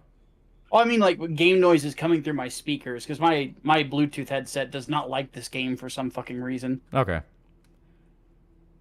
So do you have to play multiplayer in order to progress campaign story? No, campaign is very short. It's like 7 missions, but you have 2 multiplayer modes. You have Operations, which is PvE, and then you have Eternal War, which is PvP, and it's Space Marines fighting Chaos. And you have like the 6 classes. You have Tactical, Assault, Vanguard, Bulwark, Sniper. They all kind of have their own little gimmicks to them. Sniper right now is the OP class for PvP because headshots do fucking crazy damage. Oh yeah. But I go with Tactical. I like this guy. He's basic bitch. Oh, and I should show off some of the armors. Yeah, Tactical is basically like your That's your Captain Titus class, basically. Yeah. You have different rarities of armors where they get a little bit more intricate and covered in more stuff. Then you have the Astartes chapters, which is what people actually care about, because you style your armor based off the various chapters. So they have the Carcharodons, White Scars, Raven Guard, Taurens, Salamanders. You know, they have not all of them, but they have a large chunk of them. They have every one of the founding chapters. They're all there. Yeah. But I go with Black Templars just because I think they're fun.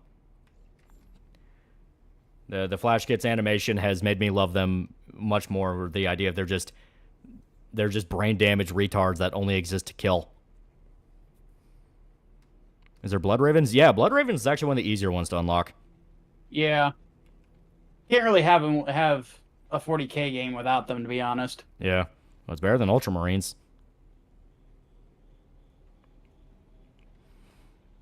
We can thank Matt Ward for, I think, nobody really liking the Smurfs that much. That's because he would not shut up about the Smurfs. Just maybe being weird or hyperspace traveling races shouldn't be ethnically diverse. So long as you're human, they don't care. It says a mission is already selected. What does it say? Oh, because we got a guy coming in. Yeah. I say as a space wolf. Blood Ravens were the Ultramarines back in the day. Yeah, well, Dawn of War pushed a lot of that, where the Blood Ravens kind of became the main characters. Yeah. But at least to the credit of the Blood Ravens, there's stuff you can do with them, because their whole thing is they're kind of shady.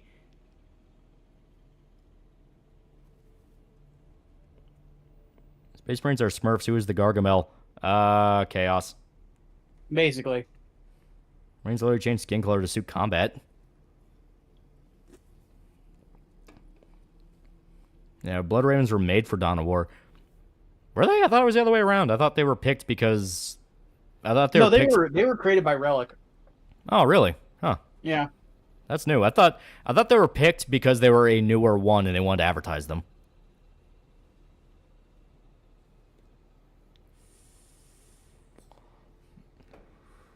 The only time humanity, casual racism, racial purity, is if you're spotting fucking tentacles and shooting lightning from your dick. Yeah.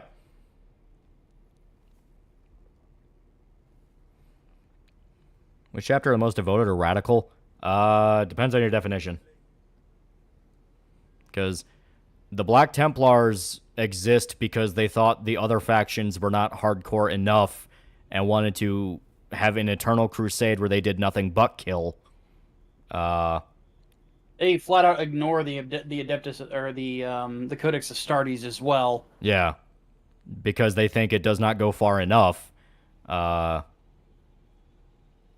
You have the Death Watch, which are specifically made up of guys who were investigated for heresy, and they are desperate to prove they are not heretics, so they willingly choose suicide missions. Trying to think of what else. Like, who would be, like, extreme even for this universe? Oh, God. Emperor's Children. Yeah, you have Emperor's Children. Marines Maleficent. Yeah. That's another one. Yeah, Black Templars don't even allow combat psychers in their squads. Yeah, the Black Templars are the epitome of you don't go far enough. I mean, they were founded by the biggest zealot in all of 40k and Sigismund, who is like one of the most badass motherfuckers. Yeah. Like, in Warhammer history. This is a guy who, during the Horus Heresy, with no fucks given, went after a Primarch. Yeah. That was a heretic. Tried to kill him. He did not care. Yeah. Black Templars are Imperial Fists. You think Codex Astartes is stupid. Admittedly, Rogel Dorn also thought that too. Yeah. Yeah, Deathwatch are anti-Xeno specialists taken from any chapter. Yeah, but their whole thing is they also have a lot of guys who are explicitly investigated for heresy, and it's kind of their way to prove you are not a heretic.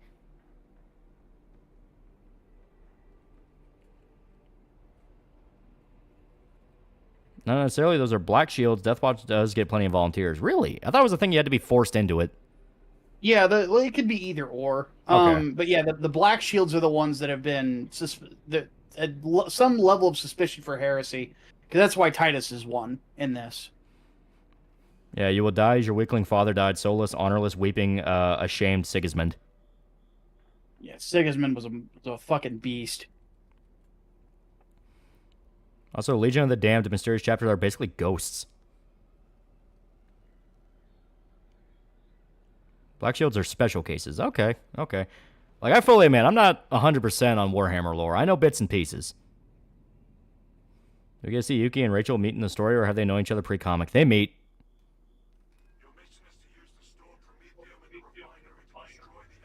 Do different Space Marine chapters have infighting amongst each other? Oh, yeah. Chapters go to war with each other. They go to war with each other. They have severe disagreements. Yeah. I mean, I'm playing as a salamander. Like, most chapters disagree with the Yeah. Well, like, to put it in perspective, as stated, the Black Templars do not like combat psychers in their fucking units because they don't fucking trust them. The civilian life and human life, where they sacrifice their mission for it. Yeah. I think our third guy disconnected. No, he's the. Oh yeah, you're right. Yeah, now he's just generic sniper. Yep, not a big deal. It happens. Well, the servers in this are rocky. Yeah. Ooh, we got a big group at the start. Very nice. The Terrabo and Iron Warriors will remain loyal if you had just got one more attaboy.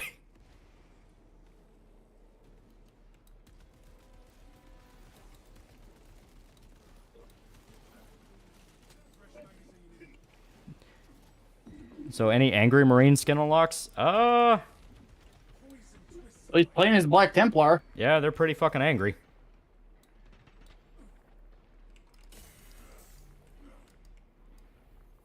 Granted, most, if not all, Space Marines have some level of too angry to die in them. Yeah.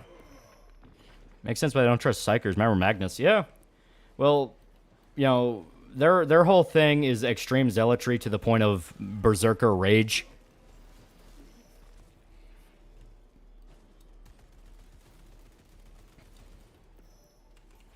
Careful that poison. There we go. And there's just like some individual Space Marines that are kind of like too angry to die. Yeah. The guy who's the protagonist. Oh, you might want to grab one of these. Oh, yeah.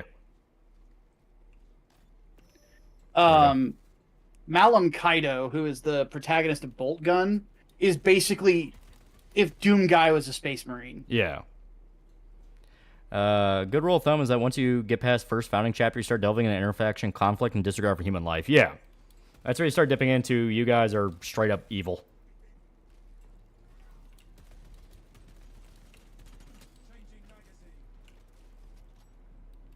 Black Templars are also one of the few good chapters to worship the God Emperor as a god instead of acknowledging him as the master of mankind. Yeah.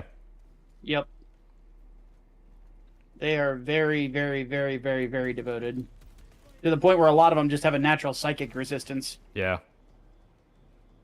Malum's so good, he got his own mini. He's one of the 2 good Ultramarine characters.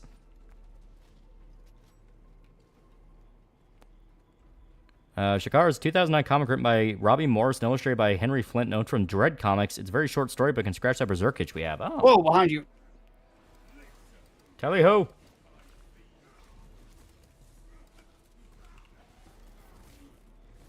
Oof. Oh. Bad man. Sigismund was shamed by Dorn for listening to a psyker who said he will die at the drop site massacre and humanity will need him at the final battle. Need a squad of lamenters in this attempting the higher difficulty rip sons of Sanguinus.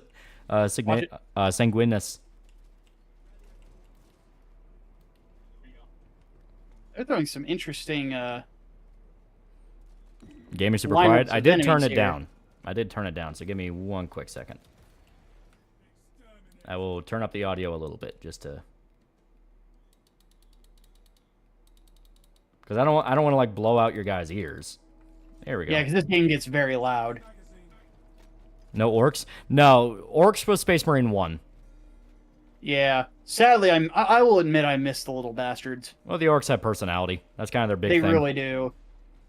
I think I've seen people complain about is the game is the lack of armor customization as the first shows live service hurts this game. Yeah, as there is a ton of setup to, oh, this game's going to have multiple seasons. Yeah, they've already released the roadmap, and Yeah. it's all of the DLC stuff, like the stuff you pay for. It's cosmetic. Yeah.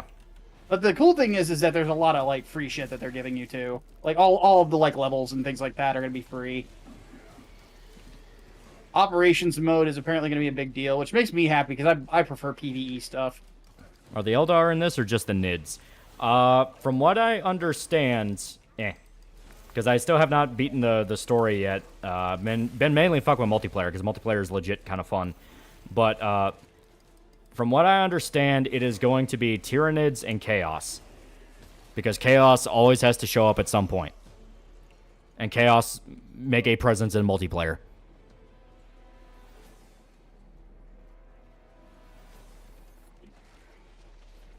That's on the Sisters of Silence. They're pretty.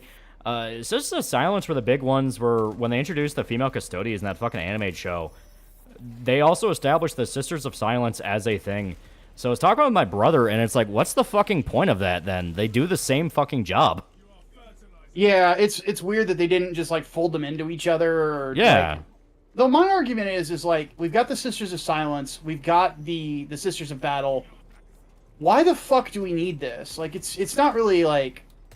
I understand culture war shit, but like from a practical standpoint, I just ask myself like, do we really need to do this? Like, why can't we just tell people, hey, if you're looking for X, just look right here, and we've got you covered. Well, I mean, it's bad enough the fucking Sisters of Battle and the Sisters by and large kind of get ignored a lot of the time. Yeah, which is unfortunate because like, I don't know if you've seen what was it, Pariah Nexus. It was the animated show that came out. That was really good, and it highlighted the Sisters of Battle. It highlighted the Salamanders, which made me very happy.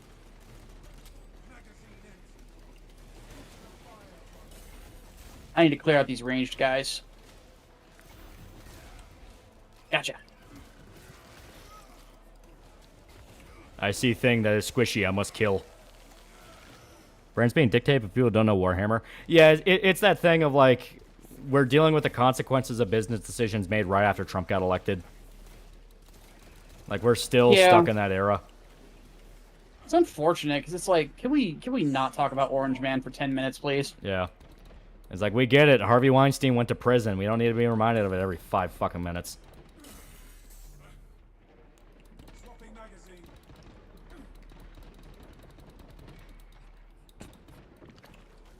You cannot kill the Roostarius. God, I love the combat system in this game. It is good. It takes a little bit getting used to, but as soon as you're used to it, it's like, oh, this has got to flow. Yeah, I'm going to catch shit for saying this, but the fact that it's got a little Dark Souls influence, I think works well in its favor. Well, it's Dark Souls, but it's not Dark Souls. It is basic pattern recognition combat of... honestly, it's more like Sekiro, which is dodge here, parry here, do stuff like that. Yeah. And I think that definitely does work, because Tyranids are beefier. They are beefier than Orcs. Orcs just throw themselves at you and see what happens. Tyranids, they're a bit smarter. Yeah, Tyranids are the one group of people where one brain to share among them kind of works in their favor. Yeah. Biggest search for female custodians and them saying this has always been a thing when all mentions of custodians and lore and praise them as solely male. Yeah, it was a retcon. It was a retcon purely because... purely because they were trying to cash in on that, and people have been making a good point of like, oh wow, the crowd that's like, stop sexualizing women as soon as female custodians were canon, we're going step on me, mommy. And the chick wasn't even hot. It was like a fucking like clearly looked like a dude that they changed at the last second. I know Yuki doesn't curse, so you say non-curse words, insults when you call someone poor, for example. Oh yeah. I just want a Warhammer game by the Catachin Jungle Fighters. That would work for something like this, yeah. If I catch a stream, love the content, man. You're one of my favorite channels. You almost got me into reading Berserk. For that, I can't thank you enough. Yee. Bugsman can't be a Forceborn Space Marine in co-op or PvP. I like their armor more than Primaris armor. Like I said, seasons. They'll probably introduce that eventually. Is this Primaris armor that we're wearing? I could have swore that we were just Firstborn.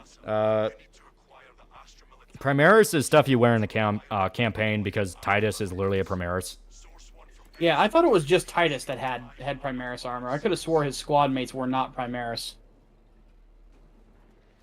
I could be wrong. Funny thing about female custodes is until very recently it was canon most custodies did not wear armor, even going naked as penance for failing to protect the Emperor.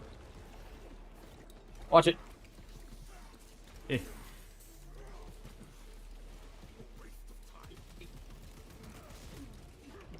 You whooping my ass.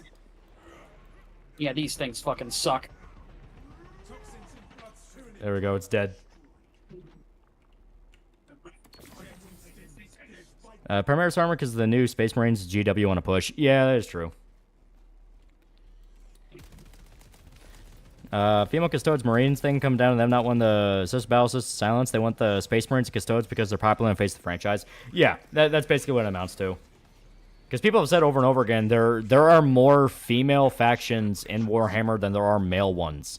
And they're like, well, they're not the face. They're not popular enough. It's like, okay, so this is about that. This is literally just about ripping it away from people then. It was just so fucking petty. Oh, yeah. It's like, dude, like, just... If more people were into these things, which some of them are fucking cool... Yeah. Then it would be another face of the franchise. I personally like the Sisters in Battle. I think they're interesting. Because if you're looking for a group that's a bunch of fucking zealots, there you go. Yeah. They don't even do the weird mutations. They're just fucking crazy. Yeah. Yeah. It's kind of ironic. Like, they're the most Catholic of all the yeah. of all the groups. So is must buy or wait till it's on sale type of title? How loyal are you to the brand? That's literally what all it amounts to. Basically, if you're really looking for a really good Warhammer game to play that's very action focused, yeah, this is definitely one you'll want to pick up. If if it's not top priority, you can wait for a sale. Especially if you have a group of friends that want to play it with you, then you'll have a lot more options. Fuck this grenade. Ugh.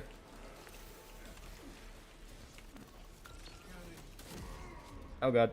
Ow, fuck! I'm fucked up. St. Celestine's angel because of the power of belief, yeah. One making the rounds within a group I'm with, but who would win, SMT Lucifer or Horus Supercall? Probably SMT Lucifer because it's literally Lucifer. Kind of hard to beat Satan. Also, female Trying custodian. to get you, I promise. Yeah. Female custodians stink of Amazon according to leaks I read saying it was a compromise UW made because Amazon actually wanted female space marines and Henry Cavill's bad. Yeah, I fully believe it. I fully believe it because it is word for word the leaks that came out before that show came out, which is they wanted female space marines. Henry said no, and they said, well, you have to make some faction female. Because they didn't want Sisters of Battle because too religious, which is what they said. Can't do Sisters of Silence because they viewed them as disabled, which was ridiculous. So it had to be a Custodia. Uh-oh. I think my game locked up. Oh god. I'm dead.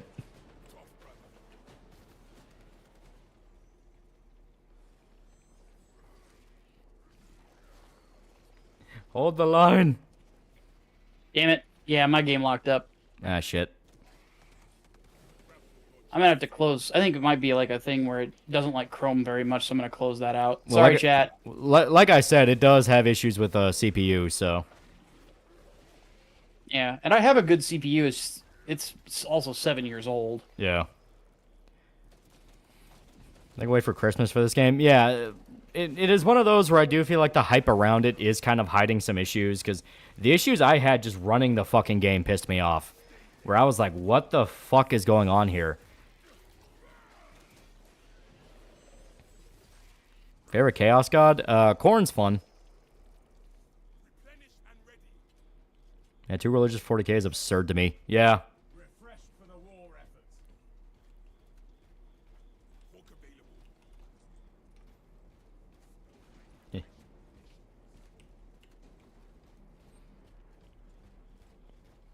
Nids are a little swarm faction. Orcs aren't the same. Their numbers are more so volume of fire than number of bodies. WoWs are as common as people think. Yeah.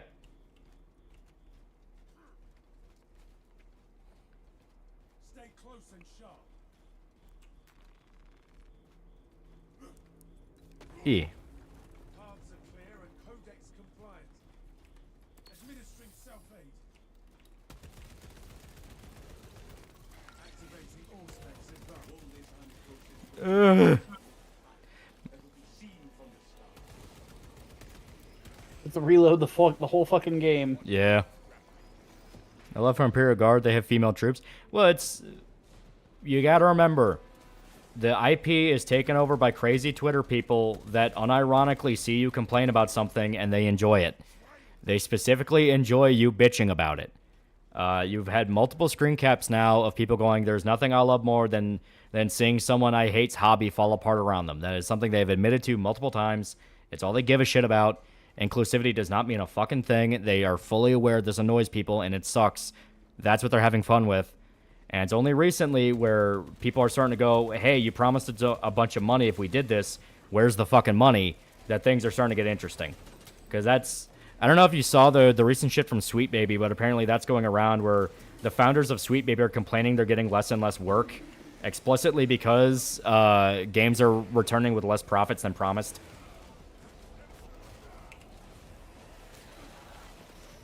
Female Guard Commander, you mentioned at the start of the game is a literal nothing burger. And like I said... talked about it on my channel when that whole thing kicked off with them. I'm like, it's... Yeah.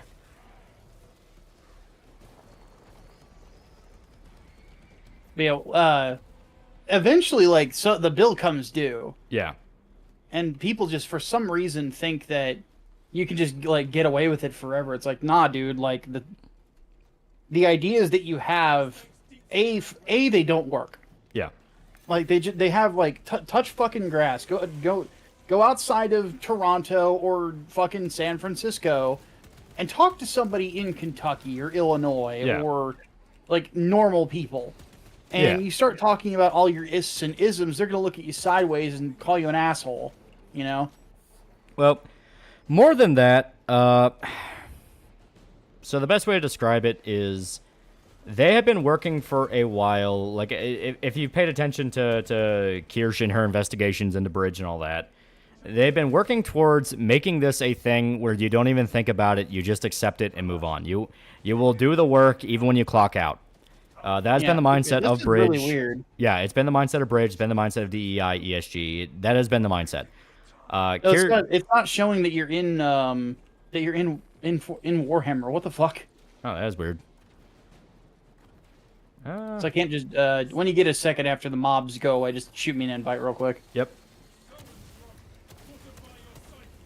But the best way to describe it is, Kirsch has been saying the whole push to make it to where you will do the work even when you're not at home or what have you, or when you're not at work. That is phase 2. That's phase 2, and they're going to push it on you even more, and you're never going to be able to stop thinking about it. My personal belief is that it is the opposite. It is the opposite because when you get to the point of demanding people, no, when you clock out, you're not allowed to stop thinking. You have to keep pushing this. That's to a degree of people who start smelling that this is Lysenkoism. It's bullshit. This is power of belief. It's like, what do you mean I have to? What do you mean I have to keep doing this even when I leave work? What are you talking about? Because we've seen countless times the personalities that have been involved with DEI and Bridge and all that. They have been egregious fucking hypocrites. Yeah. You know, they don't believe a goddamn word they've been saying. Look how fast they try to ruin Cabrutus' life for saying they exist, and you gotta tell me they're about inclusivity? It's like, no. You know, the type of personality involved with this, they are very rotten people. They are... Someone described it as like the definition of woke we need to be spreading is it's bad people pretending to be good. That is woke. It is horrible people pretending like they're doing something good. And that's why it comes across so fake. It's why it comes across so insulting. I mean, that is what woke is. So the idea of them going, well, we're just going to fire all the consultancy people and have our own DEI teams, you might see that as like the stage 2 and, oh, well, you know, that's them making the work more extreme and more crazy. But then you have to ask, who doing those jobs would actually give a fuck? Who would actually want to get up their coworkers' ass about any little comment they make, who would constantly harangue them, constantly go after them, this and that? And the answer is just fucking awful people. It is just asshole people who will themselves get outed for doing something genuinely terrible. Setting up a massive fucking... Fetish. Yeah, setting up a massive fucking PR disaster at their companies.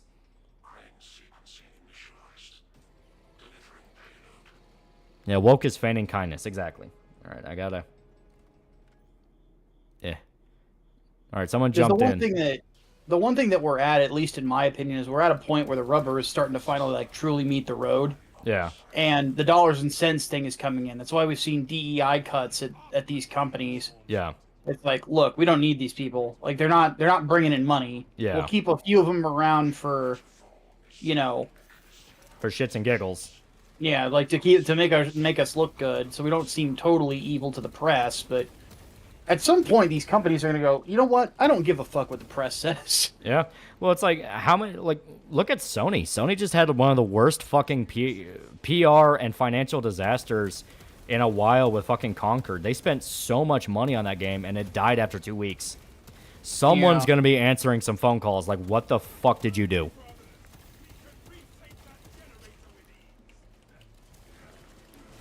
I just realized Bullets by Archive was a song in the very first Cyberpunk 2077 trailer. You are correct. Yep. Kevin Von Magden for $20. We all know that Sweet Baby will go down in flames, so we'll stop them from just breaking apart, waiting a while until people forget about them, and then show back up with a new name doing the exact same bullshit. Well, that's how they always work. That is just always how these companies fucking work.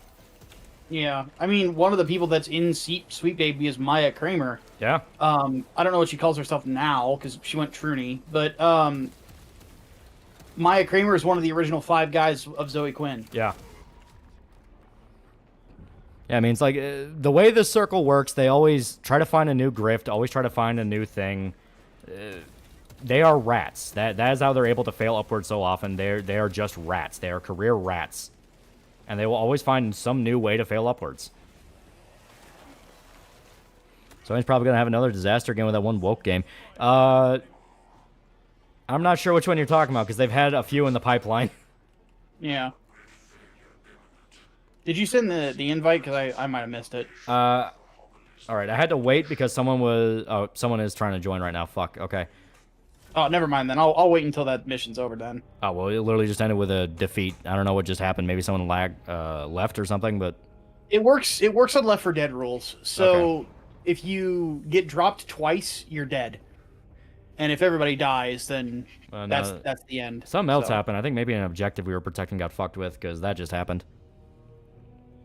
Could be. In that case, I'll send you the new invite code I've got here. Yep. Fiddle. What is Lysenkoism? Again, heard about it a few times, don't fully know. In the Soviet Union, there was a Soviet scientist, and I put scientist in massive air quotes, called Lysenko. When Stalin took power in Russia after the revolution, he threw out all capitalist science, including farming techniques. Yes, anything to do with farming, they had to throw out and come up with a new system. One of which was crop rotation and spacing out crops. The belief that crops will competitively grow against each other and make it to where their roots would intertwine and kill each other was capitalist propaganda that promoted individuality. They had to remove that and put all the crops super close together to promote unity. Millions died. Lysenkoism is referenced in Disco Elysium with the college kids, the 2 college kids with the book club, who talk about inframaterialism. Inframaterialism is the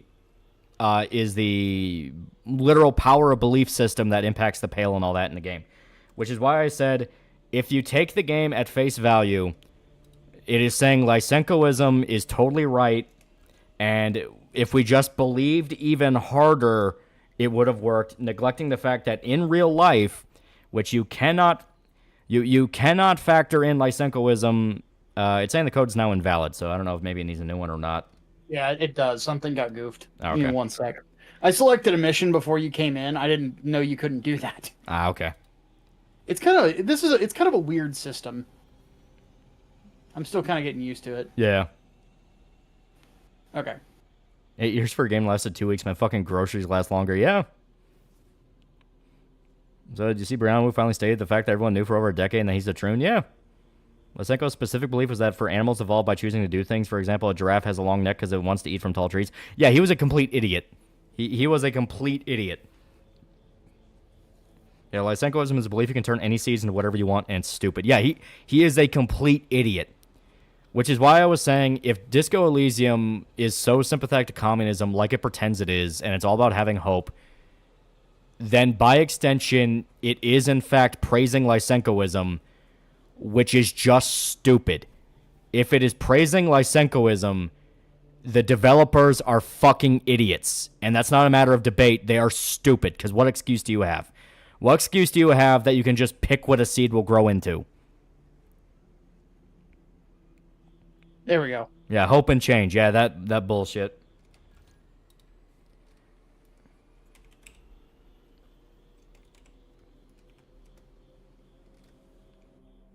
Yeah, it sounds like his communist power of thought. That's literally what it was, yes.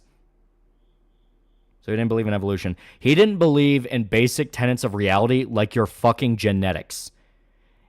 I'm not even kidding. He was a big proponent of the idea that children are property of the state because the idea that they belong to their parents and got their genes from their parents was capitalist propaganda. It's one of those things like, watch Vouch. Basically that, in a lot of ways. Well, it's more than that. It's like I said, it is just reading about some of the shit that he wanted to throw out because he thought it was capitalist propaganda, like crop rotation, giving it sunlight, spacing crops apart. Basic tenets that we know make a fucking society work. He was like, no, that's gross capitalist pig dogism. I mean, hell, look at mouse shenanigans where it's like, oh, the birds are tweeting too loud. Let's kill all the birds. Well, now the bugs are eating all the crops. Yeah. You know, it's shit like that where it's like, how many times do very, very stupid people have to kill millions before we understand this is a bad ideology? People genuinely believed in that, or was that just a crazy person? Lysenkoism was forced as the official policy in the Soviet Union. It's what caused the Holodomor. That's why they don't want to bring up the Holodomor, not just because it was a big genocide of the Soviet Union. It's exactly what caused that genocide.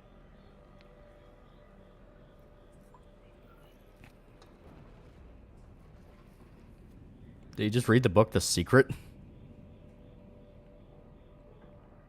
Yeah, the only reason he was in charge because Stalin had everyone else killed. Yeah. Stalin killed everybody that was smarter than him. Like Common thing with the commies, because Pol Pot basically did the exact same shit. Yeah. Well, like I said, that's why if Disco Elysium is unironically saying, yes, believe in Lysenkoism, that's why I straight up said that book is terrible. That book is fucking terrible because it implies more than once that the power of belief in inframaterialism works. I fucking hate that book. But it's one of those of like, you are not allowed to take Disco Elysium as its own word, as its own story. It has to be about the larger scope of modern politics and all that. So at that point, it's like, all right, then we have to talk about Lysenkoism and how it killed millions.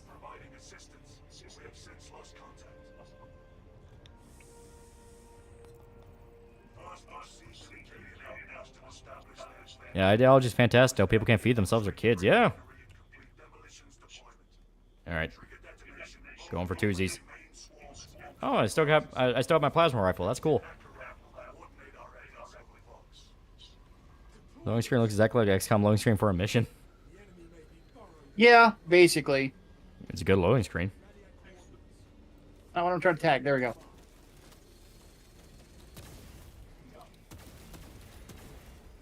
I like the plasma. It's a really good weapon.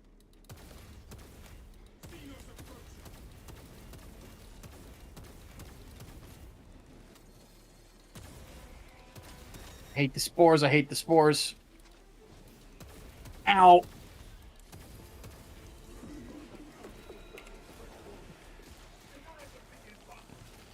Also, a reason why Nikita Khrushchev tried to get rid of Lysenko. Yeah. I say the whole history of communism is, oh my god, these people are really stupid. I mean, the motherfuckers can't boil water. Yeah. Or someone saying something like, if you support communism, you have no work, and if you work and still support it, you have no brain. Yeah. Goes to show how dangerous utopian thinking is. You can't just ignore reality and expect something else to work. Yeah. Well, it does kind of tie back into the Sweet Baby point where the whole idea around the Sweet Baby thing was explicitly, don't worry about the short-term profits right now. Think about the modern audience you'll build up later. You know, the modern audience, modern audience, modern audience. The chirp they've been saying over and over again. They've been of the belief of if they disregard money for now, they'll get it back later. Not realizing that you can ignore money, but you can't ignore the consequences of money for very long. Especially if you're a consulting firm. I mean, yeah. Your whole gimmick is that you work for other people, man. Yeah. Like, the fuck do you expect's gonna happen? Yeah.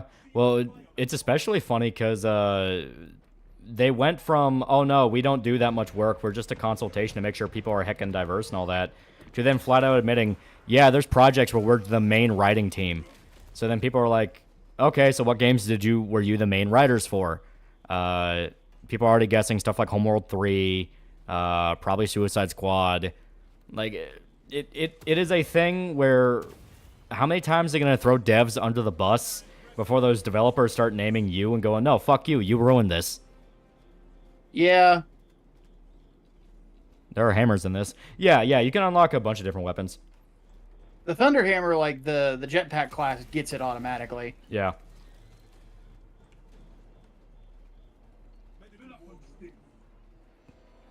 They ignore the parents also hate modern audience spiel and raise their kids in good old media that isn't made just for modern audience. Yeah, there's a lot of flaws with the mindset. The whole idea of it is it doesn't work, and they were very stupid to even try this. I mean, hell, their response 9 times out of 10 when someone goes, this looks like shit and I don't like these changes is, well, why do you care so much that it's changed? Which if you're arguing from that perspective, well, then why the fuck did you change it? Why did you think that changing it would work? They're saying consulting firms so quick to dissuade the public involvement in large money projects. Yeah.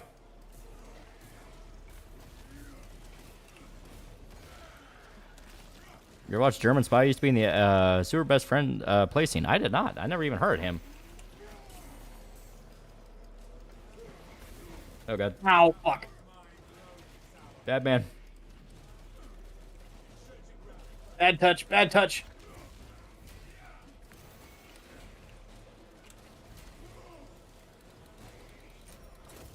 There we go.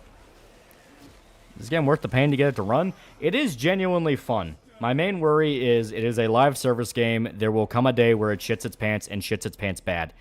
My big worry is it uses easy anti-cheat. Yeah. We have seen before, easy anti-cheat is very susceptible to shit. Nids are stealing your jeans. I mean, the one positive thing about these guys is that they said, yeah, we're not doing... Oh, shit, I got grabbed.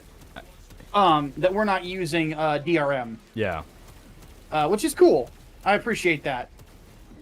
Granted, Saber Interactive is run by Tim Willits. He's a pretty clever dude. For anybody who doesn't know, Tim Willits is a guy who worked on the original Doom. Like, he's been in the industry forever. Yeah, he's been long-ass fucking time.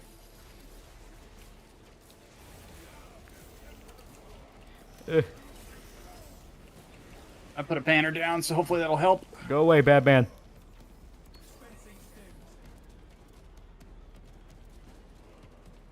Get back here. Stop running.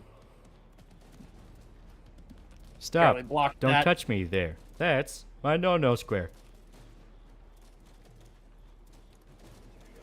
You say that, and I started immediately firing my gun at the rhythm of that song. Fucking die. Ugh. Yeah, one time German Spies Unlisted video came out. It basically said, if you're seeing this, I'm dead. They rigs to private every month. Oh.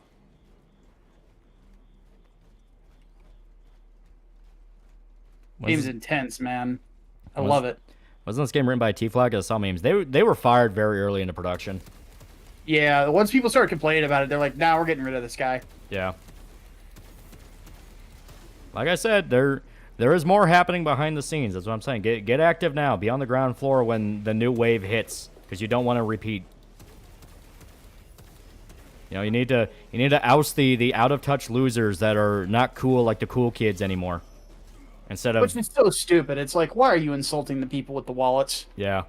Well, it's like the funniest thing that came out was right after Concord flopped, and it's like clearly the bigots didn't want to, you know, the bigots wanted this game to fail. And I made a post about it on Twitter where I basically said, isn't it funny that every fucking response to this when you have a low audience is you need to make the audience even smaller? Yeah. No square. Here's a fun question for you both. You and Micah, what would you consider your favorite Space Marine chapter lore and design-wise? Mine's Black Templars and Salamanders. I like Black Templars. Those are mine too. Yeah, Black Templars are just fun as hell. Like, seeing the Flash Gets animation of them, and they're just these hyper-violent morons going planet to planet and shooting everything in sight without thinking. I mean, that's fun. They have some pretty cool stories about them, too. There's one comic that you might want to look up. It's by Dan Abnett, I think. Used to write Superman. He wrote Annihilation for Marvel with Lanning. It's called Damnation Crusade, I think is what the name of it is. And it's fucking awesome. Was the all-time peak for Conquer around 700 players? I think if that. I don't even think it got that high.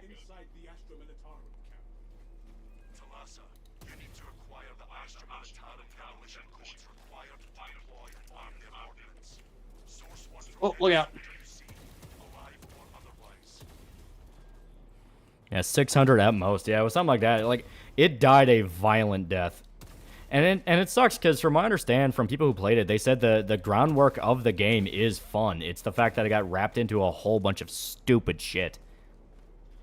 Because, yeah, like, it's a hero shooter, and they weren't allowed to have good character design, which hero shooters are made or broken by their character design. Yeah. And on top of that, it was dragging itself into a bunch of culture war stuff that they didn't want to play it out of fucking spite.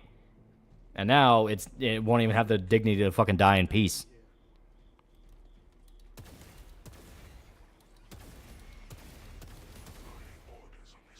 Conquer was a shitty ripoff of Overwatch. Didn't even bother to copy the attractive characters, so it failed. Fucking garbage. No one to play. Yeah, it came out way too fucking late. Where the Overwatch trend died, what, 2021? It was like a ways into COVID, but yeah. I mean, Gundam Evolution even fell under the same curse, and that was just Gundams, you know. Yeah. There's other reasons why that failed too, but like, largely speaking, like it kind of suffered the same problem. You know, it lasted longer than Concord did, obviously, but and it had more of a player base. Yeah. I don't think it came out too late. Overwatch killed itself. The hero shooter boom, which is when it could have had the biggest audience possible, no matter how good or bad it was, ended some years before Conquer came out. I mean, hell, you're not completely wrong, because, yeah, there's Marvel Rivals. Marvel Rivals might be the last successful hero shooter, and they have characters look accurate. Yeah, Marvel Rivals' whole thing is literally just you're playing as Marvel characters, and it's a hero shooter. Yeah. I had to get Space Marine 2 to work on your PC. I had to move it off my external SSD and put it on my main drive, which I was legitimately angry because I was like, are we getting to the point where you can't even use alternate SSDs? It's your main drive or bust. Because at that point, fuck you. Like, yeah. There's like no excuse for that. I fucking hate optimization. Makes me wonder if it's something going on with Unreal 5 or what have you. I think it's just the thing of Western devs don't like to optimize. Because, I mean, it's not like a Space Marine 2 exclusive thing. There are tons of games that have these problems. Like, funny enough, I heard similar issues with Final Fantasy 16. Final Fantasy 16 apparently isn't very good if you have a external and you want to put it on your main.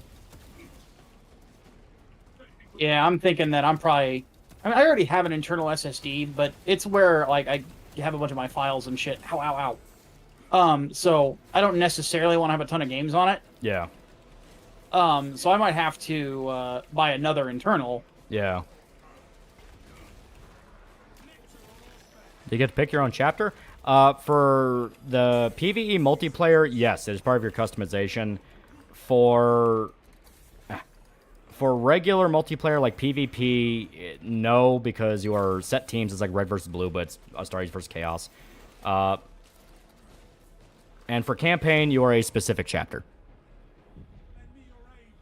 I'm coming. I'm going to try to. In your opinion, how much of the ugly characters ticking boxes versus people being bad at their jobs making excuses? I think it's both. I truly do believe there is a mixture of both.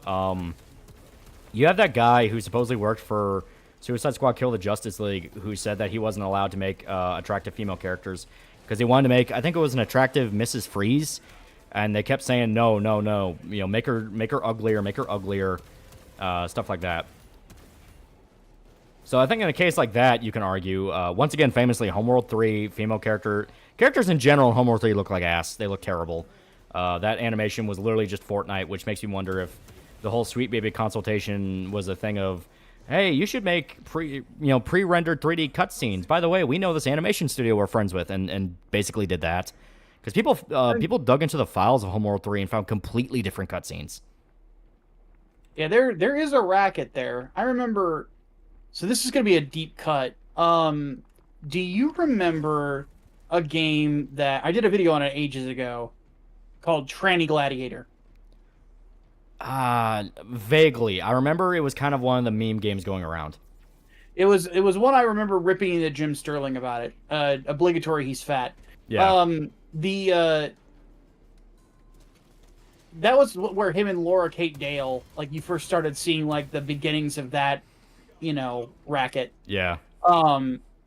And I warned people years ago, like, that basically what they're saying is, oh, you need a trans consultant, and I bet they know just the person. Yeah.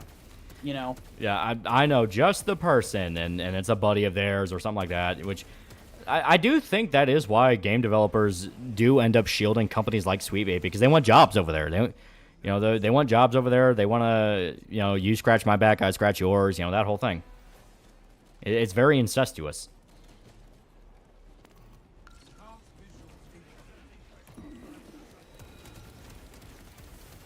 Ow, fuck. Of course they do 2 unblockables in a row.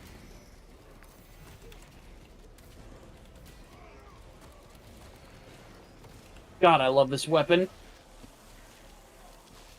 Jim's already a locale. Jim is beyond that. He is a fucking... Like, you hear the statement time and time again about autogynephilia and somebody who is blatantly wearing a dress for reasons that are not due to gender dysphoria. Jim is that. Jim gets off on being as unpleasant of a human being as possible. When he was on that stream with Yahtzee and talking about how he was pregnant and the look of horror on Yahtzee's face as he realized what he signed up for, that is what Jim Sterling lives for. That is why he wakes up in the morning. That is why he continues the things he does. He just wants to make people uncomfortable and unhappy. Yeah, he is a miserable cunt. Like, going back to my blistered I wish I had the DMs from this. I got a DM on Skype at like 3 in the morning from Angry Joe. And he goes, dude, Jim Sterling is complaining about the fact that you've been calling out his behavior on Twitter. And I'm like, he fucking DM'd you about it? And he goes, yeah. I'm like, you've got to be fucking kidding me. Because we can all imagine what he probably was saying about, like, he probably didn't want me around anymore. So, admittedly, that is why I very much dislike Jim Sterling. It's personal. It's like, what the fuck are you talking to my boss about a Twitter spat, you fucking asshole? Yeah, well, especially considering a lot of his Twitter spats. Oh, yeah. Like, he's a prick. Yeah. Uh-oh. Look out.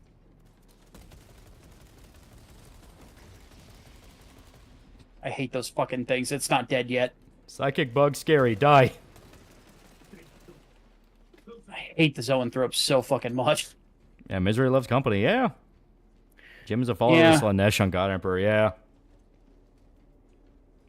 Bald retard uses a wig. I don't know if Jim's went bald, but he does wear a wig. Yes. And you know what the sad part is? He does look pretty accurate to like a fat British woman. I mean, people often said you never saw him and his wife in the same room. That is true. That's unblockable. Fuck. Tally ho. Yeah, Jim was balding. Oh, okay. Makes sense. Yeah. Which is not fun to go through. I mean, I'm kind of dealing with hair loss myself. Yeah, I'm the opposite. My whole family's a bunch of woolly mammoths. What's Micah's YouTube channel? He is... Big Micah C. Yep, Big Micah C. We will link it as soon as we're not being eaten alive by bugs. Yes. I need to execute one of these guys. Sorry. I don't mean to kill Steel. I just gotta stay alive.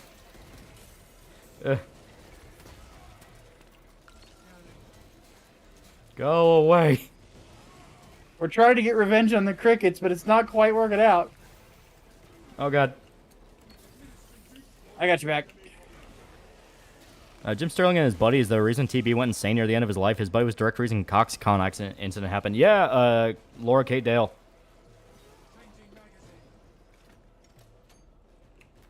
Oh shit, we got a generator under attack. How long with the dockies until they're ready to ship? That'll be something that we're gonna have to iron out because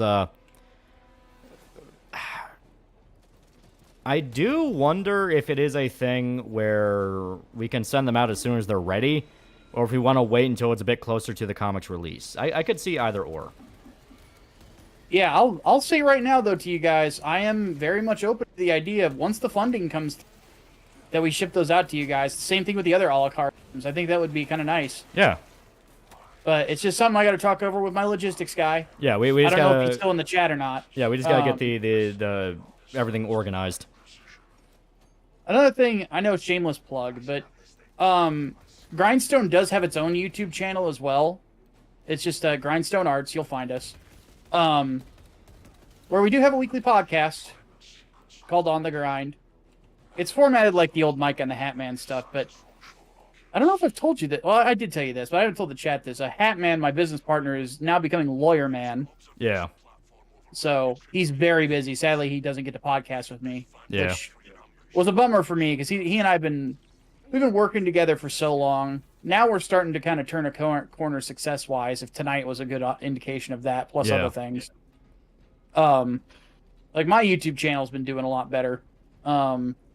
The Gundam videos have been a blast to do. Yeah, Indiegogo's almost at 9K. Yeah, I've been able to check in a little bit, but that sounds pretty fucking dope.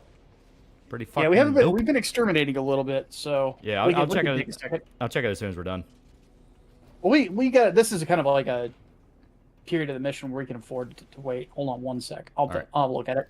I will cover the door. He used to sell hats. Now he's a lawyer. Appears so. No, he was more known for just constantly wearing a hat. Hat Man was known during the Gamergate days. He was the head moderator of Kotaku in Action. Yeah. That's how he and I met. Yeah, we are at $8,805 and 107 backers. So thank you all so much. That ain't bad at all. And like I said, this is still a first night. This is for me at least, for any project I've been a part of, this is the most successful day one I've ever had. Yeah. And the thing is, I'm going to be releasing my Dead Rising video in a few days because I'm like halfway done with editing it. Sugar for $2, shameless plugs. Anyway, use code TALLIT. Yeah. But yeah, I'm gonna be releasing my Dead Rising video in a few days, and I'm absolutely gonna be including a plug in it. It's like, hey, join the campaign. It'd be a little variation on the trailer where I just changed the text. Where it's like, hey, join the campaign. It's active now, and you know, the Dead Rising video I have confidence will do pretty well because it's gonna be a longer video. It's about Dead Rising. Dead Rising Deluxe is about to come out. It's like, yeah, I mean, I have the feeling that one will do well. So that'll put even more eyes on it. Oh yeah. Plus, there's the one video we talked about doing. I need to send you my half of the script. Chat, you guys will like this, because you've been talking about Berserk content. We're going to do a thing of who is worse, Xeon or Griffith? Because it's like most edgy boys. It's like, it's always either Xeon did nothing wrong or Griffith did nothing wrong. Yeah, hyper genocide boys. There's the Gamer Subs plug. Yeah, use code TALL for 20% off at Gamer Subs. It's 10%, or your heretical Xenon. 10%. Yeah. But there's free shipping now, right? Yeah. For the weekend, from September 6th to the 13th, there is free shipping where if you use any promo code, and it's not just mine. If you want to do for like Shy Lily or Kirsch, something like that, you will receive free worldwide shipping. Gamer Subs guys are really cool. What is Charlie's involvement with that company? He like the owner or something? Charlie, like Critical? Yeah.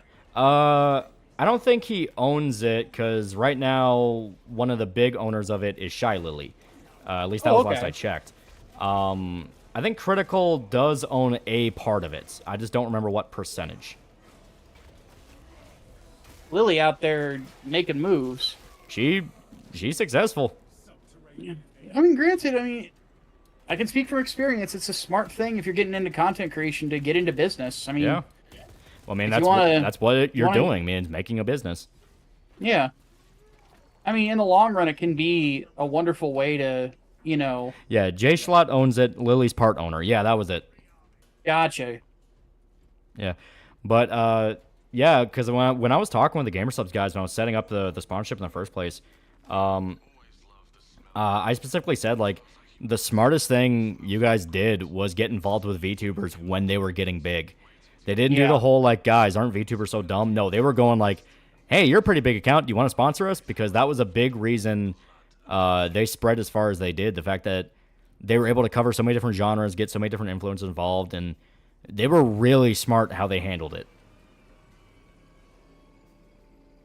Well, you don't want to be, at least from my experience, you don't want to be the old man left in the dirt. Yeah. You know, because admittedly, that's why when people in the chat said, hey, we want Dockies, and you asked me, should we do Dockies? I'm like, yeah, fucked up. Why the fuck not? Yeah. And it worked. I mean, holy shit, did it work. Because at the end of the day, like, thrill. I'm a Gunpla builder. You know, I'm literally surrounded by Gunpla right now. So I understand, like, wanting to have things that commemorate a thing that you love. And that's basically what it is. It's not something to be looked down on, in my opinion. I hate it when people do that. Well, especially when you can tell how fake it is that they look down on. They don't even care enough about it to hate it. It's just pretending. You know, that's when it gets kind of obnoxious. Yeah. I think Russian Badger owns some stake. Yeah, I think Russian Badger does. He also has a flavor. People are talking about JFG. Yeah, JFJ also has a little bit. I think it's a thing where you can buy into a percentage, which makes sense if you're when you know this company is going the places it's going and makes the sales it does. That makes a lot of sense. Holy shit! There's even more of them.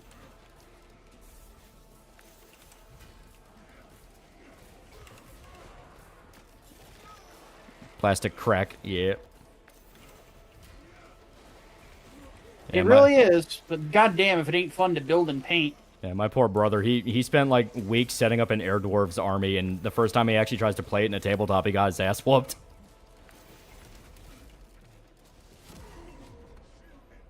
If Skull Knight didn't interrupt the eclipse, you think Griffith would have raped Guts? No, he would have had him eaten alive by demons. Being a YouTuber seems like the best way to get some networking nowadays. As much as we complain about the incestuous culture of YouTube, a lot of it is networking. Of course, there's good and bad networking. There is the, hey man, do you want to do a video and I'll mention you and all that kind of shit. That's the more positive networking. Bad networking is, oh, you got accused of rape? Don't worry, I'll make a video making fun of the accuser and I'll suck your dick and act like you're the coolest guy ever, which tends to happen.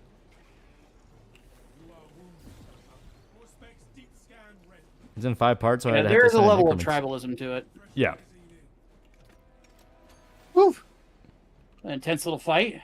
My plastic crack is a G36K clone I'm building. Oh. Cool. I have an aerial I still have to build.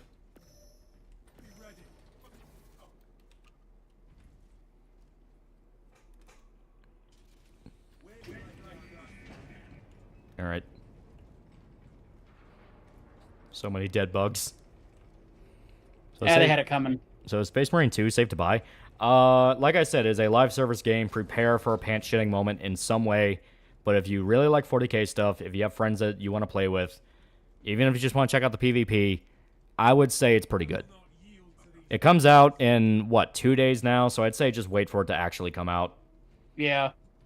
But you're not going to have a problem finding a match. There's over 100,000 people playing right now, and it's in early early access. Like, you paid for essentially the final stages of the beta game. Yeah. Yuki seems being a little mean. I think it's beyond beta, but it's definitely got some. It's got some quirk. Bugs. There's some wrinkles to work out, but it'll get there. Yuki seems like the kind of person who would karaoke songs and not realize they're dirty. This is about kitty cats, right, Rachel? Rachel, why are you laughing? Here, come over and get you some stems. It is going to be fun when we're finally able to print it and release it, you know. And at the rate we're going, we may be able to have it done sooner than we thought, but obviously we don't want to, you know, can't promise too much too soon. Yeah. I prefer to under-promise and over-deliver than the opposite way. And it's worked out so far. Anti-cheat borderline malware in this. Easy anti-cheat. Yes, it is in this. So that is a big reason I'm like, there is a risk. It happened once. There is a big possibility it could happen again. Yeah. I still don't understand why some even use it, because it's like... It's probably cheap. Right, that's what I'm assuming, because it, like... I play Gundam Battle Operation 2. It's, like, the only gacha that I play. And Russian client-side fucking snipers. Yeah. They're the fucking worst. JFJ knows the real owner of GamerStop. If Shelly was the owner, he said no, she wasn't. Well, from what someone said, she's just a part owner. Like, yeah, probably bought stake in the company along with a bunch of other bigger tier people. Yeah. Opening the Prometheum vents. Go ahead and hit that switch whenever you want to. Oh my god. Oh, never mind. I'll get it.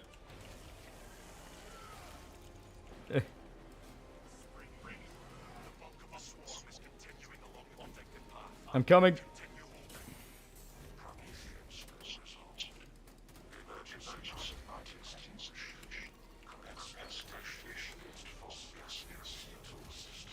Ugh.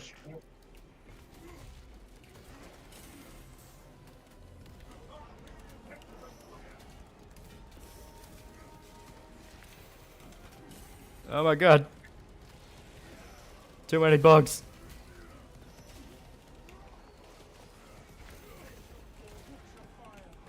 Bad boy. Do Tyranids count as furries? No, there are furries in this though. Not in this game, but in Warhammer there are furries. Yes, Warhammer proper, Warhammer Fantasy.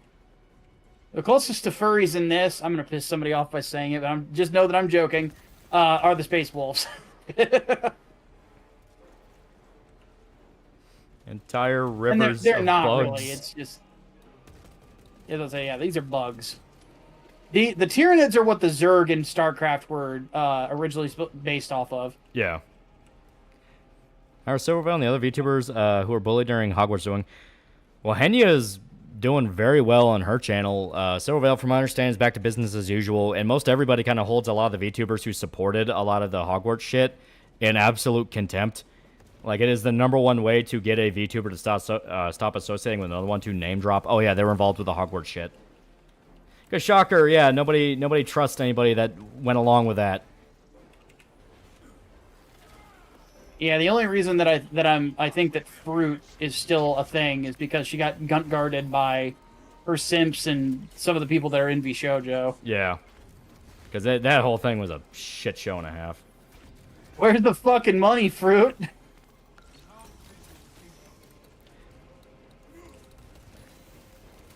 Fucking snipers. Ugh.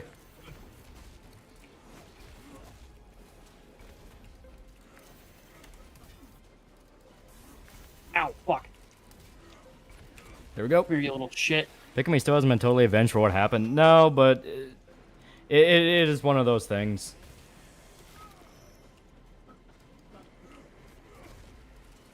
I thought that was kind of funny that she ended up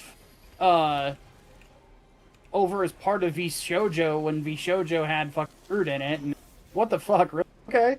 Well, to be fair, Silvervale was also part of VShojo, so it's one of those of like, they probably just don't talk to each other. That's what I'm assuming. Yeah. I think Space Marine 2 will finish off Helldivers 2 from its comatose state. It's hard to say. They are very different games. Yeah, to be fair to Helldivers 2, which I kind of don't want to do, but I'm going to anyway, is this game does not have like the amount of planets you can go to and blow shit up at yet. The PvE is a parallel to the main plot. Yeah, it's very different. The characters you play as in the PvE mode, you actually interact with in the story. Well, on top of that, the mission structure where this is level-based. It's almost like, like a World War Z or a Left 4 Dead. Helldivers is like going into a map in MGS5 and trying to get as much done as possible under a time limit. Yeah. Helldivers 2 is a thing where if the developers just got out of their own way, would still be the #1 on Steam. It is insanely addictive. Oh, yeah. But they wanted to do the combat toxicity, combat meta builds, and all this shit. Even though everyone's saying the same thing, does the fucking PvE game just boost everything? Yeah. Why the fuck are you nerfing things? I never understood that. Yeah. Still pissed me off that what happened to Pikmin and Silvervale, those girls did not deserve that. They didn't. What happened to them was just fucked. Boom!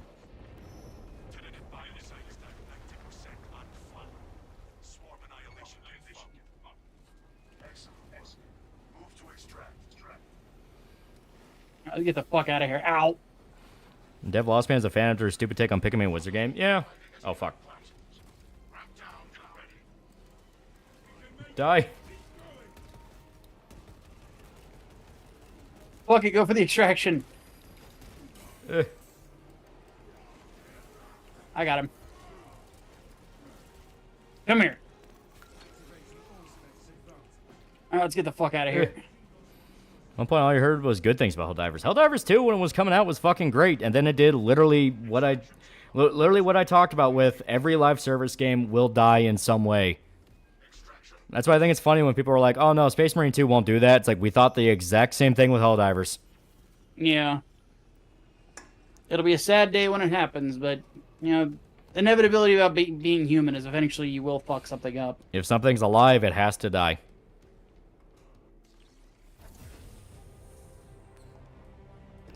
Yeah, I gotta love when a game decides to kill itself instead of make bank. Yeah. So it's my own game at the Game Jam. I think they liked the one I worked on. Oh, that's pretty cool. Nice. Feel bad for the one girl that got left alone in Voms. Yeah. We Space Marine 2 had single player. That is true, but it's only 7 missions, so. It's a fun campaign, though. Yeah. Helldivers 2 already dead. It still has not really came back to what it was.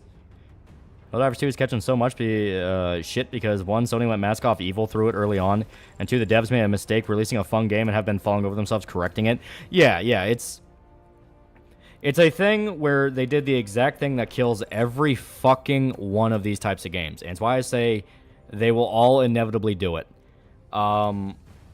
They will listen to the sweat lords. They will listen to, well, I've been playing this game since launch type dudes. And they'll listen to the worst ones of those where it's all about you need to balance more and my build isn't fun. Why isn't my build fun? And all this shit instead of just leaving them the fuck alone and saying that's not the point of the game. The point of the game is not a build. The point of the game is to react to a situation.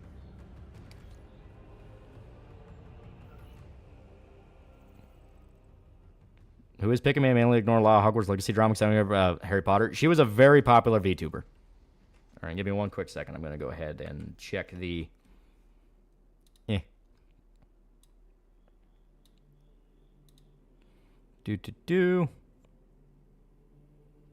Yeah, we are currently at $8,840 raised. Nice. That's pretty fucking good, I'd say. That's pretty damn good. Oh, I didn't know that this was a thing for the multiplayer models. You go to your custom armor, your right pauldron, you do have the Crux Terminatus if you want it. Oh, that's pretty cool. Feel like what's happening to the finals? Yeah, every live service game will eventually fall into the same thing. It's why I don't play a lot of multiplayer mode stuff, despite liking multiplayer modes in games. It's explicitly, I'll play it for a few months, they'll release a new patch, it'll fuck everything up, it won't be fun anymore, and at that point, why the fuck am I playing it? Yeah, Pick-Me was just a kill that wanted to be a wizard. Yeah. It's the saddest part about it, man. Honestly, the belief you have one overpowered weapon in the game and buff like the other weapons, make them overpowered like that weapon. Well, something like Helldivers especially, that would be helpful, because there were some games in that, there were some guns in that just weren't very useful on certain missions. Like, for one, the whole thing of having a fucking riot shield, what would be the point of that on a Helldive? Like, you would not need that. Like, there'd be no point to it on a higher difficulty, because there's so much shit being thrown at you. So maybe upgrade it to where, like, if an enemy shoots it, it'll ricochet the shot back to him and it'll damage him. So you kind of want to be in the front of a horde. It'd be really good for bots, you know? It's not the sweats, it's the devs and the fact they don't even play the fucking game, take constant vacations, and lock new items behind long weeks of operations. Yeah.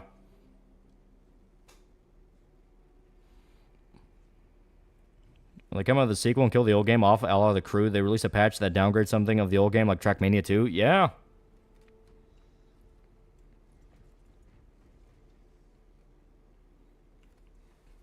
Yeah, meta mentality ruins multiplayer. Yeah. Well, I'm going to wait to release the third enemy faction, Helldivers. They don't have enough people. Like, that's what's going on. They're locked in a loop where they don't have enough people playing Helldivers, so they can't release new content for it, and they can't release new content for it to bring in more people because there are not enough people to justify it. It is a bad feedback loop they put themselves into because they kept nerfing everything, and they kept making everything useless, even though the players are screaming at them, for the love of fucking God, buff things.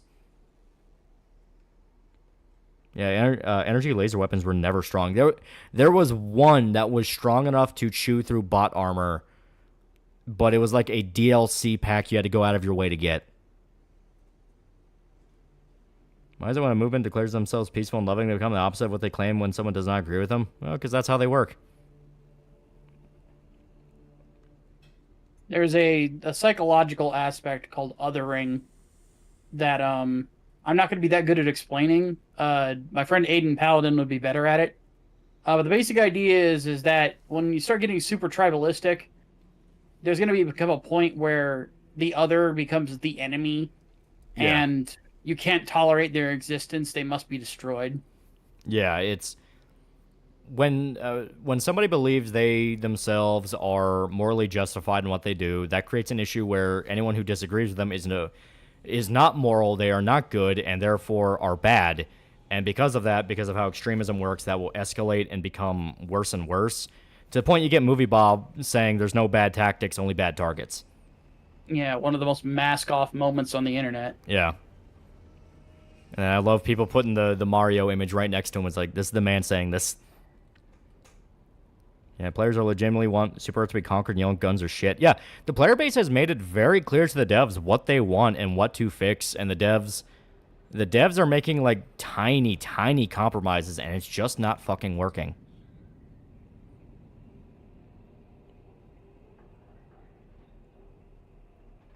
Junebug for $2. Mike, I remember seeing you in the Broken Crown server. In the what? The Broken Crown server. Broken Crown. That doesn't ring. It might be somebody else. I don't remember being in that. I think that was the one that Aiden used to play D&D with. Yeah, I was never in there. Random Aiden shout out my Loli stream. Yeah, Broken Crown podcast. Yeah, I don't know. I've never been a part of that. If that's Aiden, then I probably know who's part of it, but I've never been on. Yeah, tell Micah the story of XCOM's top soldier, Doug. Well, that whole fucking stream was amazing because we were playing XCOM 2. I think it was for Irishman's birthday or something. We decided to style all our people off Channel Awesome. The first one that died was really fucked up because that was Juwario, and we were like, oh my god, what the fuck? God damn it. Yeah, it's like, oh boy. And it ended up being kind of the one to kick off the steamroll where one after another, like, they weren't surviving missions at all. Like, they would show up, there'd be 2 turns, half the team would be dead. Because you kind of fall into that rookie feedback loop of you have to hire rookies to feed to plump up your numbers, but the rookies aren't good at anything, so the rookies die. They have to hire more rookies. Like, it got bad. Oh, that's XCOM for you. Yeah.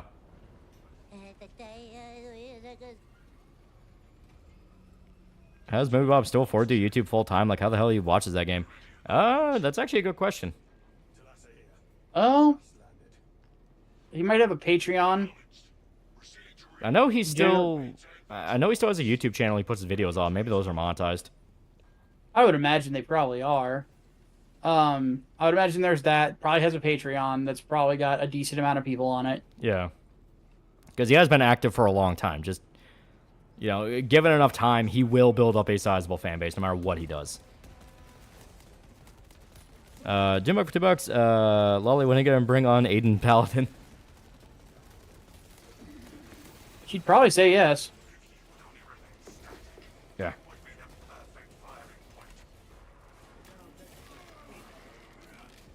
XCOM is missing a 95% attack at point blank. Gotta love the dice roll.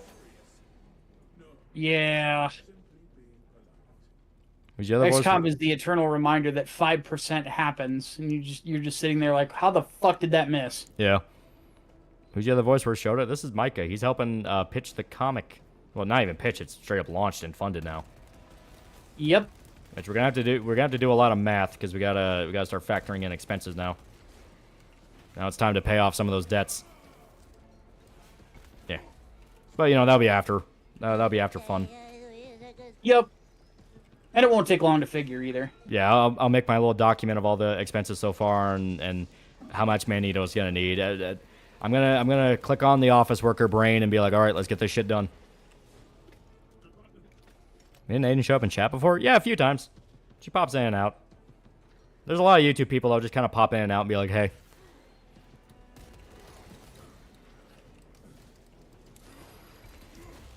Ow.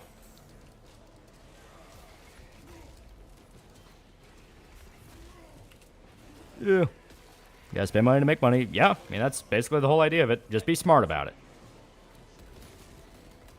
You know, if you're spending like $1 million to rent out a tour bus before the whole fucking thing's even out, that's kind of a bad idea. Yeah, don't do that. We made an executive decision on the Dockies because the Dockies have just been a whole fucking thing right now.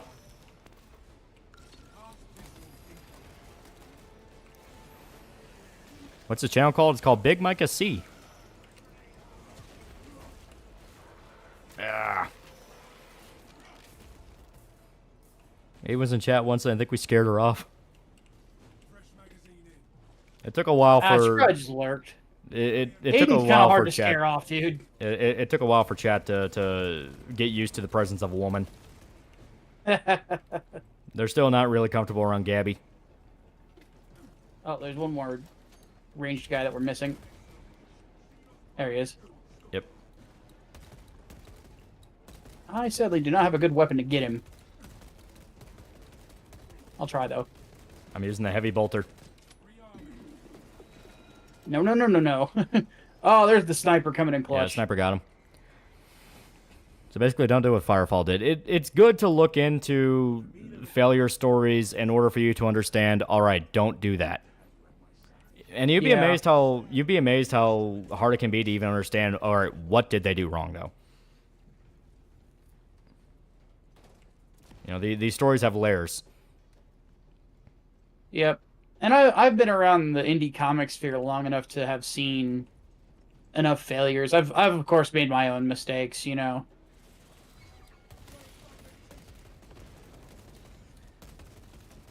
So Lolly's pretty well prepped and protected from a lot of stuff that could go wrong. Oh god. End up reacting to Kirska's popular YouTuber now because she's a woman. I don't believe you.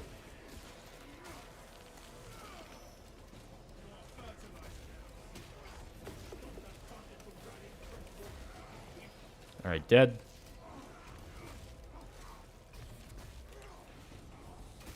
Dead. Hack the fuckers to ribbons. Favorite Primarch? Mine's the Con Fulgrim. I hear you do strange things to your ships. I hear you do strange things to your warriors. Mine is Vulcan. He's the best boy. I'll go with Dorn, because like I said, I like Black Templars. My only thing with Dorn is he's got such a stick up his ass. Yeah. His the portrayal of him in TTS is pretty. It's spot on. It's exaggerated, but it's also kind of spot on.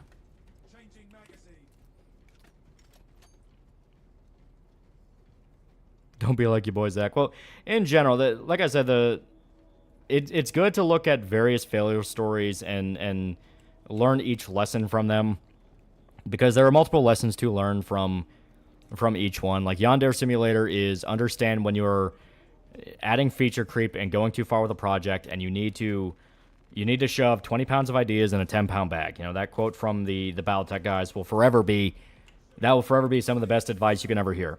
You know, you're shoving in a limited amount of ideas, a large amount of ideas into a very limited size bag.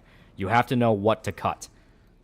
Yeah. Yeah. Like a large process of the actual comic production itself has been Magneto DMing me and going like, hey, I may need to cut down some panels to make this flow better. Would that be okay? And I'm like, yeah, fuck it, do it.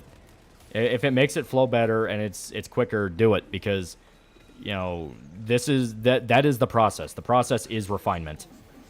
Yeah. And sometimes, just speaking from the editor's perspective, like, you have to get to a point where you're willing to say no to things, or say, we can do this, just not now. Yeah. Yonder Dev is a story of hubris. Yeah, well, every failure story is a failure of hubris in their own way.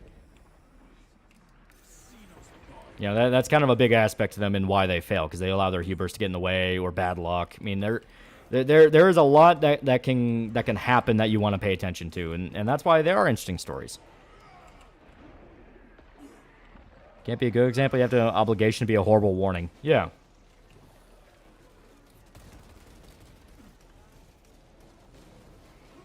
Late, but congrats on the launch. Yee, we are doing gangbusters with it right now.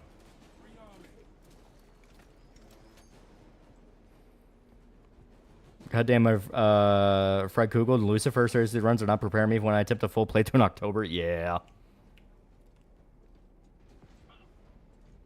Isn't Yonder Dev a creep? Yeah, Yonder Dev has a lot of character flaws.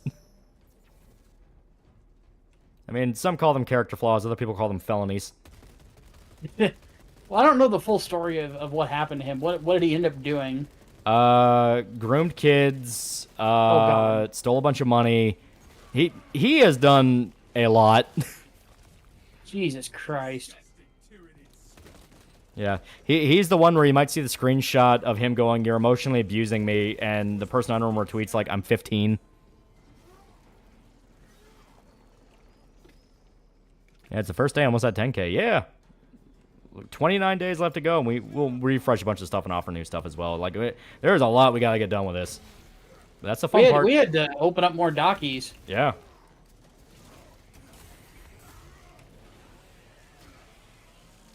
Big difference between Tyranid and the Thing. One is a plague, the one is the army. Well, the Tyranids are much more of like the xenomorphs. Yeah, that's their biggest inspiration. I mean, there are elements of the Thing, but, you know, that's mainly like the there's Gene definitely some Stealers. body horror stuff when you start getting into like the Gene Stealers and things of that nature. Yeah, Yonder Dev jumped headfirst into a pit of his own degeneracy. The best way I'll describe Yonder Dev to people is he put in an entire parody of Symphony of the Night into a game that was still in alpha. Jesus fucking Christ. Yeah, because, like, just the beginning of it where you're fighting Dracula, okay, that's one thing. That's a little funny thing, because that's, like, what, 5 minutes? Yeah. It kept Time going. Monster, etc. Yeah, it kept going. The plan was it would be an actual full-on parody of Symphony of the Night, which is like, homie, that's an entire other fucking game. Yeah, exactly. Yeah, leaped into the walrus pit. Yeah. So I think used to like Yonder Simulator. The idea was genuinely good. Anime Hitman was a funny idea.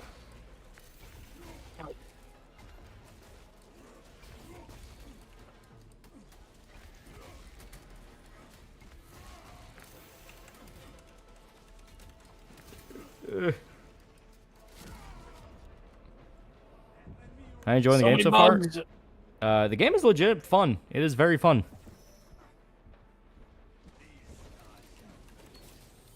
And there is a learning curve, but it's when you get it, it's very satisfying. Yeah.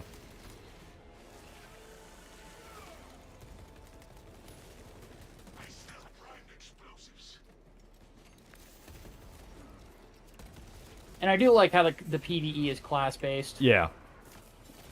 Still remember Markiplier first played that game. Yeah. Well, Yonder Dev was a thing where he had a lot of momentum, and he just refused to let it go forward.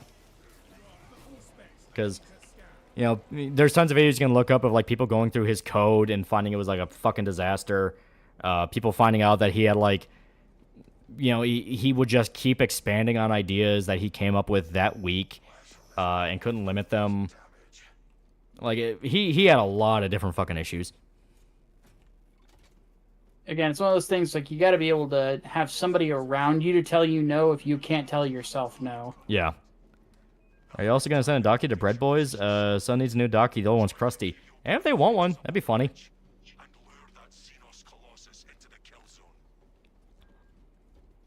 It's funny when a coder sent by TinyBuild saw a Yonder dev's code, fixed it, and then Yonder dev just undid all his work. Yeah. Can't go that way.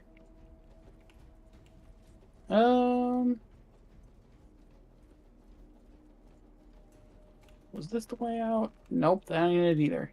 Fuck. Down here. Got it. Yeah. The thing is, Hitman Yonder game would be good. Yeah. Well, the whole idea of it was it would be Hitman, but you are a Yonder killing off the various love rivals. There would also be a good path where instead you make them fall in love with other characters. That whole thing. Simple enough groundwork to work with because Hitman by itself allows alternate paths in each level. So you can kill them in various ways or do special stories that would affect things as well. The problem is he then wanted to do a ton of different other things as well. He wanted to include a persona system where you had to raise stats, a crafting system. He shoved in an entire fucking Symphony of the Night parody. And this was all before the first rival was finished.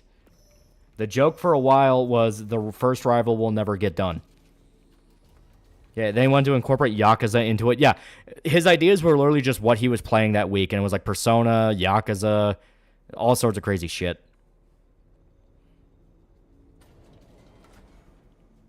Yeah, the problem is he had that 3 of them. He fired each and every one of them, not including a tiny bill guy. Yeah, he did have multiple people who were like, hey, you need to limit your ideas. Because when you get down to it, like you get used to it, what you'll end up doing is you end up coming up with, okay, I got a great idea. You write it down and you just save it for later. Yeah.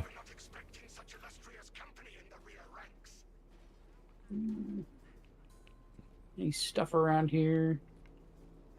I don't think it could have ever been good if he was that boneheaded. That's what people learned eventually. It's one of those where you hear about the idea, you go, oh, that's kind of cool. Then you learn about the guy making it, and you're like, oh.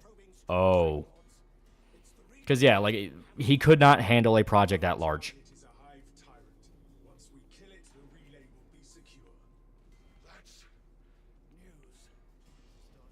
How to limit ideas? I make creative projects right now and have no idea what to do. Yeah. Well, the big thing is, like, ask at what point have you gotten older things done before this new thing done? Like, you kind of have to guilt trip yourself and go, all right, I don't even have these things done. I can't think about this right now. Self-control is your best friend. Yeah, self-control is just something you have to learn.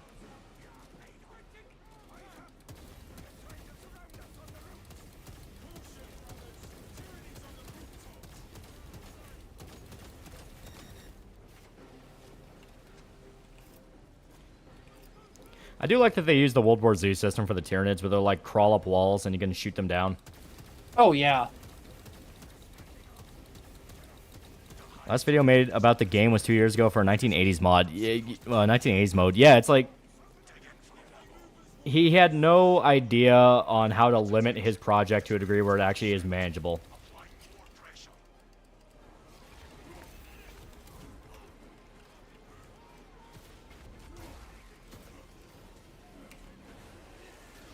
We have gone about start small, focus on the victories, and treat missteps as lessons learned. Yeah. Well, it's why I tell people all the fucking time, if you want to get into, like, making a creative project or, like, a book, a comic, movie, what have you, whatever you're doing, no one gives 2 shits about your lore or your world building. Do not give 2 fucks about your lore or world building until you have the basic scene structure finished. Get the hard part done first, worry about the small details later. Yeah, because I could speak to... I actually have a story that I've got on the back burner. But the reason it's on the back burner is I sat down and wrote a shit ton of lore. And then I started scripting. I'm like, you know what? I don't feel like this right now.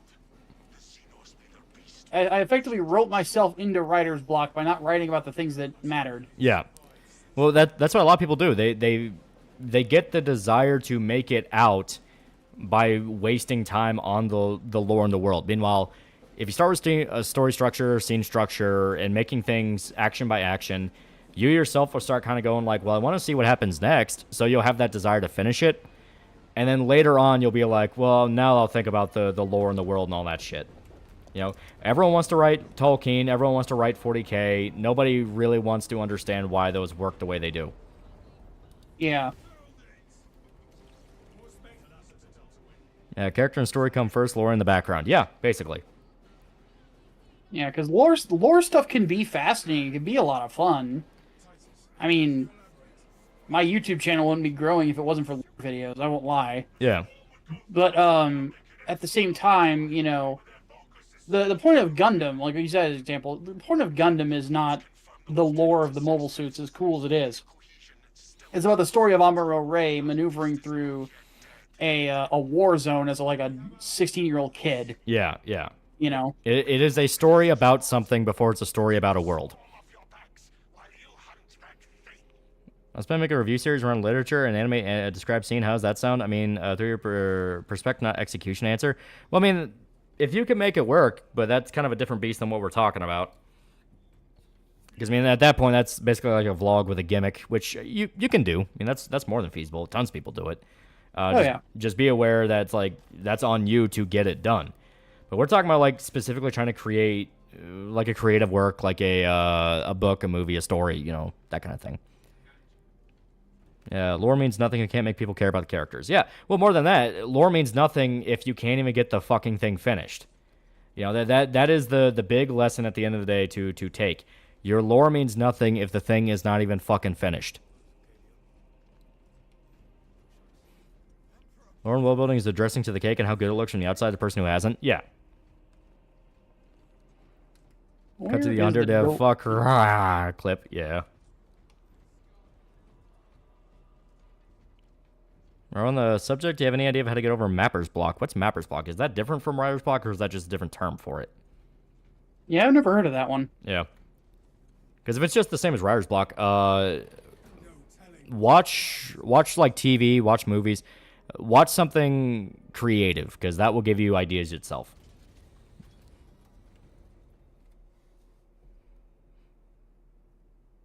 Yeah, you want the audience to decide to delve into the lore on their own rather than shove it down their throat? Yeah. Amuro Ray? Nah, it's the backstory to Char's Revenge.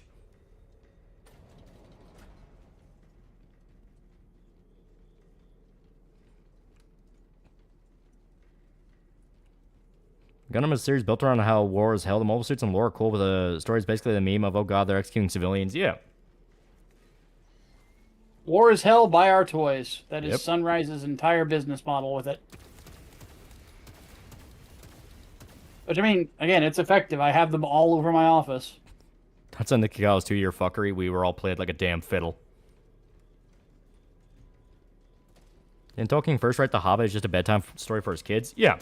Then he let, you know, him being a historian take over, and he wanted to do a whole thing with it. But the point of it is everyone will want to mimic the masters, and they'll shoot for the highest scale possible, not understanding those masters got there after years of practice, and it's explicitly a challenge they give themselves. You know, that's why a lot of people end up scaring the shit out of themselves, and they don't want to do it, because they make it too big too fast.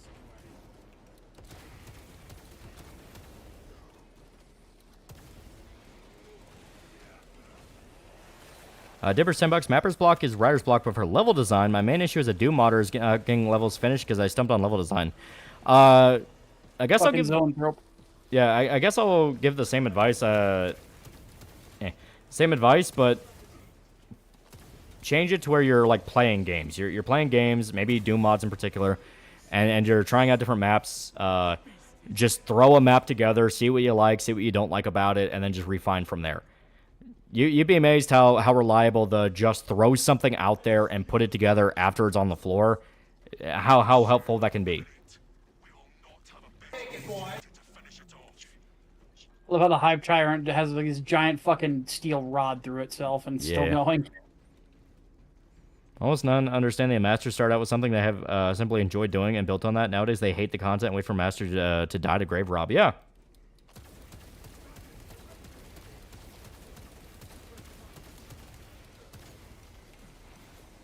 Die. Fuck, I got poisoned. I think Nick Kyle genuinely worked to get the weight removed, or did he get liposuction? Liposuction, I think Tyler Durden could sell Nick Kyle soap for a lot. He definitely did some form of weight loss routine because if it was liposuction, there'd be a lot of excess skin. Yeah, he had to have been exercising. It's not just that like he lost weight, like he all around looks better. Yeah, he looks very healthy. Is Rachel a fan of Gunpla? Definitely. She is literally you.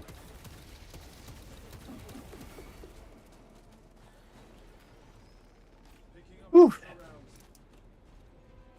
Goodness. Thought I wasn't going to make it out of that. I hate people who legit say Tolkien's dead. He wouldn't care what we do with his lore. Absolute disconnect from the world. Yeah. 2024 is kind of wild obvious here. Tolkien was passionate about it. He fucking wrote it. She's literally me, and I want to touch myself.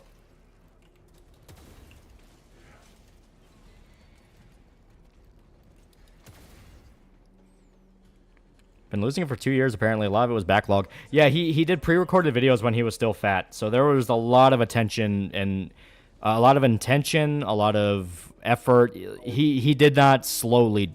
Well, he did not quickly do this, I mean to say.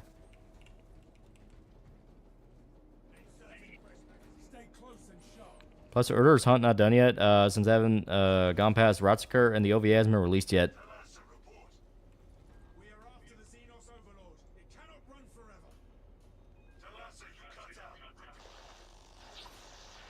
Came back doing another monk buying video, the cycle repeat of Finger of the Monkey Paw curls. Seriously, to lose 300 pounds seems quick. From my understanding, he had history as an actual dietitian, so this may have been a social experiment to him to fuck with people. Because now he had guys like Critical who would like really try to lord over him and do like moral superiority shit of like, well, you know you're killing yourself, right? So he may have just done this to fuck with him. Yeah, he might have done it just to prove a point. Like, look, yeah, I know what I'm doing. I literally can lose this. Like, you have no clue. Probably been laughing his ass off and people saying he's gonna die. Yeah, right? Honestly, I'm impressed that nothing leaked out before then. Yeah, he clearly kept this close to the chest. What's your stance on the discourse of orcs and apparently there's they're portrayed in Rings of Power? Rings of Power in general is just such a cute little show where it's like they're doing anything they can to be relevant. Like, who fucking cares about this piece of shit? Yeah. Don't hate watch. It's not worth it. Not worth the emotional investment. Like, it's hilarious because, like, the only time I've ever actually seen someone in my life watch Rings of Power was we went to my grandma's for Thanksgiving, and she flipped it on, and she had no idea what was going on. It was like, I don't know, I just wanted background noise. Like, that was it. She had no idea what was going on. She didn't care. Like, it was barely like it was even on. It was just background noise as she was cooking. Yeah, it's one of those things where, personally, just having been around, like, the culture war shit and all that for as long as I have, it comes to a point where, like, I can't really get mad about it anymore. Laugh. It's like, this is so stupid. Yeah. Like, you actually think this is gonna work? How stupid are you? Oh, yeah. Well, especially with, like, shit like Concord or Dustborn, where it's like, why did you think that would work? Yeah. Like, this whole thing of, like, the orcs with fans, like, oh, they think they're people. That's cute. It's like, man, I played Shadow War. I know they're not people. They're definitely not people. I had one that I cut his fucking head off, and he still came back to try and kill me. Yeah. But I said, don't hate watching Critical Drinkers comment section. People call me a consumer for days. Which is ironic, because you're saying the opposite, which is like, yeah, don't consume this shit.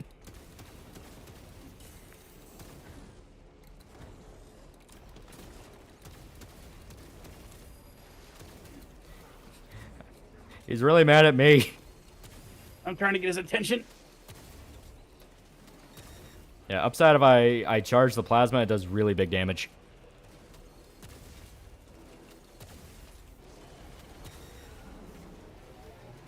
Fuck him up. Oh, little guys are here. Yep. I'll focus on big boy. Yeah, If here. they'll let me. Ow. Alright, you should be more vulnerable. Ow. Banner down. He's almost dead. Oh, god damn it. Yeah, he's two-phase. Do you prefer orcs being pure evil like in Tolkien or morally ambiguous like other modern fantasy? Well, Tolkien orcs are explicitly meant to be evil because they are the embodiment of evil. They are the embodiment of war and industrialization and all things Tolkien hated. They have to be evil. Orcs in other fantasy, they tend to have their own lore to it, so they have differences. I know D&D, they're not particularly evil. They just kind of worship like a war god or something like that. Yeah. It's like, it's all about what you do and what the point of them is. Now, I consume stuff when you just enjoy fun stuff. Yeah. Well, it's like, we've said it before, like, we're getting to a point in the culture war where culture war stuff, honestly, to say we're even getting to a point, being a little bit too generous about it, but it's like, culture war stuff is in itself becoming a market. You know, I always compare it to Black Mirror episode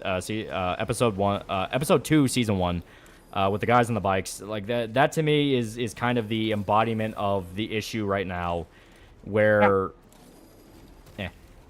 the culture war has turned into a commodity and people are treating this all like products, even if they believe they're not. And from there, it is getting harder and harder to find sincerity when all people want is sincerity. And especially with where we're at now, where I know Grums is getting a lot of flack recently. He is getting a ton of flack from people for some of his takes right now. And it's a thing where if you're not careful about how you do it, you will end up creating a snapback of the people you don't like, because the people you're trying to appeal to, which are the normals that want to know why we should care about all this, will go, I swear to fucking God, if I hear Save the West one more fucking time. Yeah, I'm admittedly in that group, you know. And look, I talked to Mark back during the Gamergate days. He doesn't strike me as a bad person, just very passionate to the point where I think he's not thinking about some things. Well, what I think it is, when it comes to 10-cent games. Yeah, well, what I think it is basically the content mill ends up sucking people up into it, and they get so excitable about the content mill and keeping that kind of feedback loop of content going. It's the quartering effect. Quartering might be the coolest dude ever just to sit down at a bar with and talk to. He seems very chill, but when he has to put on that character and do the content mill thing, people get fucking annoyed with him and they think he's obnoxious, and they're like, oh my God, if I have to hear your fucking opinion on it. You know what I mean? You're not wrong. I've actually met quartering, so yeah. Yeah. It's pretty spot on. Yeah, you know, it's people don't want to hear a character. They don't want to hear... They don't want to have an adventure of the week. They want this problem to be fucking solved. There is a faction of people where they don't want it to be a show. They don't want it to be WWE. This is a problem. Let's fucking fix the problem already. Yeah. Admittedly, like, that's been my biggest gripe with it is, like, you know, back during the Comicsgate days, I honestly believed, and I still believe, I wouldn't have a publishing company if I didn't believe this, that the solution is to make better stuff. Compete. Yeah. You know. And we're doing that. But there's so many people that have turned it into the content mill and into the kind of, that I think that they've kind of lost sight of the thing that we're all here for, which is the actual books. Yeah. And it's unfortunate, because I really feel like, you know, I kind of see content mill and stuff like that as a means to an end. Yeah, yeah. Well, it's videos and stuff like that. Well, it's a thing of, like, you can't judge a guy for how he makes his living. I mean, it's like they're trying to make some money. No one will blame them for that. It's the fact that at what point does that supersede, hey, let's get this done? Wait, well, we have time. Can I pitch Skulljack to you two as a very basic idea? It's too big, so I'd have to post in 5 parts, but it's made to be very fleshed out later on. Sure, why not? Yeah, fuck it. Black Mirror is a case of I like it, but I'm iffy on the creator situation. Comes off preachy. Well, Black Mirror in general is all about episode to episode. I'm talking about this specific episode that I really like and I still remember. Hell, I saw that poster retweeted where we now have anti-woke people calling Steins Gate woke. And I don't even think it's a thing where, like, the people actually believe Steins Gate's woke. It's the thing of, once that vernacular and that tactic hits the mainstream, it will be used by the mainstream, and the mainstream will warp it into something it was never meant to be. Like, yeah, you're calling Steins Gate woke. You're calling Catherine woke. You're calling, there was another one that, obviously Baldur's Gate 3, calling that woke. Like, it's to a degree where people lose sight on what the definition of these words are and the actual meaning behind them, and why they are worded the way it is. It's not, it is not black guy in game, therefore woke. It is black guy awkwardly shoved in, clearly was not meant to be there, by a consultancy company you can point at and say, these are a bunch of fucking criminals who got in the way of development. Yeah, a list called Morrowind woke. Yeah, it's like... people are literally theorizing that is a fake list going around to make the Kerbutus list look bad, which I believe. I do believe there might be an aspect of that, because we know that shit happens. Yeah, I mean, Kerbutus had to change the rules of his group to stop it from happening. Yeah. Because I remember there were... I understand some people don't like the most recent Gears of War games. You know, everybody's got their taste, so I'm not going to shame you for it. Yeah. But, like, some people were trying to say that Sweet Baby worked on that. I'm like, I don't think they fucking existed at the time. Yeah. You know, it's like, come on now. And, thankfully he went in and he's like, look, we're not doing this shit. Like, we can't be having your sources for this being easily editable. Yeah. Skulljack, full subtitle Skulljack. Villain hero is about a henchman anti-hero who works for a company called Advent Rise, and his power is villain. Skulljack picked out the name himself after his henchman built was fused into his body by an evil force. Villain will bring the world's destruction, and Skulljack is trying to be an ideal hero. While other heroes like Nine, Bright, the one and only, yes, that is a narcissistic hero. Skulljack works on his own, given he doesn't fit in at work or the eyes of society. Black Sheep, think Kamen Rider meets Garo, My Hero Academia, and Tiger and Bunny, where heroes are either sponsored or fighting for glory, while Skulljack is only a skull mask and costume living on paychecks. That kind of sounds like fucking Loser Rangers. Which Loser Rangers is fun. Yeah, it doesn't sound like a bad concept. You know, but that's the thing, is concepts are concepts. The important thing is execution. Yeah. God damn it does. Well, you can still have your own spin on it. You don't have to, it can be similar, but its own thing. That's the whole thing. Yeah, just to warn you, like, you will get, if you piss somebody off, they will say, well, your creation is only just X, but with a different sort of bit of paint. People say it about my book, Inglewood, all the fucking time if I piss them off. And I've got a black belt in pissing people.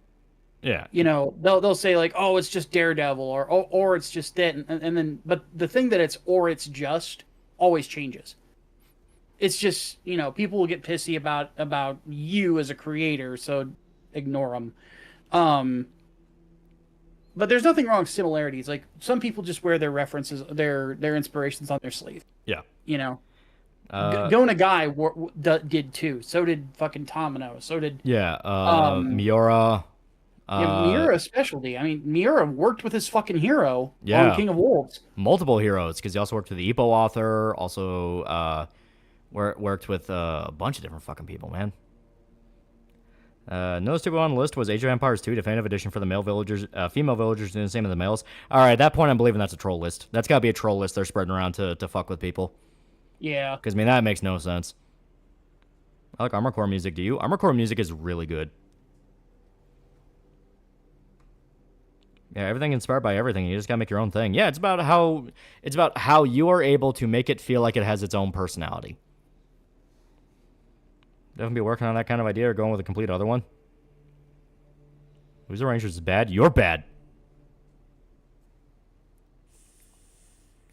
Tagashi seems to be a big JoJo fan of the current Hunter x Hunter arcs. Any indication? Yeah. Well, I mean, like, he changed his entire fucking combat system to be more like JoJo with the fucking Nen. I know it's a troll list. They want to make the whole thing look dumb. I definitely believe it. Yeah. So if we go into any more of these missions, it's going to get spoilery. Do you want to switch over to the story or? Want to do PvP? I have not played it yet, so I'm sure. Why not? Fuck it. PvP is kind of fun. Just be aware you are going to either be Chaos or Astartes, and you're going to be a generic guy of those. You don't get to have your customizations. That's fine. I'll get give up on Skulljack. I just need to break out of a ton of similarities. Well, it's as stage. It's about how much of your personality you are putting into it.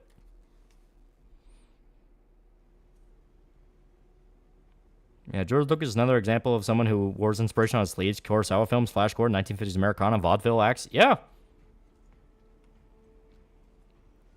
All right, let me make sure. Here.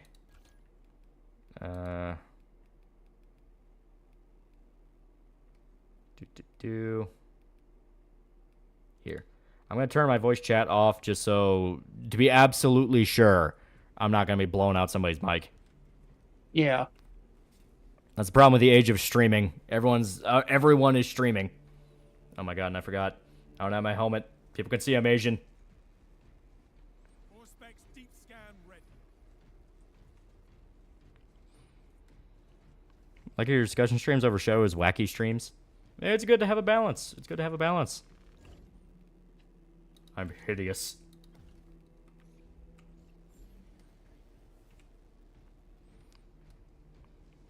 And yeah, Jones stole his whole fit from Charlton Heston. Yeah. Kind of this weird craving for a story of a guy catching his girl cheating and dealing with it, like expand anti-hero realistic outcomes. I mean, that does exist. That's an entire fucking subgenre. If you're talking about manga, I mean. Yeah, Chaos Space Marines Legions are relegated to certain classes, which sucks. Yeah. Our concept about a god who abandons his people because he doesn't believe they actually love him, worship him, so he exiles himself. Still in brainstorming phase right now.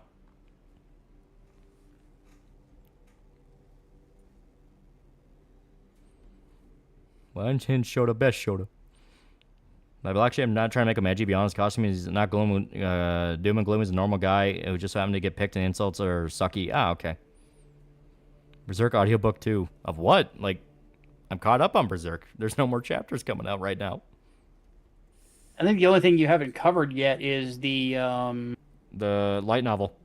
Yeah. Yeah, the Grum build, which I'm saving that for a special occasion.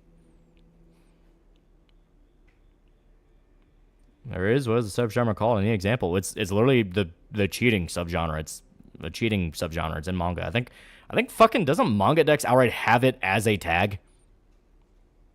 I am not sure. I think they do. Grum build never.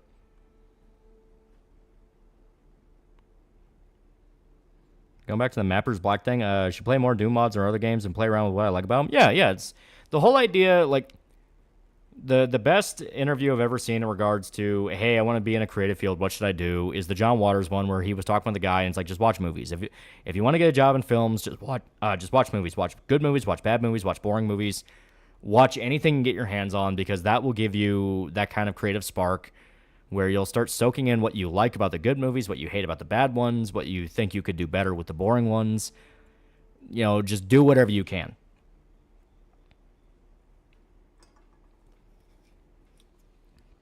Kentaro's teachers are so proud. I will never forget, he got fired from being the EPO assistant because the author looked at him and said, "You are too good just to be an assistant. Do your own fucking manga." Like, that is still a crazy story. No, he wasn't wrong. Yeah. There's no armor customization for Chaos Marines outside of Cholera. I guarantee you, as seasons go on, they're going to start adding it. They're going to piecemeal in bit by bit.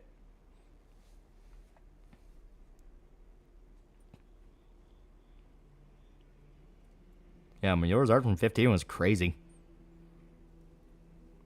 I think Grumbelt novel should be the last thing you cover after Berserk is over, and you're like, oh, wait, I'm going to cover the last thing, yeah. I was on World of Horror. The Junji Ito game, it's good.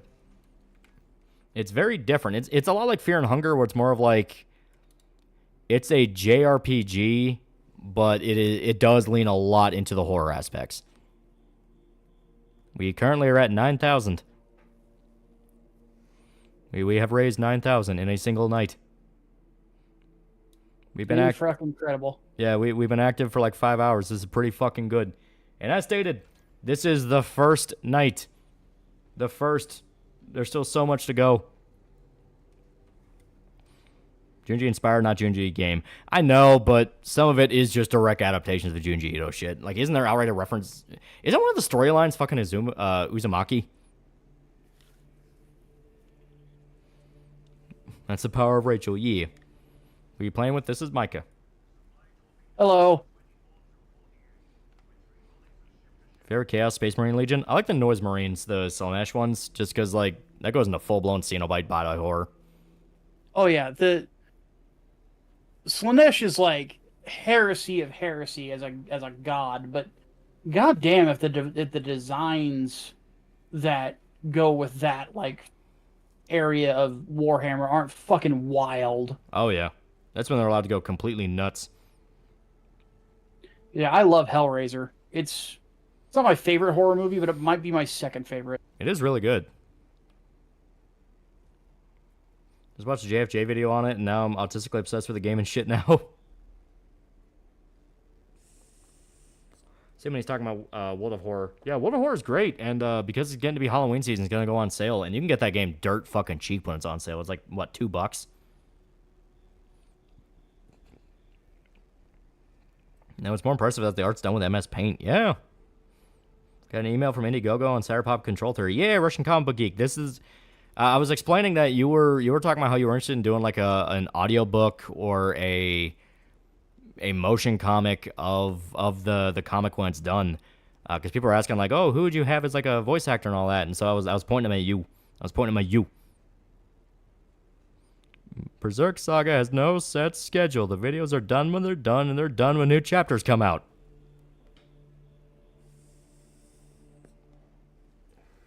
Yeah, Slaaneshi harp that's strung by a flayed man's muscles is top tier model design. It was really cool.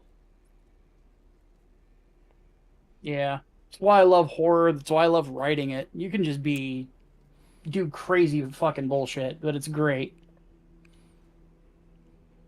Yeah, common dub type thing, I'm 100% down. Yeah. I was curious if you had any set voice in mind for the characters. I didn't, just because I hadn't really thought about it. The only rules I'll say is Rachel needs to sound deeper than, like, high-pitched, because some people are offering, like, kind of high-pitched people.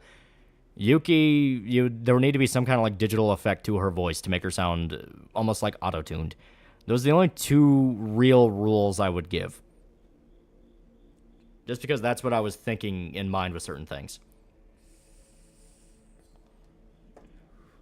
My friend got me Fear and Hunger, and I feel so bad I haven't touched it at all, like many Steam games. Fear and Hunger is really good. It's like probably one of the best Berserk-inspired games out there, because it understands the uncomfortable horror parts of Berserk so well.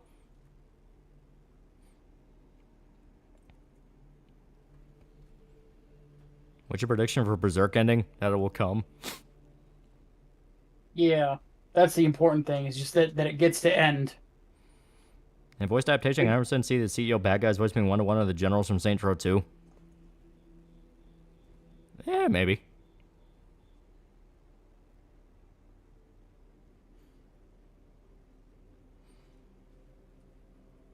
You saying Rachel's kind of like pre-development Futaba is not helping the voice by Erica Lindbeck vibes?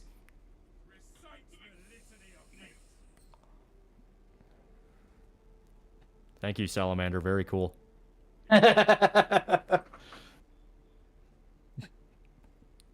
right, there is the question. Mike and Jay, what chapter would they be?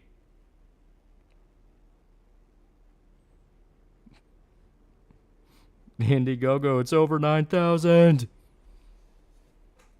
Is the game good? Space Marine 2, it is good, but it's very temperamental.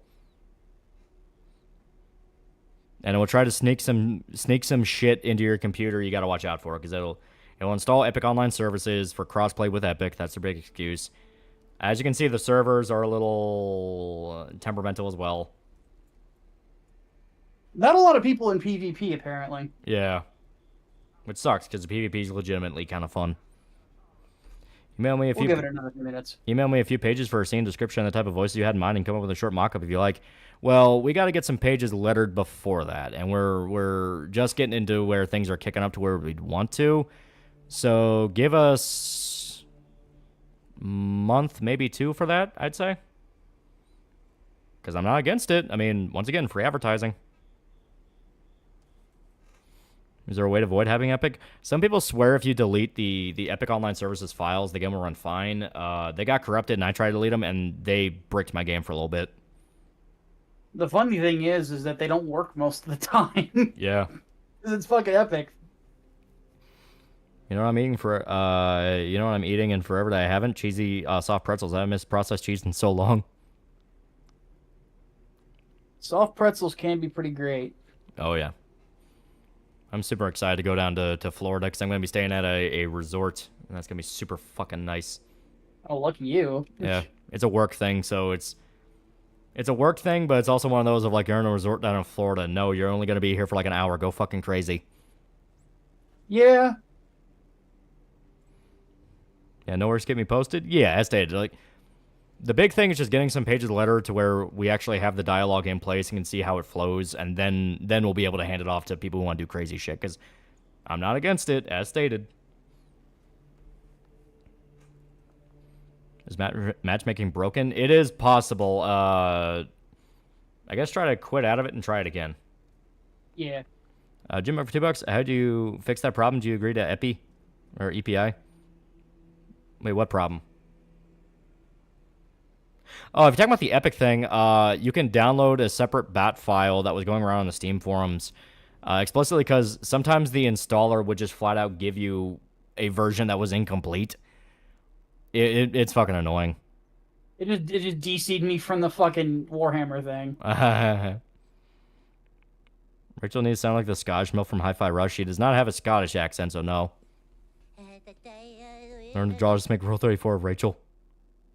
Yeah, I think the Eternal War doesn't like us. You want to keep going with PvE, or do you want to do some story? We can do some story. It has like co-op for story, right? Yeah, co-op and everything. All right, may as well.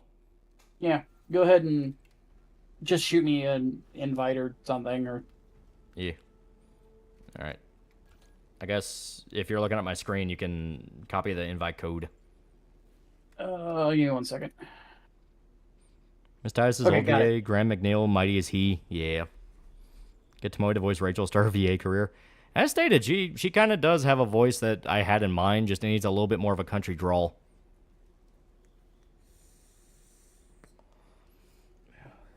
You learn how to make more drawing speed better so I can make a homemade body pillow that has better art than the official art. Okay.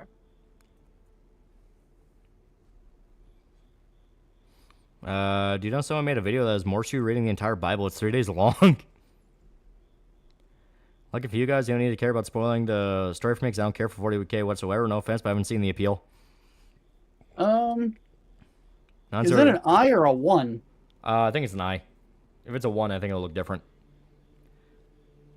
Non-zero chance I mistyped the email for back in the Indiegogo project. Any way for me to reset, fix it from a guest account? Should be. It's not working. What the fuck? Oh, here.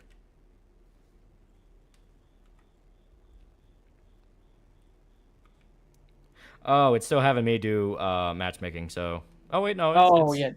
It's trying to bring you in. Right now we're... Try to switch over to the campaign mode. Yeah, I'm going to do that. Yeah, here, campaign. What the fuck? It disconnected me from Warhammer again.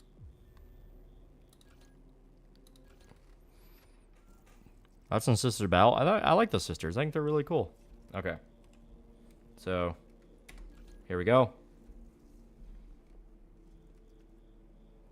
Have you checked the Automatic Singer? They released a new song about 40K Adeptus Mechanicus. Banger. I have not.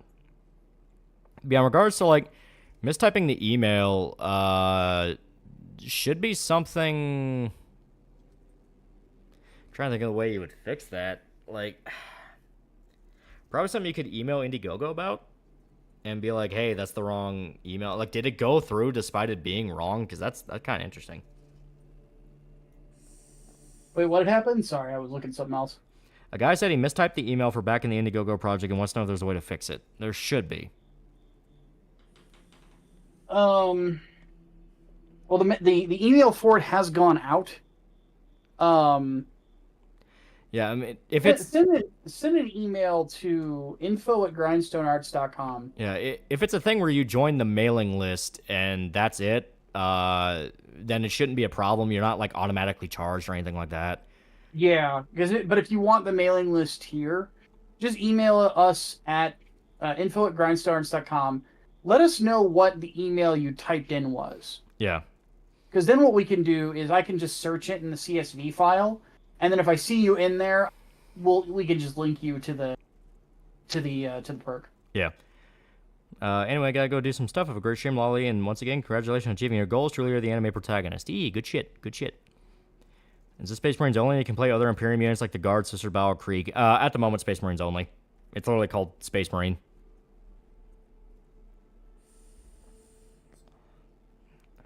Mark Strong played ties in Space Marine 1. Never realized that. Did he? I did. Yeah, that was Mark Strong. Jesus, I didn't recognize him. Oh, he's phenomenal as a character, too. Yeah, he's great. Okay, I don't know what's going on with my game. I'm going to close it and then reopen it. Maybe it is a 1.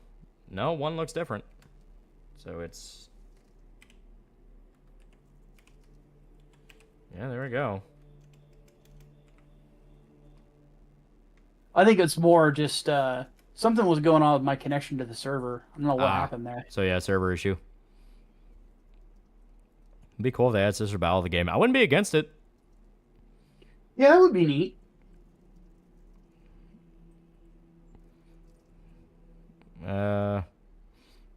Honestly, I think I just left out the .com bit if I'm looking at the confirmation page right. I mean, if you left out .com, then it should flat out reject it. I'm kind of confused now how that would even go through. It shouldn't be too much of an issue. Man of the hour, $5. Speculation that DQ3 HD design changes were made in order to avoid a 0C rating, as the series tends to aim for A or B. That makes sense. Shinji Mikami has been railing on Zero lately for good reason, because they've fucked with him for decades. For those unaware, the Japanese rating system, Zero, makes no sense. It makes no sense. It has pushed insane standards. It has made it to where certain franchises could never even be sold in Japan. It's really fucking bad. We think the censorship is bad here. Censorship in Japan can get fucking crazy. Cannot show gore unless under very specific circumstances. Even then, cannot show sexual titillation unless under very specific circumstances. Like, there's a lot that goes into them, and there is a reason why there was such a big adult-only market in Japan, because a lot of games would just get the adult-only rating. Yeah, Zero's especially annoying when it comes to decapitations. It's weird because not all of Japanese media follows it. It's specifically only video games. Meanwhile, there's anime that have a ton of gore to them. Granted, if they're on TV, they censor it, but that's just because it's primetime censorship. There's movies. Like, famously, there's tons of Japanese movies where they go fucking ham wild on gore. Yeah, like Mortal Kombat's banned in Japan. Yeah. Meanwhile, you can watch, like, I Am a Hero, where heads are fucking popping like watermelons. You can watch 13 Assassins, where people are chopping each other to pieces and cutting heads off. First Love by Takashi Miike, people are ripping each other apart with guns and swords. Like, violence in their media is kind of a coin flip. Yeah, Tokyo Gore Police. Yeah. The Guinea Pig films, that was Japanese. Turn us into fucking killers! Gears of War port for Japan consoles and players, they removed 10 shots. It was a travesty. Yeah. Yeah, Japan used that hilarious white jizz for censorship. That's China. I think Japan's only used that like twice. Other than that, they tend to put like a black filter over it instead of white. Yeah, just different rating standards. Yeah, it's like just a out-of-date system they've needed to update for a while.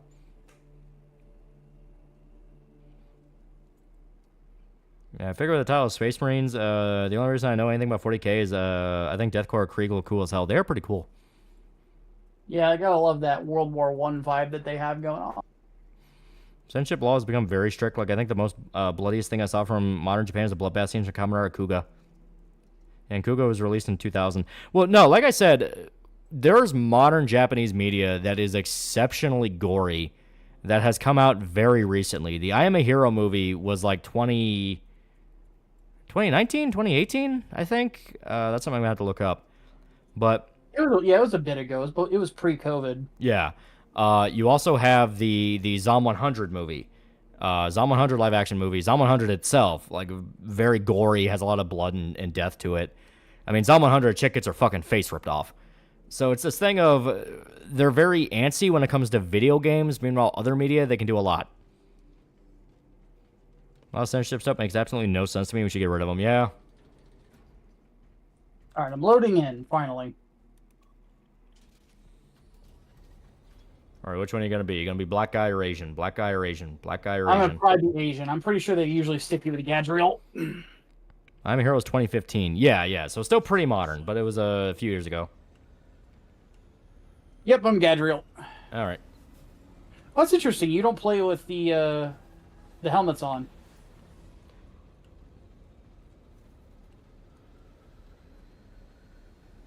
I use helmets on because that way everybody's British. And that's it. I support racial diversity, so I don't have the helmets.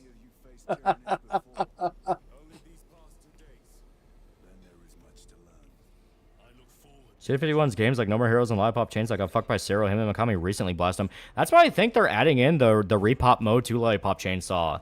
Because from what I understand, the repop mode is literally the Japanese version of the game where it has less gore, and it's like, yeah, this is what we had to fucking deal with. I mean, that's almost a decade. We're old.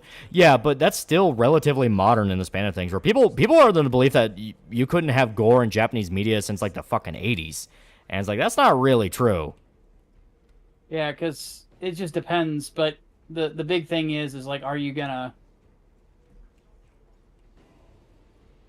That was weird. Yeah. Hunter x Hunter's manga is much gorier than the anime, not just blood fountains, but actual guts and shit, to the point where Togashi had to censor some content in Chimera Ants. Yeah, manga, famously, is allowed to go fucking crazy. Oh, I guess we physically have to... Come on, guys. Come on, boys. We're assembled. We're assembled. Fuck. All right, let's all back out.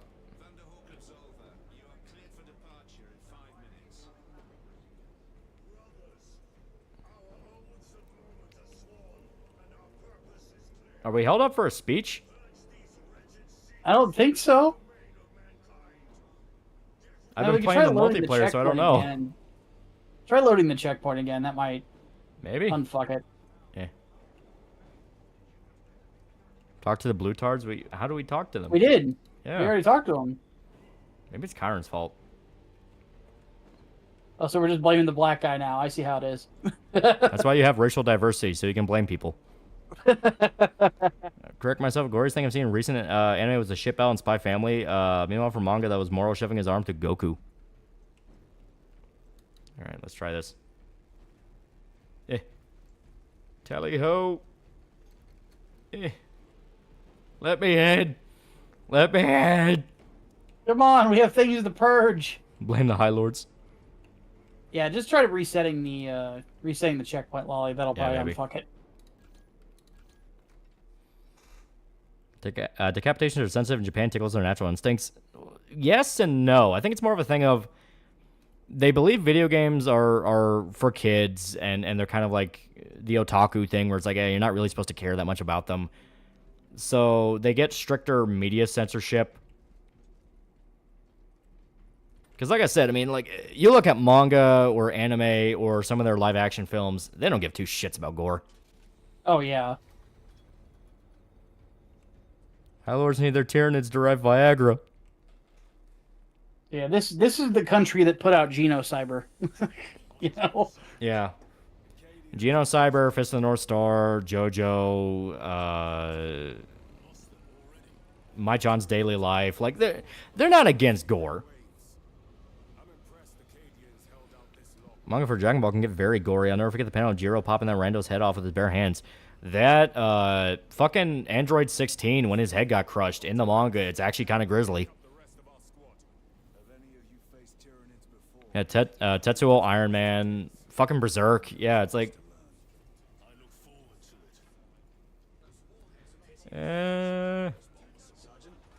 Okay, so yeah, it just freaked out. Good old Unreal games. Yeah, Violence Jack, yeah. Still baffling there are many who think games for kids, anime for kids. Yeah. Alright. Alright, let us in. What the heck? Come on.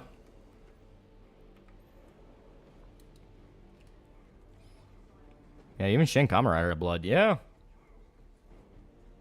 Alright, I'm going down here. Fuck you guys.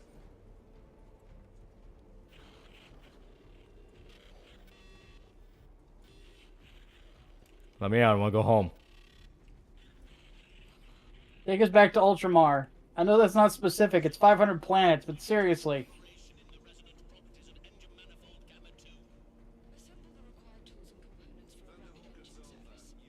Oh my god, there's a female mechanicus. We must riz her. Hey, baby. Yeah, nice implants.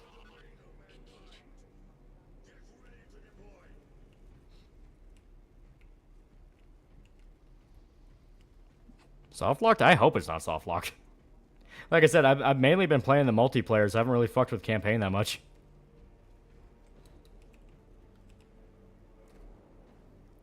Eh. Yeah, like every other time I've done this, it just goes. So I don't know what the fuck. I don't know. I guess let's click the mission meter. Yeah, Skyfire. No progress, current mission lost. No, I don't want to do that. Alright. I don't know what I just did, but let's see if this worked. Give meaty mechanicus milf. Remember, just be confident and you'll be fine. Alright, I'm reporting all yo asses to the Inquisitors. This is bullshit. Okay, I'm gonna leave the squad. Yeah. And then I'll come back in when the mission actually starts. Yeah. Maybe that'll unfuck it. I don't know. Maybe. Let me leave it. I'm gonna just blame Comcast because I blame them for everything. I'm blaming these assholes. Y'all gonna be in the fucking death watch by the end of the week. Watch me. Alright, I'm gonna load. Watch the Emperor play this on stream and with others, and they didn't get soft lock or anything. This is weird. It is very weird because I've played through parts of the campaign with other people already, and I haven't had this problem. I think I'm now soft locked in the elevator. Oh Jesus! Come on, load. Her Violence Jack anime was actually banned in Japan, hence why I asked about how violent it actually was. Violence Jack is a pretty grisly story. But it's Yeah, badass. especially the anime. The anime is like very fucked up. But it's fucking awesome. Yeah.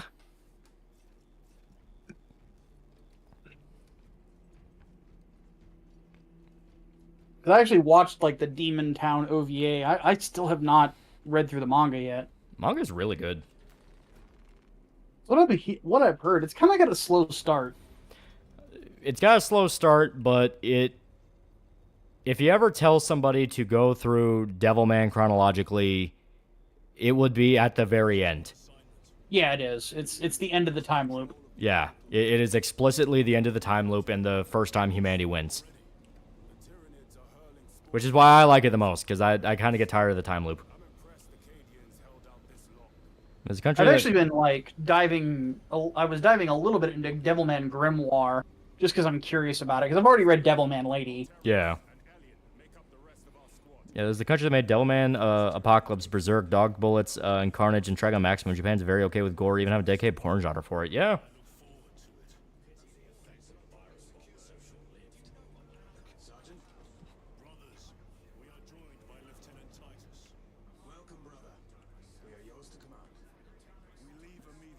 Yeah, Okay, pitch so up you a should- horror animes, yeah. Alright, so board the Yeah, you Thunder talk to Hawk. Lirio, and then Okay, what the fuck? Come on. Board the Thunderhawk. Let me board it. This is bullshit. this is really fucking weird. Here, let me close the game. And Yeah, just try try this. rebooting the game, or just coming in from the main menu or something. There's Devilman story. Humanity doesn't go extinct. What's it called? Violence Jack.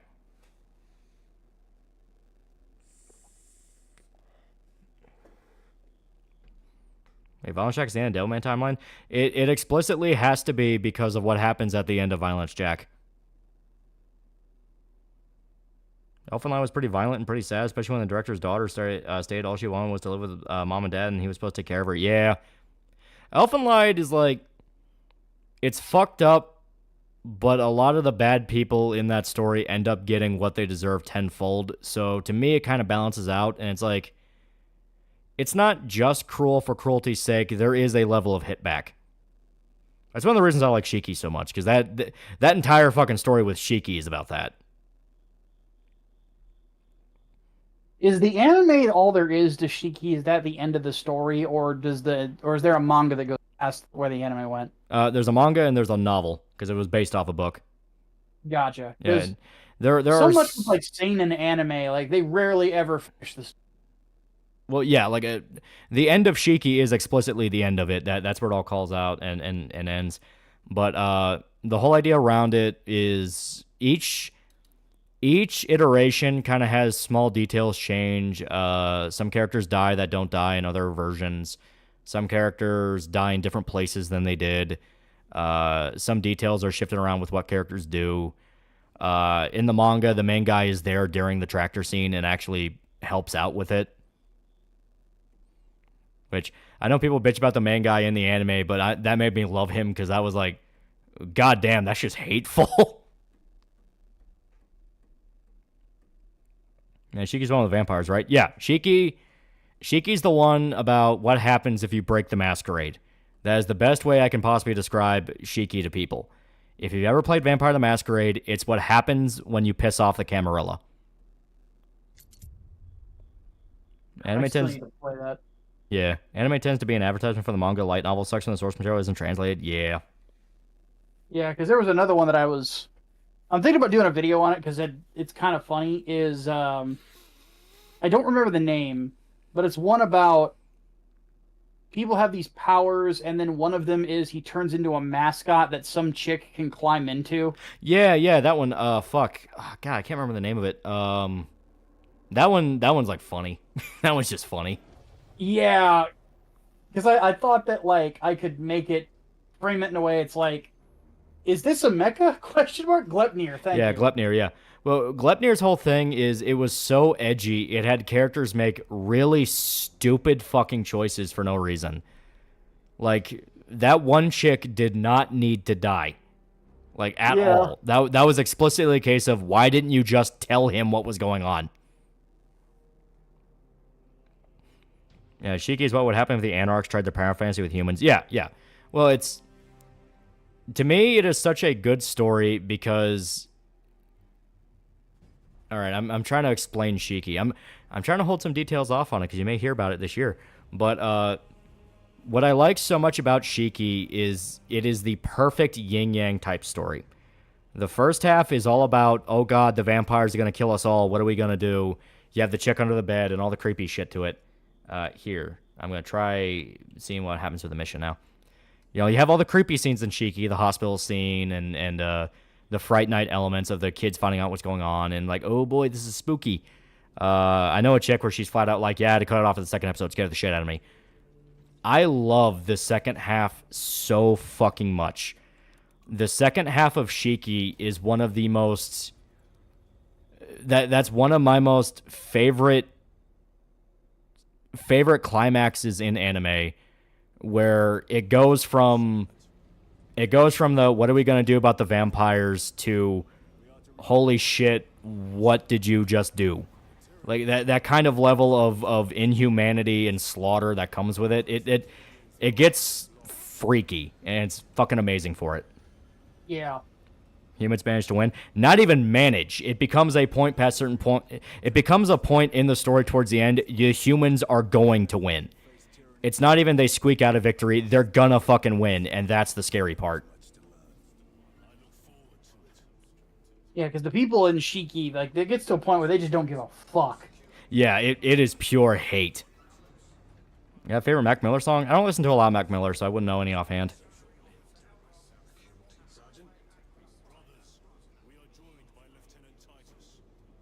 Yeah, Elfin Lodge, just be thankful to take anything from the manga. It goes unbearably edgy. Yeah. Vampires in the first half are painted in a horror tone. The second half, the humans are seen as bloodthirsty because see how helpless and weak vamps are overall. Okay, so yeah, this one worked. Yeah, so we just need to reload it. Okay. So it's very pro-human. No, it makes the point both sides bad, but it does it in a way where the vampires did not change from who they were as people. The vampires had to convince themselves they did. That is a major aspect of Shiki, that the vampires deep down are still the same person they were when they died.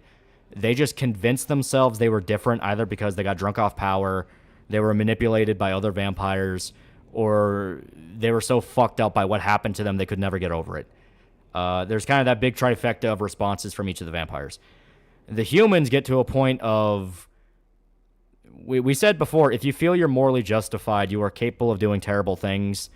That is what the people in Shiki end up doing. Because it fits for both the vampires and the humans. The vampires feel they're justified because we have to do this to survive. But then you see they get sociopathic with it. They get sadistic with it. They start killing people for fun, going after people because they had beef. The humans do the exact same thing. Like, the exact same thing. They also go, we're doing this to survive, and they start torturing vampires for fun. They're, like, dragging them out of their houses in sunlight and laughing as they're screaming in agony because they're burning. Like, the tractor scene is the best description of what happens in Shiki, where they torture that one to death. And the fucked up part is you like it. You like seeing it happen because what the vampires did leading up to everything, and how many people they killed, and the fact they intended on killing them all. So you're kind of with the crowd cheering and hollering as these vampires are dying. Yeah, Shiki's a horror story of fucking around and finding out. Vampires got in their heads, they had the power to do whatever they wanted. When they find out they didn't have much at all. Yeah, you find out why vampires hide. And you also find out, like, it does make you feel really dirty, because you're like, oh my god, I was cheering for a fucking lynch mob. Yeah. Like, what the fuck? This is wild. Well, it is what it was. It was war. Yeah, it is what it is. Like, it's not... There's a quote... It's a very interesting... Yeah. Observation of humanity, in my opinion. Yeah. There's a quote from the documentary The Act of Killing, which was about the Indonesian genocide in, like, the 70s. They're interviewing one of the guys who took part in it and was a big proponent of pushing it. And he basically said, war crimes are defined by the winners. I am a winner. It was not a war crime. So that's kind of the best way to describe Shiki. It's only the winning side gets to decide the guilt. Yeah. And here's the Indian lady, for those wondering. Yeah. So the tractor one's like, yippee, oh yeah. Pretty good nuanced message. The target's justified, but you're taking glee in it. It's unnerving. Yeah, well, some guy pointing out, yeah, they start killing some of their own for no reason, because people lose sight of what actually the vampire rules were. So there's like a guy who gets bit, and he's fine because he didn't get drained. He just got bit because the vampire was like, fuck off, leave me alone, as they were in the sewers. They kill them because they think he's infected when that's not how that worked. They murdered the priest's family, but that is 100% on that priest, though. That is explicitly the fault of that priest because of what he did. And here, I'm going to put up the code for you to join in. Yep, I'm ready when you are. I only felt bad for a few vamps. The store mom whose daughter hides, doctor's wife, nurse, and the wife of the lumber family. Well, those are explicitly the ones that were meant to be sad. They were the ones where you understood that was not their fault, and they were explicitly fucked over by malicious vampires. The ones that took glee in what they were doing. They were the ones caught in the crossfire. It's not a matter of, in the end, a vampire's justified. That's just lol people bad.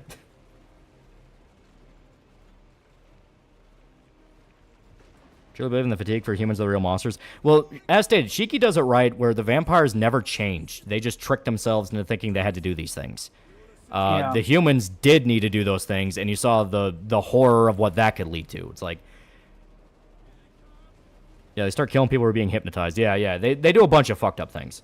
But that's the whole point. The whole point is the situation was just carnage at that point. There was no controlling it. Even the main guy was like, what the fuck do you want me to do? They're not going to listen to me.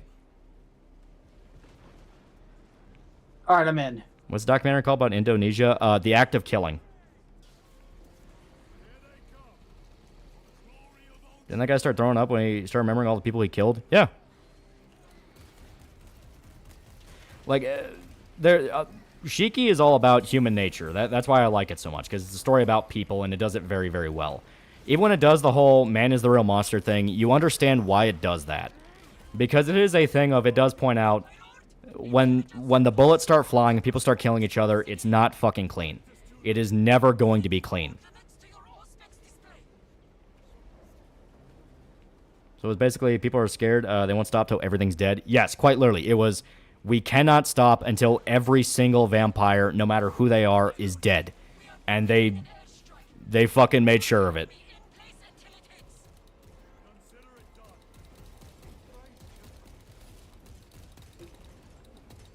Shiki justified for their actions and praise of Shadows would defend Shiki. Unironically, probably would have. Oh, he'd be all behind the vampires. Yeah. Because some of them are meant to be like the outcasts and like, yeah, the Metro one, like the fucking metrosexual vampire that his fucking sister kills him. Of course, he was a piece of shit anyway, so fuck him. Yeah, man had to become monsters, vampires push him into it. Yeah, like, the most satisfying scene in the entire fucking series is the bridge scene, where it's the first time the horror gets reversed. The one vampire chick thinks she has a guy in the trap. He walks over the bridge, looks over to her and says, "Aren't you coming?" And she feels that half second of, wait a minute, this is a bad idea. But she goes along with it, and it only gets worse from there. I fucking love that scene so much. That is unironically a fucking masterful, oh my god, that's so fucking good. Makes me remember the one sequence in Apocalypse Now where Kurtz described the Viet Cong and why in his eyes they're stronger than American soldiers. Yeah. People have regrets afterwards, like when they calm down, they realize a lot of paranoia was too far. No. It ends with a fucking slaughter. It kind of leaves you as the audience to process what happened. Yeah, you have to figure out how you felt about it. But that's kind of the beauty of it. Yeah. And then you have that one cliffhanger that everyone kind of agrees sucks, but you know. Yeah. But leading up to that cliffhanger, there's a lot of really good shit. What should we talk about? Shiki. Very, very good vampire anime. Yeah, that scene's great. It is so fucking good. Like I said, it is the first time you understand the tables are turning. Like, you had a few hints leading up to it, like with the fact the doctor was experimenting on that one vampire lady. So you understood he was learning, but you didn't know how far he got. So when it looked like he got brainwashed, you thought, well, he's fucked. Then you get to the bridge. And that bridge was the first big sign, oh shit, they know.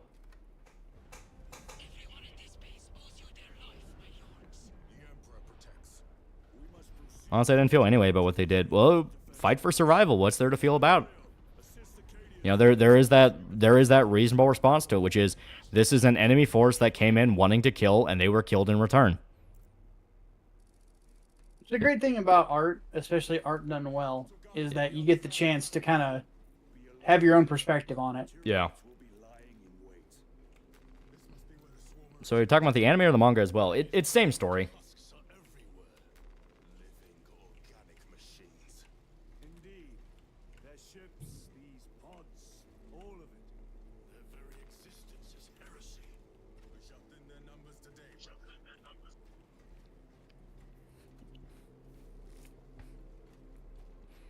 Why does the priest help the vampires? What's he, stupid? He is very stupid. He was meant to be the we're going too far guy, and he ends up getting a lot of people killed because he was an idiot.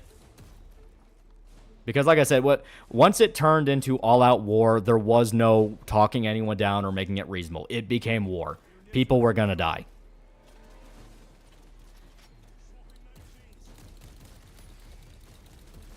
Only human I legit hated for what they did was MC's dad for being a cringe atheist, got both his son and his wife and killed. Yeah, the dad was a fucking idiot.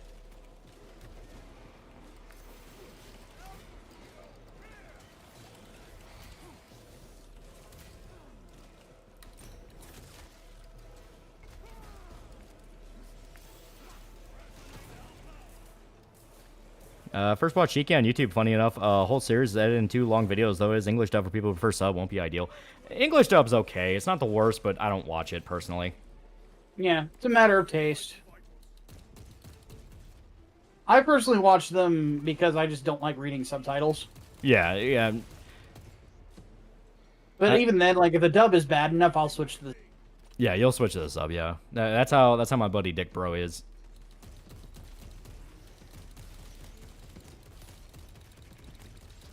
Doctor experimented on his own... Oh, I can't say that. It's fucking spoilers, nigga. Like, goddamn, man.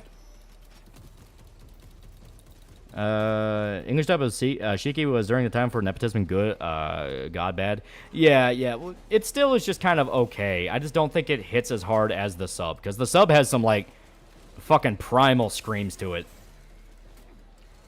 Like, the tractor scene in sub is like, oh, goddamn. Yeah, it is. Like, that chick screamed her throat out.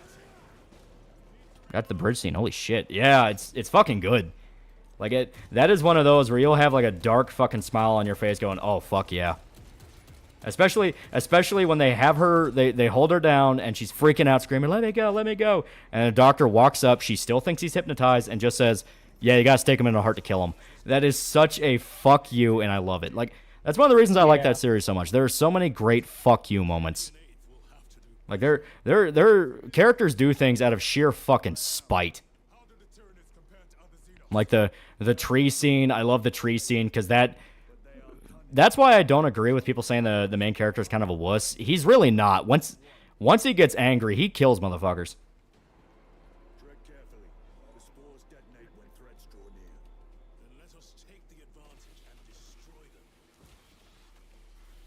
Series more than a decade old. Fuck you.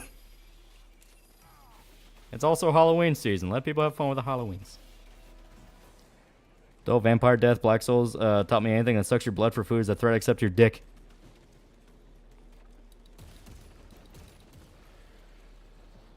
Yeah. Main character isn't a pussy, he's cunning. Big difference. Yeah. I really didn't think the main character was that bad, but apparently people fucking hate him. And I'm like, he's really not that bad. Like, his big thing is he just gets really unlucky.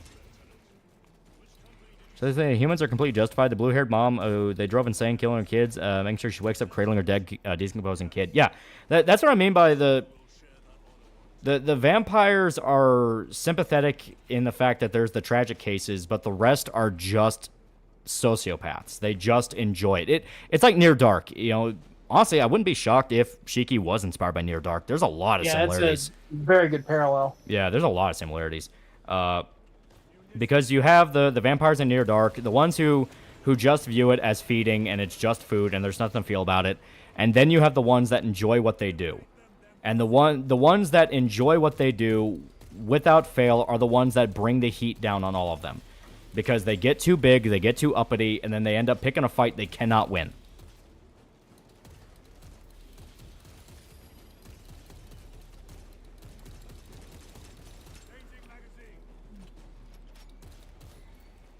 God, these guys are coming out of the fucking woodwork.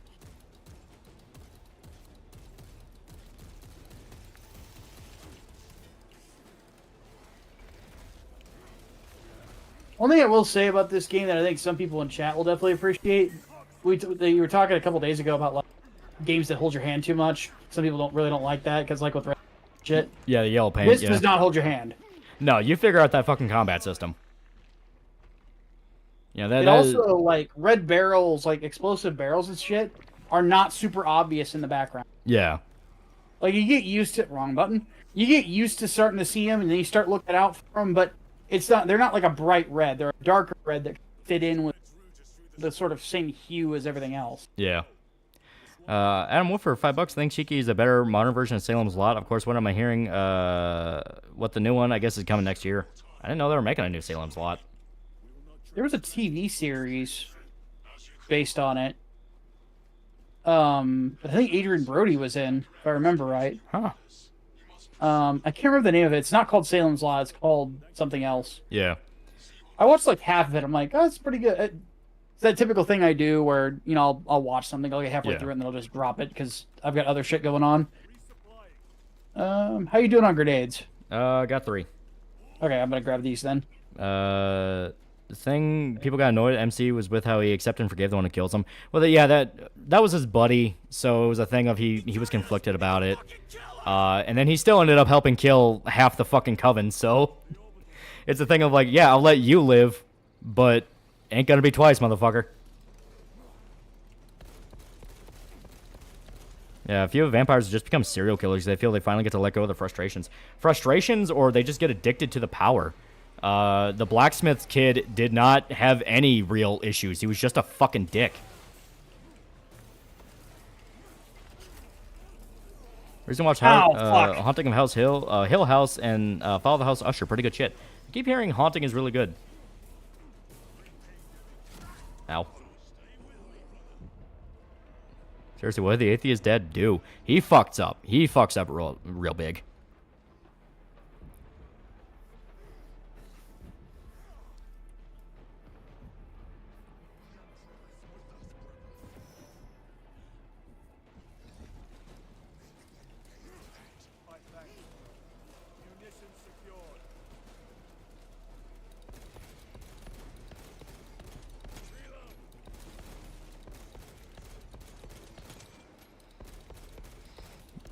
Ugh. Well, Blacksmith Kid did also want to fuck the vamp milk. Yeah. And guess what that led him? Hey, vampires and Shiki that generally did not deserve to die. Yeah, more than a few. Nurse one did not deserve to die. The shop owner's mom did not deserve to die. The lumber mill one is a back and forth because she did actively kill a bunch of people. Then you find out why, and it's the most depressing thing fucking ever, and it's like, oh god.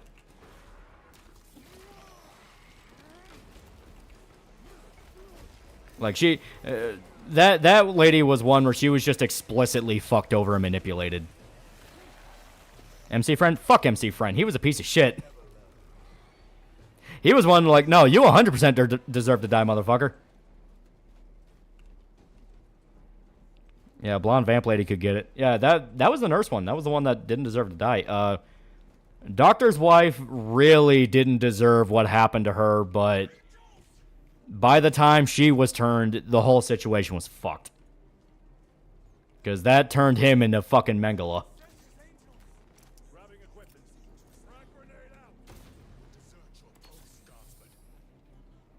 The heavy bolter here, you want to try it out? I don't see why not. Give it a shot, you'll like it. I'm taking this chainsword, though. Yeah, MC's friend did not deserve to have the nurse love him. Oh, yeah. I think she pitied him. I don't even think it was love. I think she just flat out pitied him. Doesn't the MC just end up being the strongest being in that village? Well, main character lucked out with the type of vampire he becomes. I kept thinking he became like a ghoul or something like that, but no, he was called a werewolf. People, when I first started talking about Shiki, people were like, oh yeah, it turns into a werewolf. And it's like, what the fuck are you talking about? Werewolves aren't in Shiki. I forgot. That's just what they called them.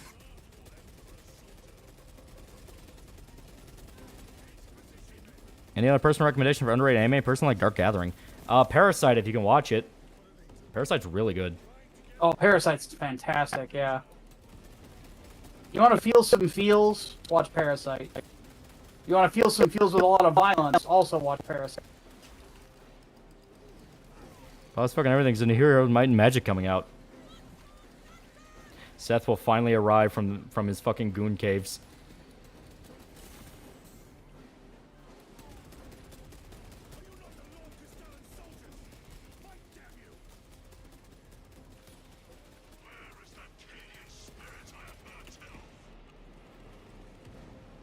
Yeah, the friend of MC's friend was one of the few I legit hated. Shame his death was off screen. Yeah, like I said, he was a fucking piece of shit. There are some that are just absolute fuckers that should be that deserved what happened to them.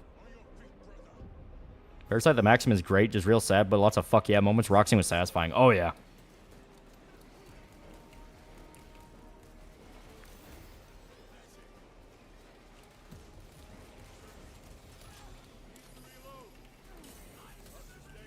Got a warrior coming behind us.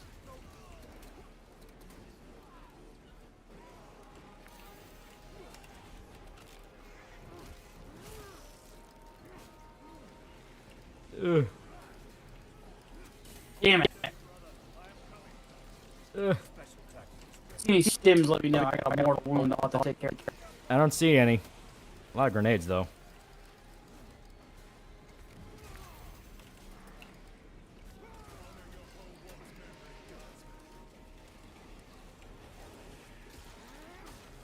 That's on Adolf from Terraformers. Terraformers in general gets fucking wild.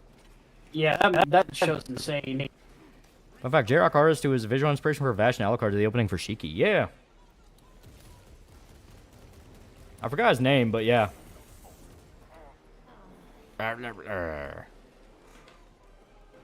They got me. Pink hair vampire. You have this on veteran. Yeah. Pink hair vampire was one of the worst. Oh yeah, she was one of the ones that just became a serial killer. Yeah, you don't feel bad when she bites the dust. I know, I did. Yeah. As stated, biblical amount of fucking hate.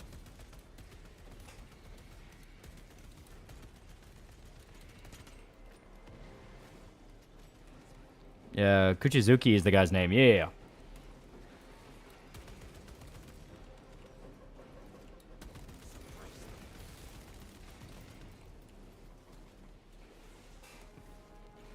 Oh, they're saying your mic has fallen into depravity.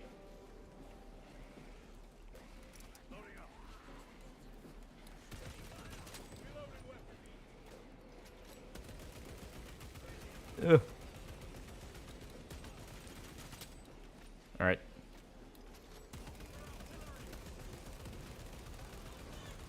Almost got him. Yeah, High School of the Dead creator and singer both died. Yeah.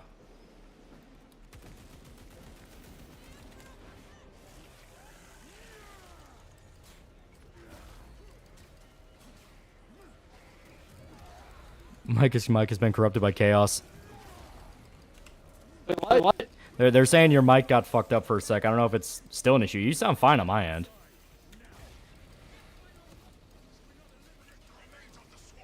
Run! Oh god.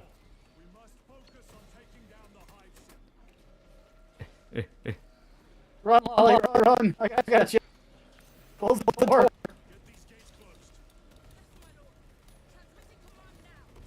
Whatever Streamlabs think is really bad for us. Maybe. Yeah, Mike is still bad. Okay. That's weird. Yeah, here, let me... Yeah.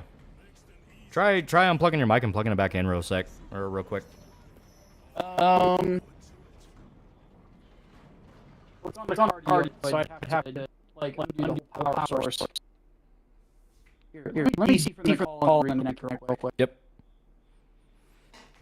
Ugh. Maybe that. Same mic's been for a while. Oh man.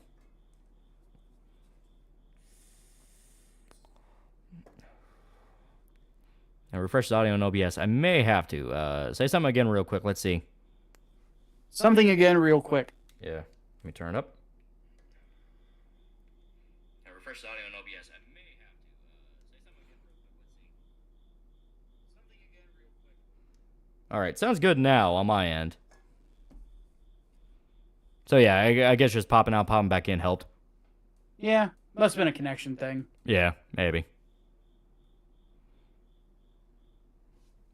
Well, while this is loading, where are we at with the campaign?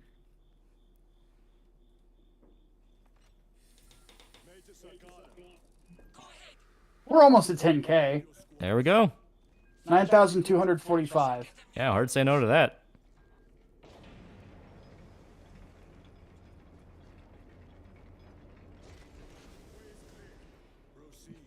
One of Mangakas always had piss poor health. Their lifestyle is very rough. I'm gonna grab this heavy bolt pistol. This thing's great. Yeah.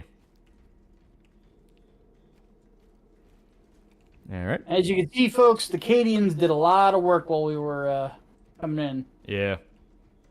They did what they could. People defending the god-awful look of the Minecraft movie. It just looks cheap. It looks like a fake movie. Like, I get the argument. It's made for kids. It's not made for you. I get that. It also looks like it doesn't exist. Yeah. Bad boy. Not to mention some of these people that are complaining about it, you know, they might be parents, in which case technically it is for them. Yeah, it's for their kids. It's something for them to take their kids to. Yeah.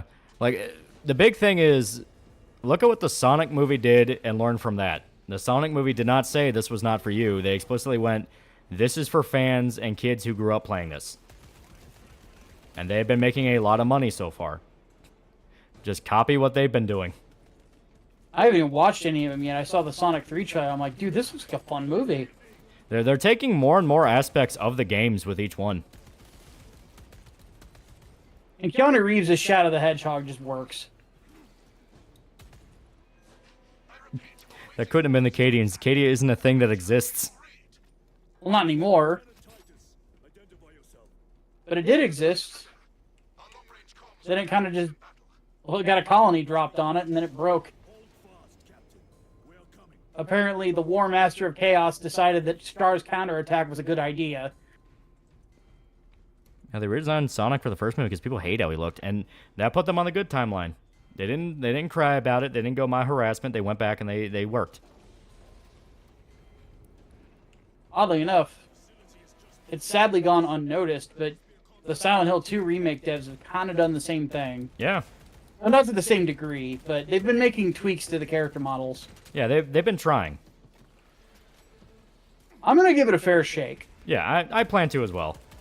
It's like, I was impressed by the Maria trailer. I was like, okay, this actually doesn't look bad.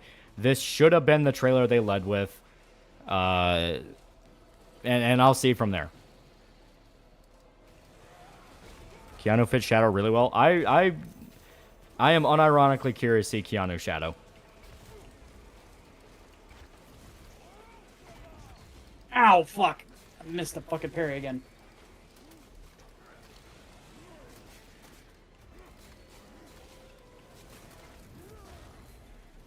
There we go. So hoping Shadow gets the guns. There's no way they can't reference that at least once. They do show the fucking... They show the fucking Maria scene where she's like where he's standing over her body.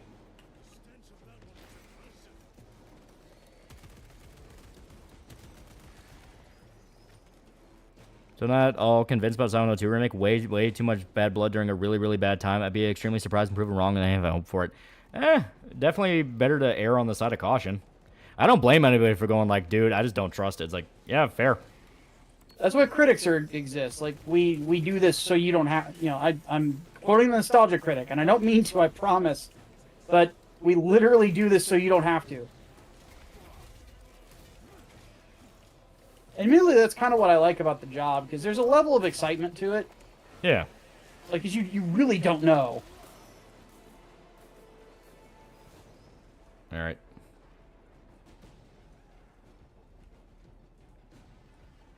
Heading down here. Hey, plasma pistol if you want it. I may. But at the moment, I'm surrounded by... Oh, God. Yeah.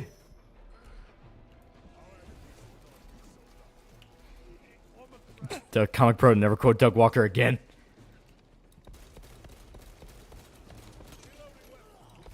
Oh, fuck, I got dropped. I got him. Man, veteran is no joke.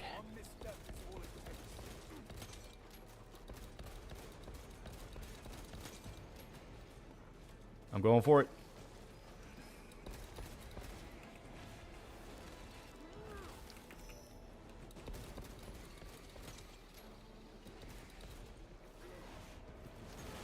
There we go. When Maria gets off, I'm going to stand up and cheer. There's going to be like whole swaths of parents going like, what the fuck? Did a little kid just die in a movie? Because like, yeah, I mean, there's no way around it. She dies. Like, now obviously they're probably not going to show her head get popped, but she does in fact like die and stay dead, and that's a massive impact on fucking Shadow, so they can't avoid that. Fuck.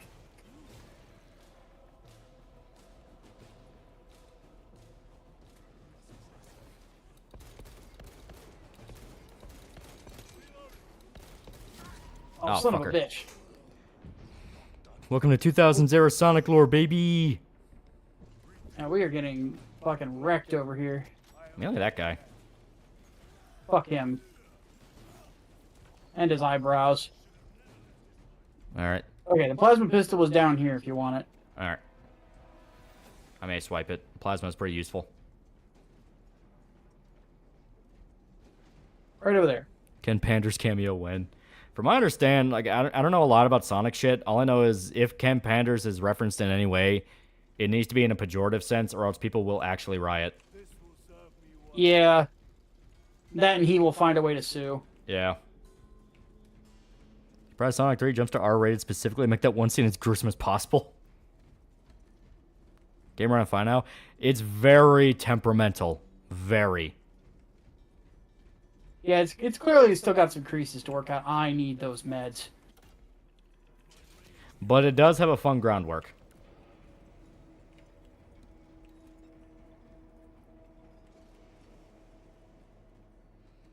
So glad Egoraptor era of Sonic is dying out. Well, it's like, I unironically liked Frontiers. I thought Frontiers was actually pretty fucking good.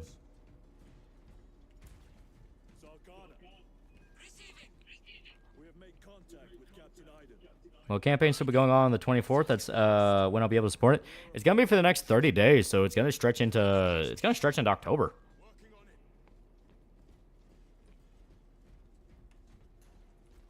Ooh, what do we have over here?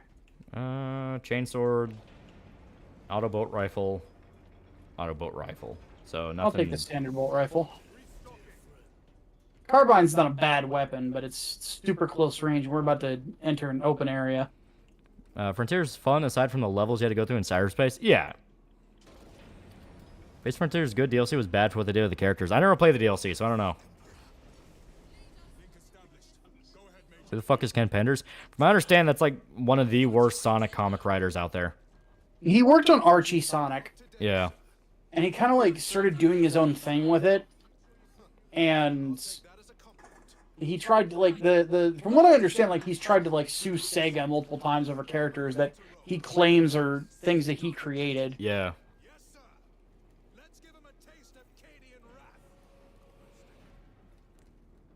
Do you like Bolt Gun? I never actually played Bolt Gun. I just never got around to it. I hear it's really fun, though. It is. It's a blast. Malum Kaido, the lead character, is a fucking psycho, which is awesome. And it's just fun boomer shooter. It'll remind you a lot. Did you ever play Proteus? Yeah, a little bit. It's a lot like Proteus. Okay. Especially in its graphic style. It'll remind you a lot of that.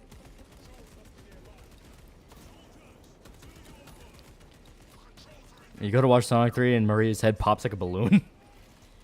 That'd just be cruel.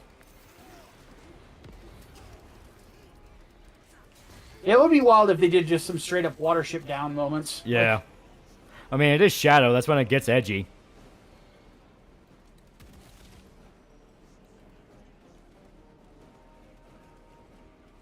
Yeah, Ken sued Archie Comics and Sega and EA. Oh, God. So he's just one of those.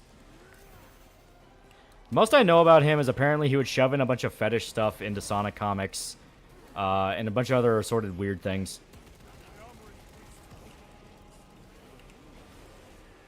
Did he do the Knuckles Echidna tribe origin? I have no idea. I don't know anything about the guy. He might have. I don't remember. I admittedly only know what other people who are Sonic fans have told me. Yeah. So it's like, for me, it's like third-hand information. I want John Wick shadow scenes. That would be cool. They just recreate the entire overhead fight from John Wick 4. Incendiary shotgun and all. I'd throw money down for that.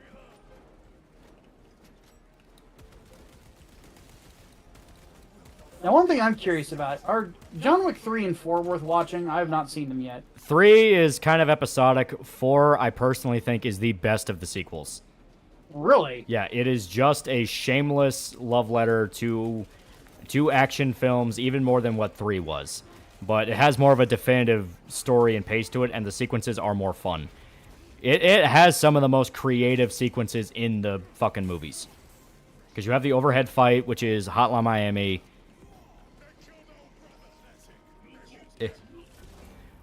Damn it. Yeah, Punch Them for $10. I explicitly show Maria bleeding out from bullet wounds as she pleads Shadow to forgive humans and save the world right before shooting him to Earth. Yeah. Yeah, Donnie Yen's amazing. Yeah, Donnie Yen's really good in it. Like, another thing I really like is they get more experimental with the soundtrack in 4.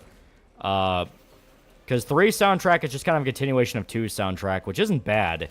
But 4 they bring back Le Castlevania, who did the soundtrack to 1.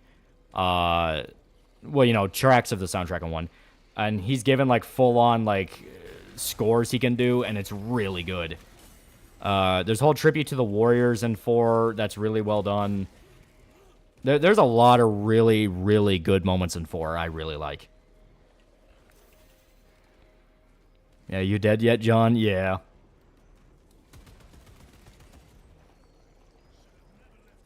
Children dying in movies, and I knew a guy who had his class come to his party when they watched Bridge to Terabithia. When I cut out to cinema is not a good choice. He sued Sega over the copyright of comic characters he made, and due to a massive fuck up on Sega's end, won over half of the comic characters Sega can no longer use, including Sally Acorn. So it's one of those where people are just waiting on him to die.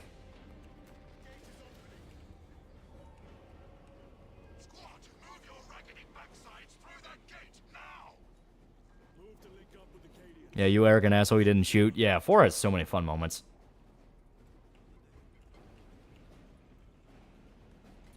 You watched the Man Who Fell to Earth David Bowie movie? I have not. I heard it's good. Anytime I listen to David Bowie, I want to play Metal Gear Solid 5. Yeah. It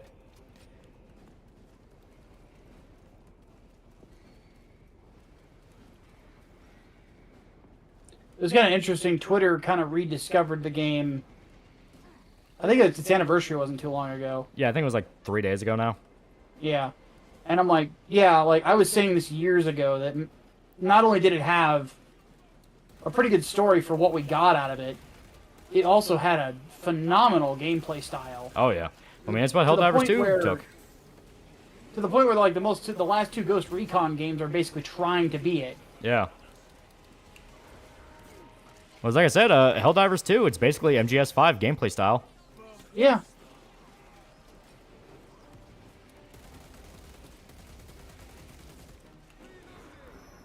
Favorite Bowie song? Mine's Cat People Putting Out Fire. I'm simple. So I like Under Pressure, Major Tom.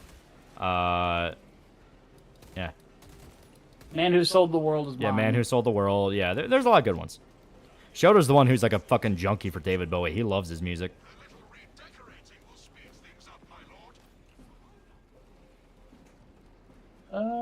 Frag grenades, nice. Oh, ammo cache here. This mode, like this difficulty, you have to grab every ammo cache. Oh yeah. You have no options. Like this is an interesting challenge. I like it. It's like you're a powerhouse up until you're not. You have to be a little bit more focused, I think, because every parry matters. And when in doubt, fight dirty. Yeah. Well, David Bowie's work with Iggy Pop, Idiot, is such a good album. It is a good album, yeah. No, I will forever say Freddie Mercury is my guy. You know, between Bowie and Freddie, I'm Freddie. I'm with you there. Yeah. Zoanthrope.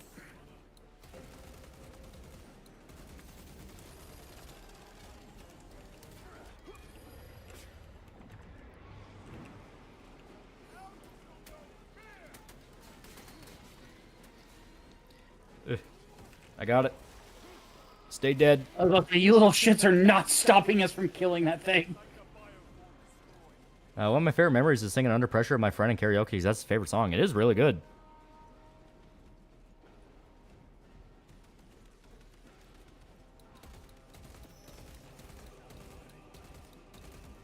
Crazy how Duran Duran gaslit the internet by making the MGS5 song years after it released. Yeah, right?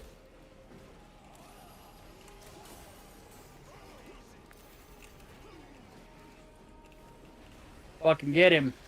Any future game series you would like to do, respective like No More Heroes series or something? People have requested No More Heroes for a while. Right now, I'm working on Dead Rising.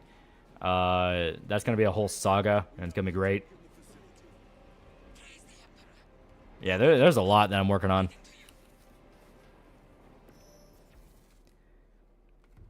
Yeah, Queen made timeless anthems. Yeah. It's a good way to put it.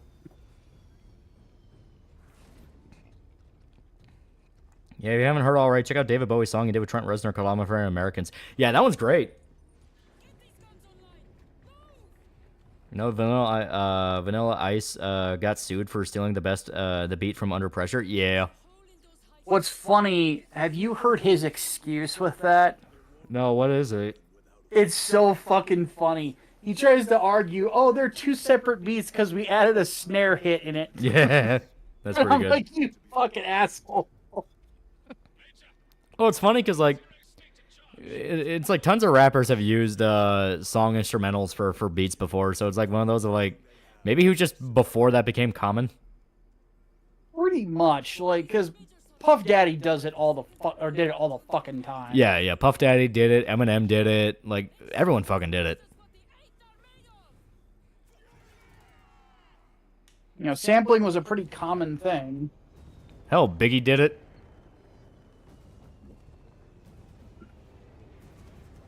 Have you done a video series on Resident Evil yet? I did one kind of early into all this. So it's a little bit rough, and it was mainly about building anticipation for Resident Evil 8. To actually go back and do a more solid one, I think it would be pretty good. Major, we need to establish a perimeter. My troops are in defensive positions. Did Diddy do it? I think Diddy did. Yeah. I don't remember what bolt rifle song. with a grenade launcher. You want to give it a shot? Sure. It's a fun little weapon. Isn't a bolter with a grenade launcher a little bit redundant? Kinda. I mean, the grenades would have to be pretty fucking big. Yeah, more like rockets.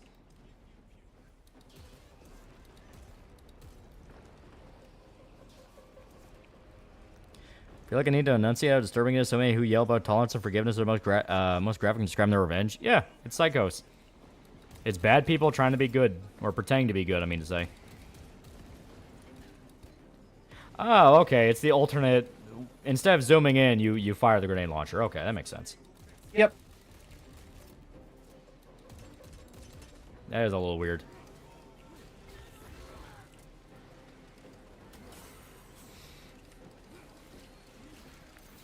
Eminem sampled a Ditto song and caused a majority of people, think it was a sample. Yeah. Yeah, I think that was the one he used for Stan. But he had that. My Name Is. That's another one he did where that was I Got the Blues by Louis Schaefer. It was an old jazz song.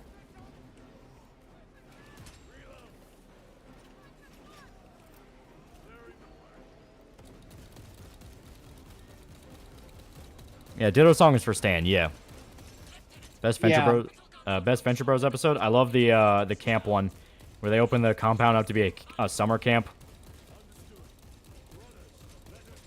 Another show I feel bad I've never really watched a whole lot of just because Shirt Dude referenced it in one of my Gundam videos, and I had never heard the quote before. It was, Hitler just needs somebody to believe in him. Yeah. So, you would probably really like Venture Bros because it is all about superhero media and specifically like 60s era superhero media where it's very classical type heroes and it's a parody. But it's a very well-natured parody where it could unironically work as its own superhero show. Yeah, because it's supposed to be a parody of Johnny Quest, right? It starts off as a parody of Johnny Quest, gets a lot bigger by the end. Yeah, they hit me with a truck. Yeah, I fucking love that. It is very, very good. It is very fun. There is an episode, like I said, where they opened the whole story is it's about a super scientist and his kids going on adventures, and then they go to his shit because of course they do. There's one saga where they run out of money and they have to open up the compound as a summer camp to get money. But reminder, this is a super scientist compound filled with deadly experiments and creatures that they've been working on. So So there's like one joke where a buddy of theirs who used to be a boy genius who's now in his 30s and he has still yet to ever get laid has to lead a tour group through a section of the compound that they were experimenting with like hyper intelligent gorillas, and they didn't realize the gorillas were still in the building when they were walking through. So they later find him like trying to claw his way out the door, and he's like fucked up and bleeding, and he's like wounded. And he's like, "Oh God, you don't understand. We lost one of the kids. They ripped him apart. They disemboweled him." And it's like, "Oh fuck, what are we gonna do? His parents gonna be here in like 5 minutes." Oh God. Yeah, it's fucking great. Yeah, what's a rusty venture? Yeah, that one's great. What do we got over here? Auto bolt rifle, heavy bolt pistol, if you want that, and combat knife, which I genuinely wonder if there's going to be players out there that actually like the combat knife. Yeah, right? Yeah, a few of them didn't make it. Yeah, it's fucking great. Major Sarkana, we are almost at the targeting system. You need to manually raise the petals of the satellite. Yeah, Venture Bros is a good subversion of classic Hanna-Barbera cartoons. It's a legitimate subversion. There's actually some pretty clever jokes to it. Red Death is a great villain. Red Death is great, yeah. Alright, cover me.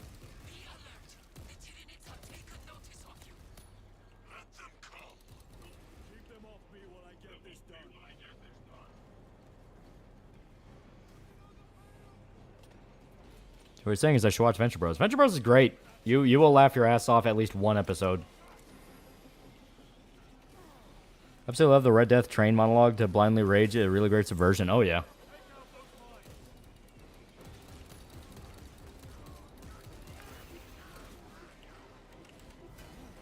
Why do I block when I should dodge? God damn it. Oh fuck.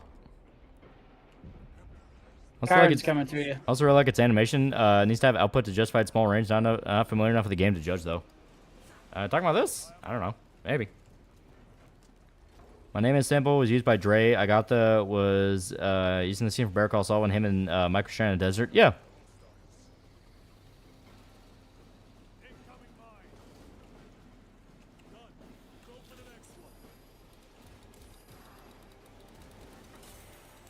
I love that there's these giant chains that only in a Star Tease could really, could really wheel up. This is one of those little video gamey things. Ugh. Brock being excited to coach one of the boys to beat Dermot's ass is golden. Oh yeah, I fucking love Brock. He's great. Yeah, I first got familiar with him through Poker Night at the Inventory. Yeah, he's a really fun character.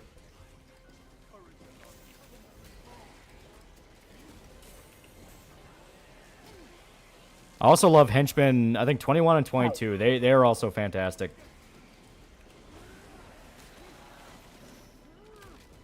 Train monologue also not only subverts, but also it turns out to be awesome again. Yeah.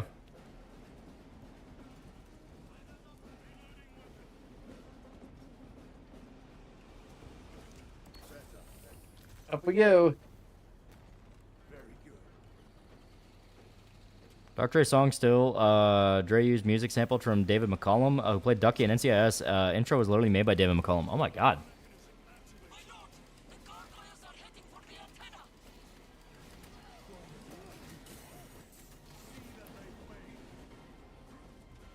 So many bugs. Yeah. Oh my god. I don't know about you, but Kyron is floating on my screen. He is, yeah, he's floating. Kyron, you okay? He's been possessed. It's okay, I got the elevator. You'll be okay. We won't report this to the Inquisition. Yeah.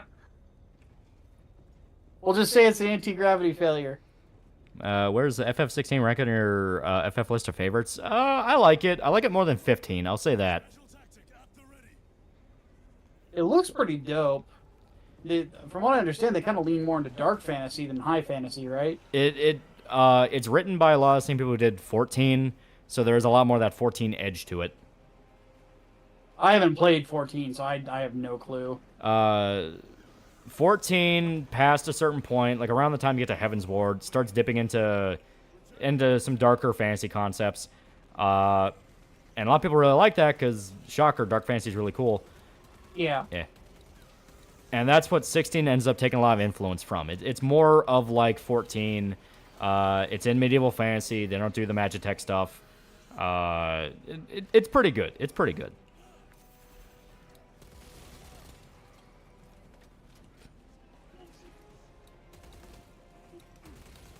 Yeah, Brock's realization that his whole life was based on a lie and cover-up was amazing. Oh, yeah.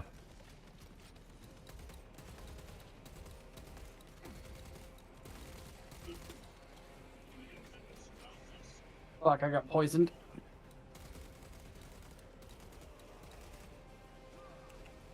Come here, you.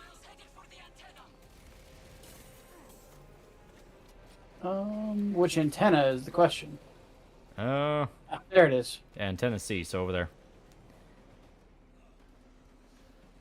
Like how they just have David Bowie as a character. Yeah, I fucking love it.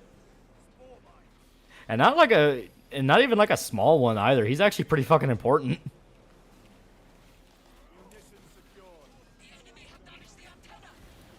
Ah, fuck. Got mortal wound. I go down one more time, we're dead. Yep.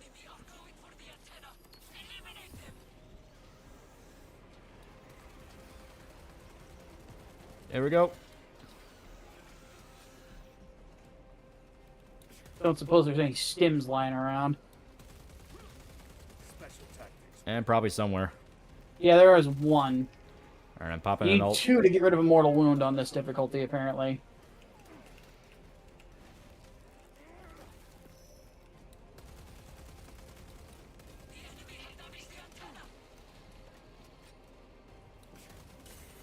Alright. I'm taking out the guy who's spraying acid at us. He's a dick. Please do. I'll get the gargoyles.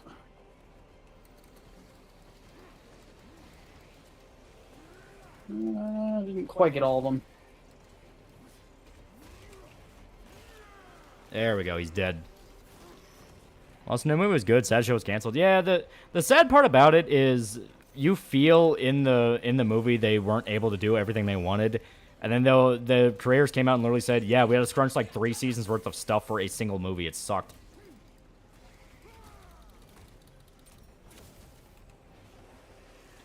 Shore Leave is hilarious how unashamed he is. Oh, Shore Leave's great. Like, the thing about Shore Leave is, like, you think he's a fucking joke, but he's legit. Oh.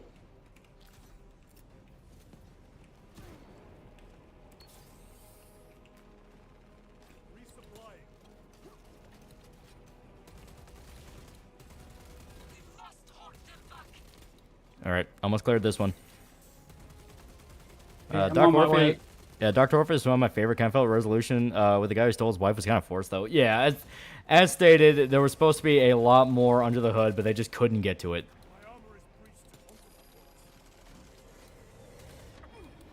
All right, I need help over this one. I'm coming. I got a fucking psionic asshole.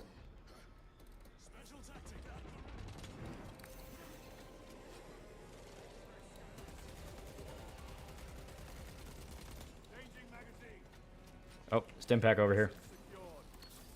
Had to take it. I was also fucked. Okay.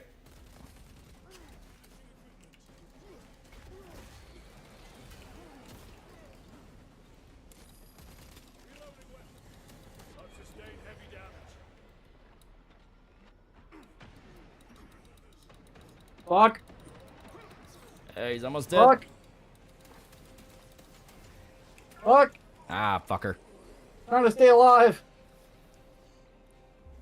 Oh, you died anyway. Fuck. Yeah. Woo. Lesson number one, trust no one. The minute God crept out of the third caveman, a conspiracy was hatched against one of them. I fucking love Venture Bros. Alright.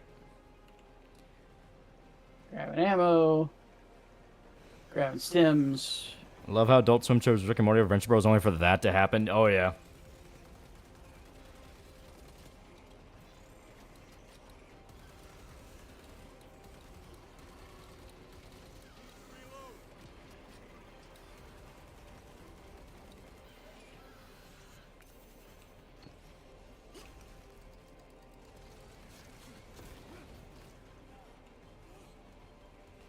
Why couldn't Adult Swim let them do some kind of audio thing, at least something better than having them do a movie that trim mass amount of stuff for?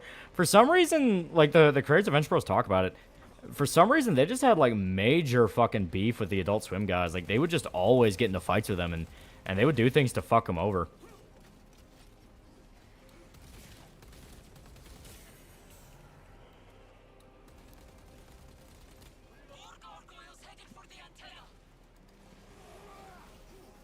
Also, even the alchemists, their best aspect of being great characters are also gay. Well, they used them in the right way, where they're unafraid to make them jokes.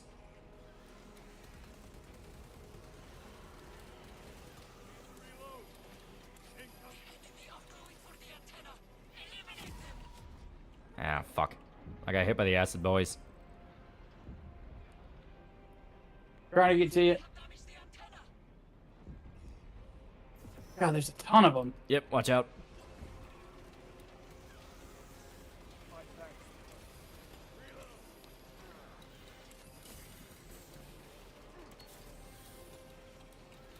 Alright. There we go. Lady, we know. Give us a break. Oh, fuck. Alright, that one's clear. I found something very nice.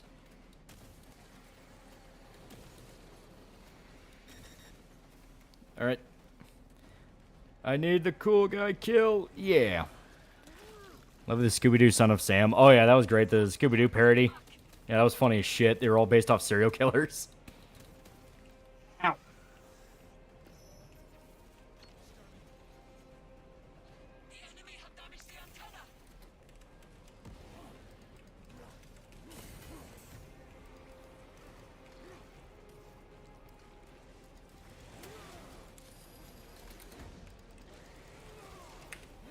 Alright. I got him. Alright, now get this one. Yep.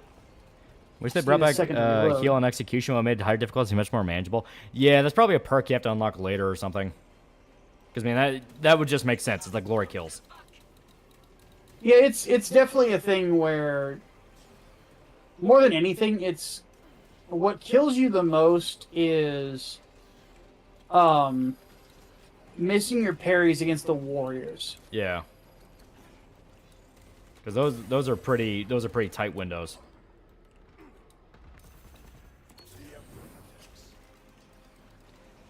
Come on. Get the fuck off that.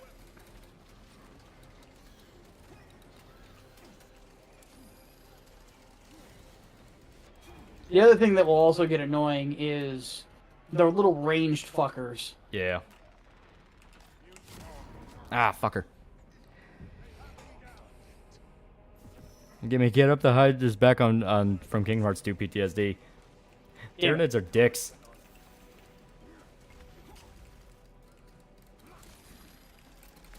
Yeah, this one is like, for those curious, this one is very much harder than the first game.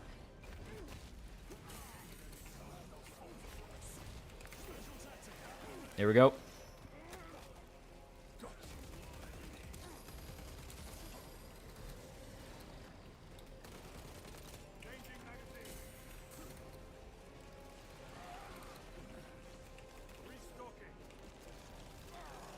Ah, fuck. Oh, wow. All right. Ugh. Okay, one more shot for the gold. Yep. Jump at your ass, taking the wallet. All right. So, I'm going to swap to the bolt rifle with grenade launcher because that's going to be useful for when you get the more sneaky boys. Yeah. And grab grenades, and whenever we see ranged dudes, like a group of them, just chuck grenades at them. Yeah.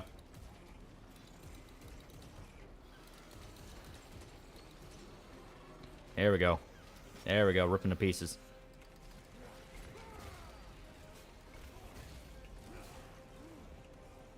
Yeah, the one thing that I've just noticed with this game is, like, there's always this,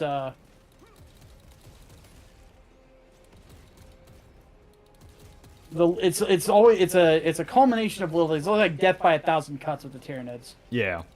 Which, to be fair, that is kind of the whole point of them. Yeah. Bailing for the night once again. Good stream. Thanks and congrats on crowdfunding. Yeah, good shit. Good shit. It still fucks me up. It still fucks me up. We got 10,000 in a single night. Jesus Christ. I know, right?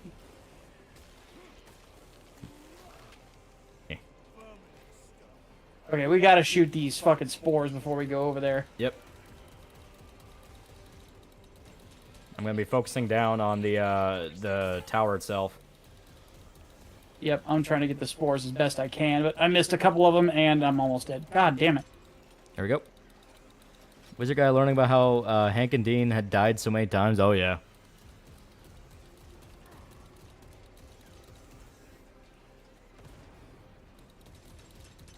Yeah, like I said, Venture Bros is fucking amazing. That's such a good show. That's still one of Adult Swim's best. It's up there with Metalocalypse. Another one I need to watch, which I know I'm going to love when I get around to it, because I love the music. Oh, Metalocalypse is awesome.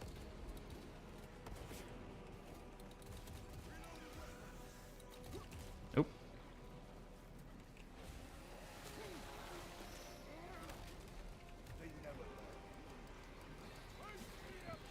Hopefully Lolly isn't a QWES gamer. No, I'm WASD. WASD is the only way. Yeah. I don't understand how QWES would even work. That just seems like that'd feel weird. QWES? Yeah, I don't... Yeah, there's people who play like that. My brain cannot process that.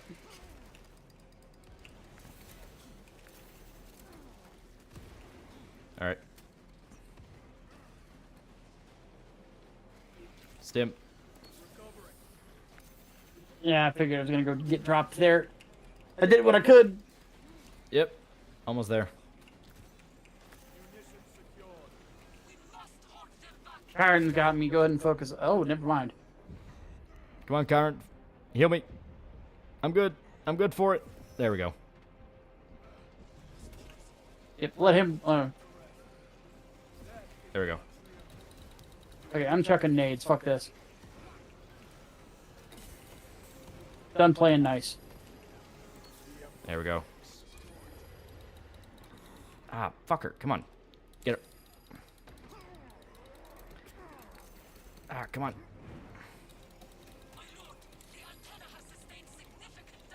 Shut up. Ah, goddamn. We know, lady. Shut. Leave us alone. It ain't like you're up here. Fuck. System Shock 2 was WZXE. Yeah, but the first thing everyone changes to System Shock 2 is the controls.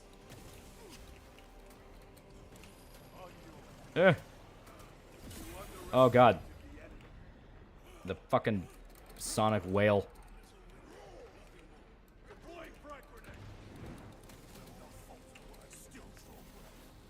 Alright.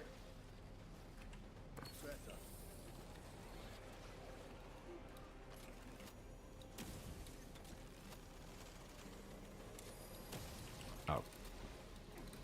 Yeah, watch out. He's watched for most of the part unless it's Deadlock or Warframe. Come here, you little bastard. Ugh. One down. Alright.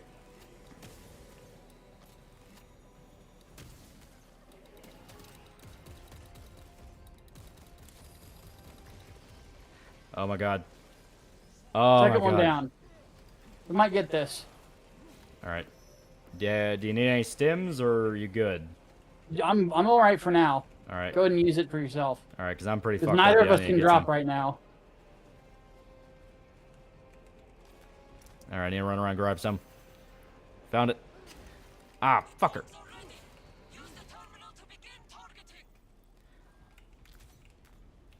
Oh. Get there, it's over. This probably would have came in handy. There was a fucking heavy bolter. Oh, fuck, really? It was towards Yeah, the that back. would have made it a lot easier, especially with the ranged dudes. Yeah. What difficulty on? This is veteran, because I like veteran. Yeah, veteran is a very good challenge. Tim Pool was on Daily Wire talking about the tenant thing, saying he's frustrated being entangled in it, only for immediately cut to Shapiro ad about helping fund Israel. No, it's what the Daily Wire do. One of the guys from Days Gone's pissed that his character was reduced to an Astrobot skin for the new game. He's such a whiny little bitch. It's hilarious. All right. Days Gone is getting a sequel? That's news. Yeah, I know, right? All right. But there we go. That's a mission complete. As you can see, very chaotic, very Left 4 Dead inspired. Yeah. This is absolutely something where if you can get the right group of friends together, this could be a hell of a night. It having 3 people and not 4 is a little weird, but I guess it's because if you have 4, that can be a little like everyone's stepping over each other. So I kind of get it. Yeah, because you're kind of huge. Like, Yeah. You ever listen to Unknown Henson and Squidbillies fame? Oh yeah, Unknown Henson's great. I'm still pissed what happened to him. But yeah, so I think this would be a good time to swap back over and kind of wrap up for it. Yeah. And we got through a pretty good mission. Space Marine 2 is legitimately fun, but there's enough to kind of make you worried and kind of go, maybe I'll hold off till a sale. Yeah. So I'm gonna go ahead. Yeah, I don't think anybody would blame you for. Yeah, I mean, for waiting. For one, the people who buy this, they're Warhammer fans, they're Warhammer junkies, they love Warhammer, so that's why they'll buy it and they'll do it with a smile because they love giving money to Warhammer. So that's one thing. If you're on the fence and be like, well, I'm new to this, I don't really know, like I don't really know what a Tyranid is, I don't really know what an Ultramarine is, that whole thing. Wait for a sale, get a right group of friends for it. You fumbled the female Mechanicus. You fumbled. Well, with Squidbillies. Unknown Henson made statements against Black Lives Matter because they burned down a bunch of Atlanta, which he was from, and he got pissed off. And Adult Swim fired him and replaced him with Tracy Morgan for one of the worst fucking seasons of that show ever. And then the show quickly was kind of pushed under the rug a little bit. Is it worth it if you don't play single player? This is clearly made in mind for multiplayer, so I don't really know. Yeah, it's a co-op game in a lot of ways. Like it's kind of built there from the ground. You can do it in single player. Yeah, it's a single player campaign. Yeah, on normal, I'm like halfway through it and haven't had too many issues, but it's much more fun with other people. Yeah. Yeah, here we go. There we go. Now it's back to normal. And now we are at 9,400 for the campaign. That's pretty fucking good. That is pretty fucking good. Dare I say, that is more than optimal for what we want. Make sure I'm clicking on a bunch of things, catching up on some pings. Yeah,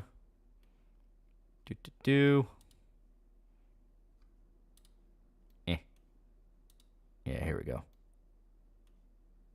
Here we go. Making sure that we're all good.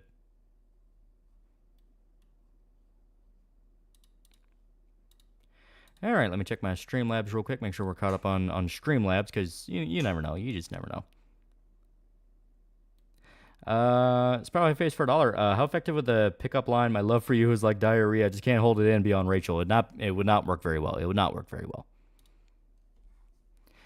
50K, we get to watch you suffer. One last question from Micah before he heads off. Any thoughts on Sony CEO saying they don't have any original IPs? Did he say he didn't have any or they didn't have enough? I don't remember what the quote was. He kind of worded it as if they didn't have any, but he made a point that like there wasn't enough original IPs under the company, which pissed everyone off. Yeah, that I can understand why people would be frustrated by that because like people were saying like with Concord, like we need to like people were asking the question like why didn't you just revive fucking Killzone? Yeah. Why didn't Resistance? Why didn't revive Killzone or Resistance? Why not bring back Jak and Dexter? Why not bring back Ratchet and Clank? Any of the number of IPs that they buried? Yeah, they killed Studio Japan. Yeah. So you're saying it's over 9,000? It does appear to be over 9,000. That's pretty fucking good. That's pretty fucking good. You have a streaming schedule? Yeah. I stream Mondays, Thursdays, and Tuesdays.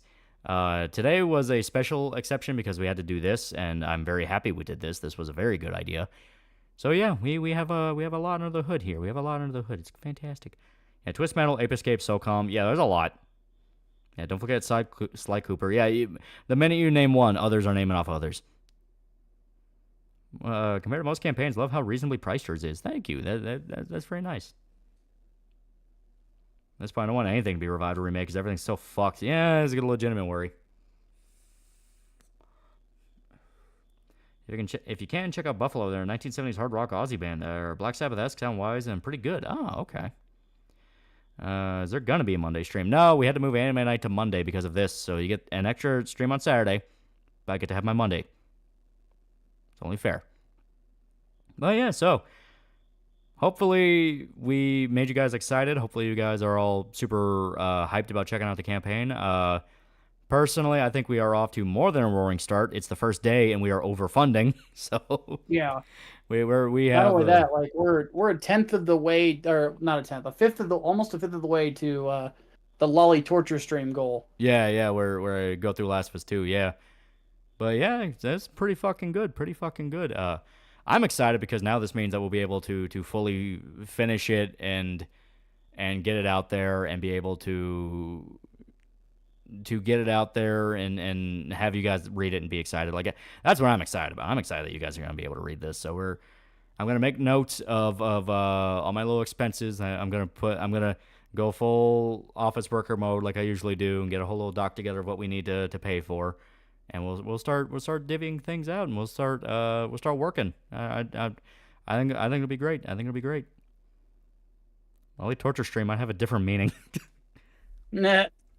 Like more Rachel's. I have my cripple wife. You guys love the fucking dockies. At this point, we may just have to open up a fucking docky store. But yeah, you guys clearly love that. And there's more. There's still more to sell. There's still more to sell.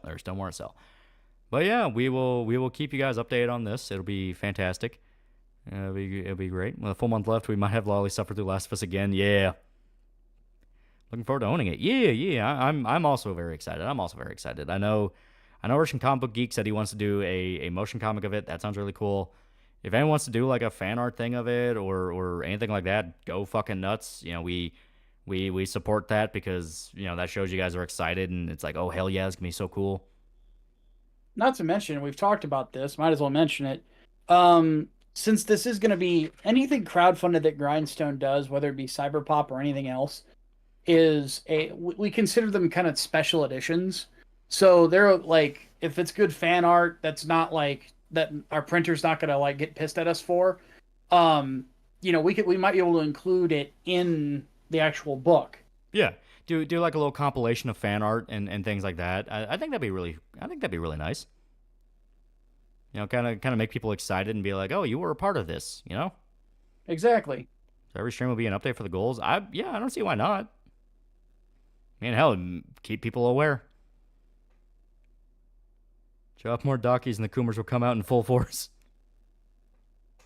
So how long until CyberP0P Control Theory OST and overpriced vinyl? Ha! But yeah, I'm really happy with how this went. I'm really happy. I can't draw. Will you still show my fan art? We will understand that you tried. We're gonna be like, you did it, bucko. Goldman pulled a space elf wife, yet you can't even pull a toaster fucker. Printer, why is there so many crippled girl art?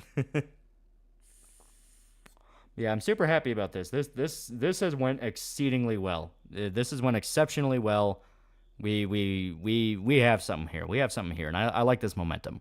So we're definitely gonna get this somewhere. I promise you guys that. Yeah, CyberP0P Funko Pops. Okay, well, I'm gonna do one last little refresh to it to make sure that, you know, we have a good figure to end it on. Yep. Okay. So 94.45. There we go. That's the number this stream had. 94.45. Pretty good. You guys got us to the front page of Indiegogo, might I add. Holy shit. Yep. Holy fuck, man. Like, Jesus. Yeah, this has been a very productive day. Yeah, holy shit. Like, skipping anime night might have been worth it. Just a little bit. Just a little bit. Well, it could be the first to find the mythical modern audience of the cripple art. Yeah, right? I've discovered them. I've discovered the modern audience. Yeah, it's like Cortez looking for the city of gold. I found it. Send a docu to Zintash or whatever his name is spelled as. He'll show anything. That could be fun. Yeah, CyberP0P limited edition wheelchair. It's a normal wheelchair. It's missing a wheel.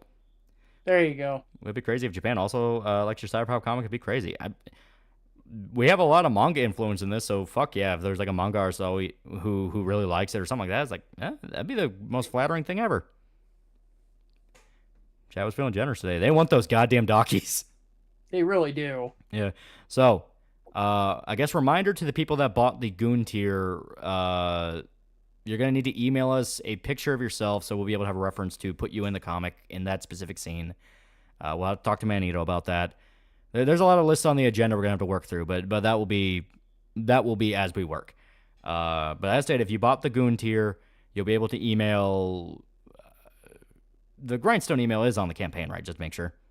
It is, yes. Yeah, and in the Q&A section, there's if you have any questions about how things are getting fulfilled, how things are getting packaged, stuff like that is there. And then our email for like orders, questions, and stuff like that it's just orders@grindstonearts.com. If you have a question about your tier, stuff like that. Yeah. So someone who has purchased the Goon tier, email Grindstone. We'll be able to set up the Goon thing. We'll talk to Manito about that and explain how that's sold out. There are steps to this. We're going to have a busy month getting this off the ground and getting working, but I'm liking where it's going. If you reach 60K, could you make a vid of the body pillow of Rachel in a wheelchair for the funny? That would be funny. That would be funny. I might be able to make that work. Stand up, Joseph Conrad. You are strong. Yeah. Finally found the modern audience, and they want crippled girl failures. If I buy the Goon tier but don't like being in pictures or anything, can I send you a picture of my dog or cat? Well, the idea is you are putting your face on a character. That is the whole point of it. If you want to send in like a relative or a friend, we can do that. But if you're buying it, you are buying it explicitly because you want to be in the comic. So it's one of those things. Can I spread the word to VTubers? Kirsch will help if she could. I'm not against it. People want to spread it. Yeah, sure. Yeah, absolutely. Yeah. Still said, Hideaki Itsuno, DMC and Dragon's Dogma series left Capcom. I understand as to why he did it, because to me, I think he wanted to go to greener pastures. Yeah. Thursday, send Documented Bread Boys best marketing. Yeah, it'd be funny. Yeah, sure. We can find a way to get it to him. Reach 50K. We can get the rest of the 24-hour Boruto stream. We still got to get the Theodore Rex stream set up. Trying to get the other bros involved is hard because they have jobs and lives. Another Joseph Conrad classic, another bestseller since Heart of Darkness. Yeah. But yeah, I am very happy with how this went. I think this has been an exceptionally productive evening. Holy fuck. So, I guess we'll just end it here. I think this is the best stopping point. Theodore Extreme is still a thing. It is still very much a thing. I refuse to let that die. Yeah, please give Theodore Rex up for the year ends. Me and Shonen might just have to do it. But yeah, so what style your comic is? CYBERP0P Control Theory. It's on the stream right now. But any last words before we call it? Just say to tell everybody thank you for the for the support. Like, this has been a huge night to say the least. Other than that, if you want to check out what I'm doing, Big Mike C is my channel, and for any updates on Grindstone stuff, we also have our own YouTube channel, Grindstone Arts. You can subscribe to both of those, and just if you guys ever feel like you need anything, feel free to ask. And I'm usually in the chat for Loli streams anyway, so I can usually answer questions or try to answer them as best I can for you guys whenever you need us. I'll have to send you my novel and publish. Oh, sure, that'd be fun. But yeah, there we go. This is a good evening. This went very, very well. So, I guess we're gonna call it here. I guess goodbye, Micah. We did very well. We did very well. Everybody have yourself a great night. I'll catch you later, dude. Yeah. Yeah, there we go. And as that, I'll have to start getting my spreadsheets together of all the things we need to get organized. We're in the fun part now. Now we're in the all right. Let's get this shit in high gear.